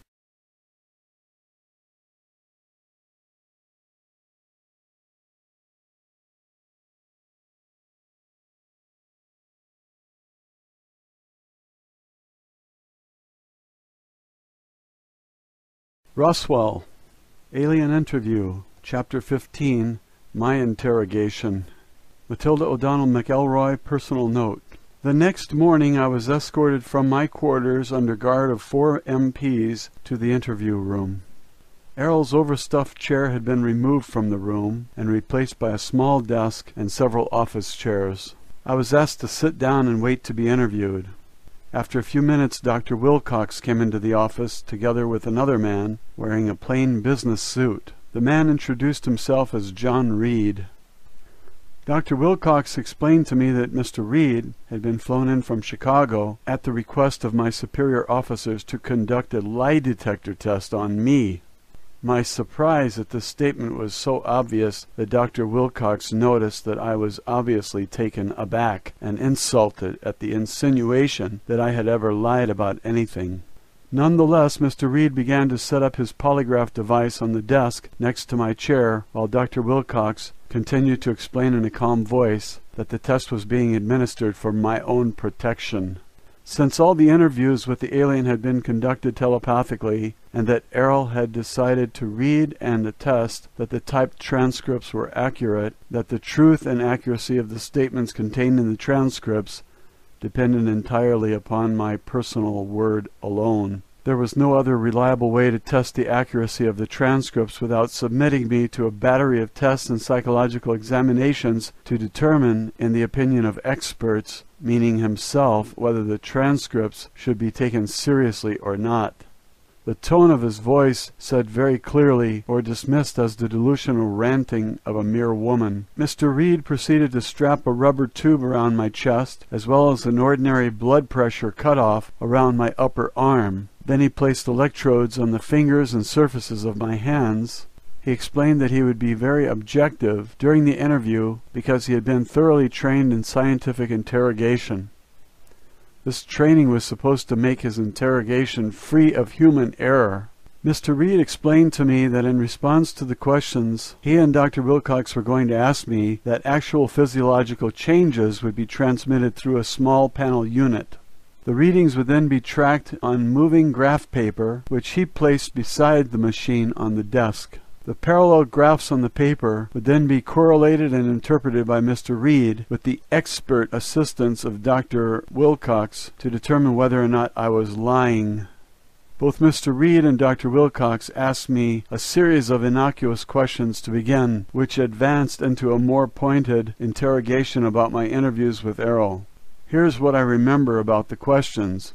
"What is your name?" "Matilda O'Donnell," I replied. "What is your date of birth?" "June 12th, 1924, I said. "What is your age?" 23. "Where were you born?" "Los Angeles, California," I said, and so on and so forth. "Are you able to communicate by telepathy?" "No, I have never been able to do this with anyone except Errol," I said. "Were any of the statements you made to the stenographer falsified?" "No," I answered. "Have you intentionally or unintentionally imagined or fabricated any of the communication you claim to have had with the alien?" "No, of course not," I said. "Are you intentionally attempting to deceive anyone?" "No." Are you attempting to obstruct this test? No. What color are your eyes? Blue. Are you Catholic? Yes. Would you tell the same stories to your parish priest in a Catholic church confessional that you told the stenographer here at the base? Yes. Are you trying to hide anything from us? No, nothing. Do you believe everything the alien communicated to you? Yes. Do you consider yourself to be a gullible person? No. The questions continued in this manner for more than an hour. Finally, I was unhooked from the polygraph machine and allowed to return to my quarters, still under guard by the MPs. Later in the afternoon, I returned to the interview room. This time the desk was replaced by a hospital gurney. Dr. Wilcox was accompanied by a staff nurse this time. He asked me to lie down on the gurney. He said that he had been requested to ask me the same series of questions that I answered for the lie detector test. This time, however, I would respond to the questions under the influence of a truth serum known as sodium pentothal. As a trained surgical nurse, I was familiar with this barbiturate drug, as it was sometimes used as an anesthetic. Dr. Wilcox asked me if I had any objection to submitting to such a test. I told him I had nothing to hide. I cannot recall anything about this interview. I assumed that when I finished answering the questions, I was escorted back to my room by the MPs, with their assistance this time, as I was too wobbly and woozy from the drug to navigate by myself. However, I had a very peaceful sleep that night. Apparently neither of these interrogations yielded any suspicious results, as I was not asked any more questions after that. Thankfully, I was left alone during the rest of my time at the base.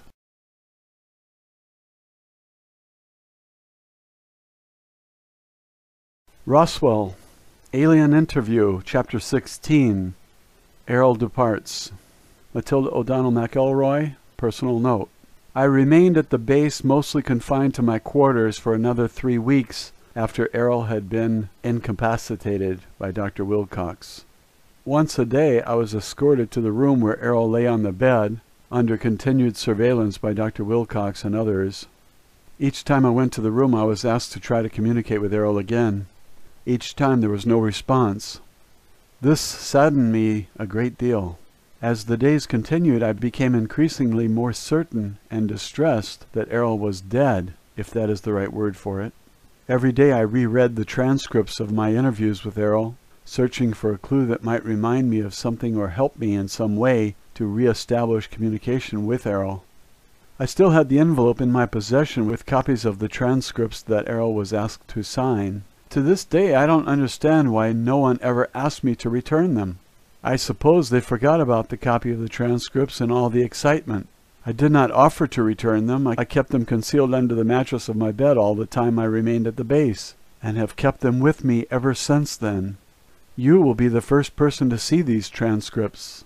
Since Errol's body was not biological, the doctors could not detect whether the body was alive or dead unless it moved. Of course, I knew that if Errol was not consciously animating the body as an ISB, the body would not move. I explained this to Dr. Wilcox. I explained this to him several times. Each time he just gave me a patronizing sort of smile, patted my arm, and thanked me for trying again.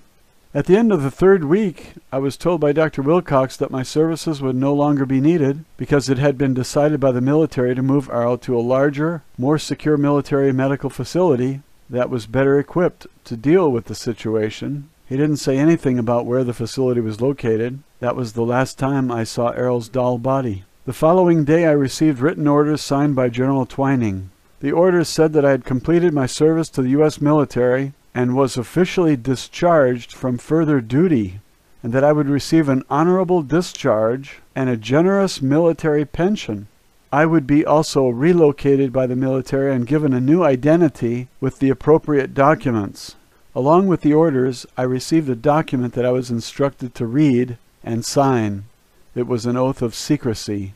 The language of the document was full of legalese, but the point was very clearly made that I was to never ever discuss anything whatsoever with anyone about anything whatsoever that I had seen, heard, or experienced during my service in the military, under pain of death as an act of treason against the United States of America. As it turned out, I was placed into a federal government witness protection program, except that I would be protected from the government by the government. In other words, as long as I stayed quiet, I could stay alive. The following morning, I was placed aboard a small military transport plane and flown to a relocation destination. After being shuttled to several locations for short periods, I eventually ended up in Glasgow, Montana, near Fort Peck. The night before I was scheduled to board the transport plane, I lay in bed, contemplating the whole affair and wondering what happened to Errol and to me. I suddenly heard Errol's voice. I sat bolt upright in my bed and turned on the light on the nightstand. I looked around the room frantically for a few seconds. Then I realized that it was Errol, the Isby. Her body was not in the room with me, of course, and it didn't need to be. She said hello. The tone of her thought was plain and friendly. It was unmistakably Errol. I did not have the least doubt about that. I thought, Errol, are you still here? She answered that she was here, but not in a body on Earth. She had returned to her post at the domain base when the doctor and the MPs attacked us in the interview room. She was pleased to perceive that I was well and that I was going to be released unharmed. I wondered how she escaped from them. I was worried that they might have injured Errol by the shock machine. Errol said that she was able to leave the body before the shock was administered and avoid the electric current running through the body. She wanted to let me know that she was safe and not to worry about her. I was very relieved, to say the least. I asked Errol if I would ever see her again. Errol reassured me that we are both Isbys. We are not physical bodies. Now that she had located me in space and time, we would always stay in communication. Errol wished me well, and my communication with her ended for the moment.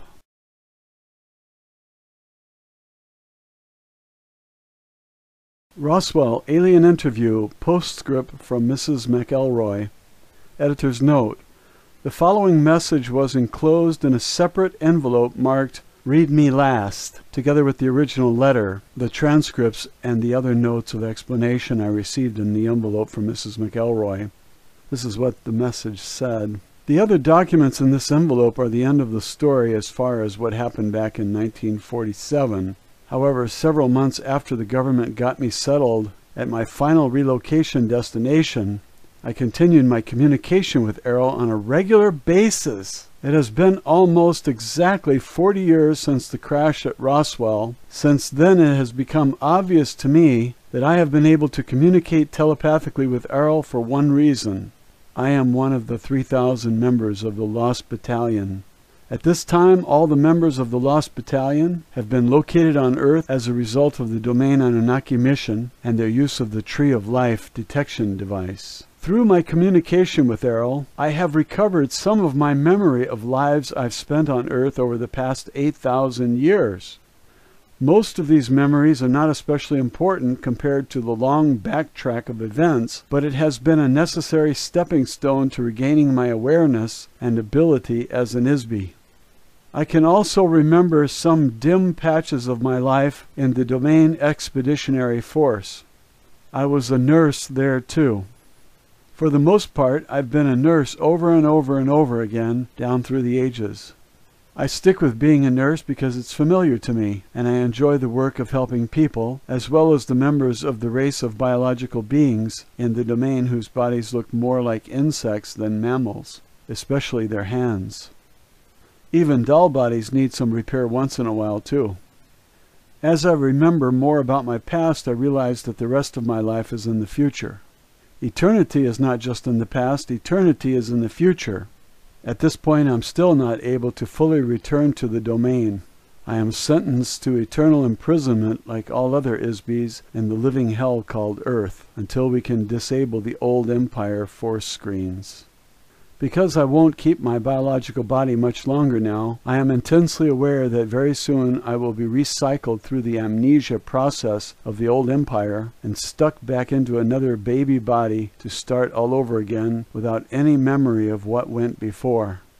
As you know, members of the Domain Expeditionary Force have been working to solve this problem for thousands of years. Errol said that even though the domain has located all of the Lost Battalion officers and crew, the success of freeing them depends on the Isbys who are already on Earth. The Domain Central Command cannot authorize any personnel or resources at this time to conduct a rescue mission, as this is not the primary mission of the Domain Expeditionary Force in this galaxy. So if ISBEs on Earth are going to escape from this prison, it will have to be an inside job, so to speak. The inmates will have to figure out how to get themselves out. Various methods of recovering the memory and ability of the ISBEs have been developed over the past 10,000 years on Earth, but none have proven to be consistently effective so far. Errol mentioned that the most significant breakthrough was made by Gautama Siddhartha about 2,500 years ago. However, the original teachings and techniques taught by the Buddha have been altered or lost over the millennia since then. The practical techniques of this philosophy were perverted into robotic religious rituals by priests as a self-serving instrument of control or slavery. However, another major advance occurred recently. An acquaintance of the commanding officer of the Domain Expeditionary Force space station is an ISBE who had once been an important engineer and officer in the old Empire space fleet.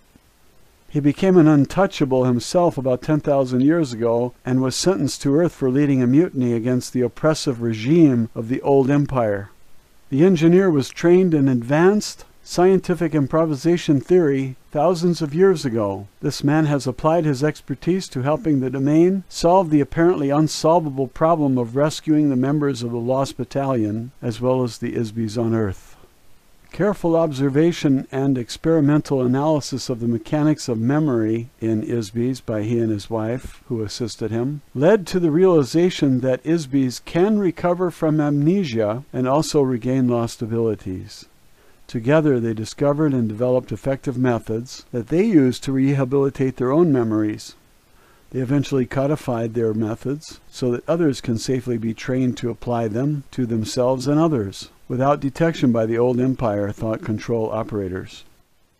Their research also revealed that ISBEs can occupy and operate more than one body at the same time, a fact that previously was thought to be uniquely limited to officers of the Domain. One example of this fact is that the engineer in a previous lifetime on Earth was Suleiman the Magnificent.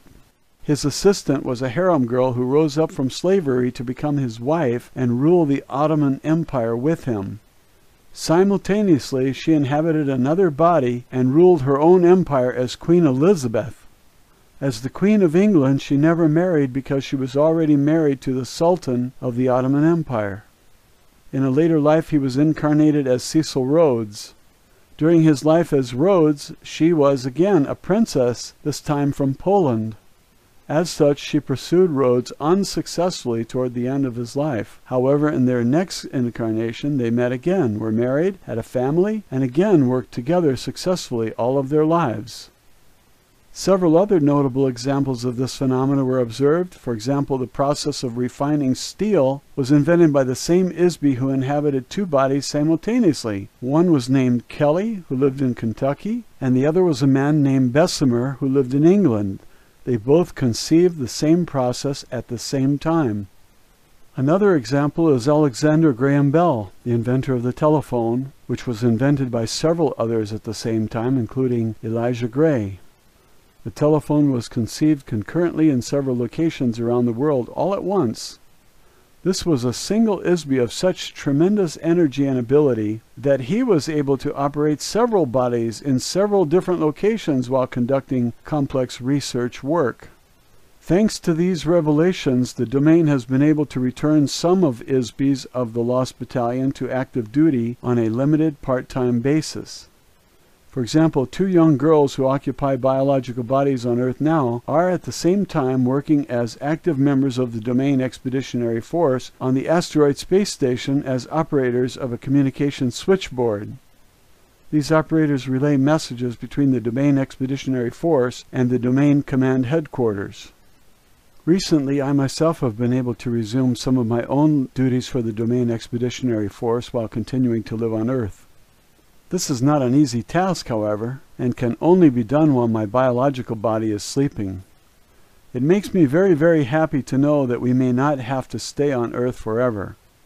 There is hope of escape not just for the Lost Battalion, but for many other ISBEs on Earth. However, all ISBs could be helped to become more aware of the actual situation on Earth through the information in this envelope. This is why I sent these letters and transcripts to you.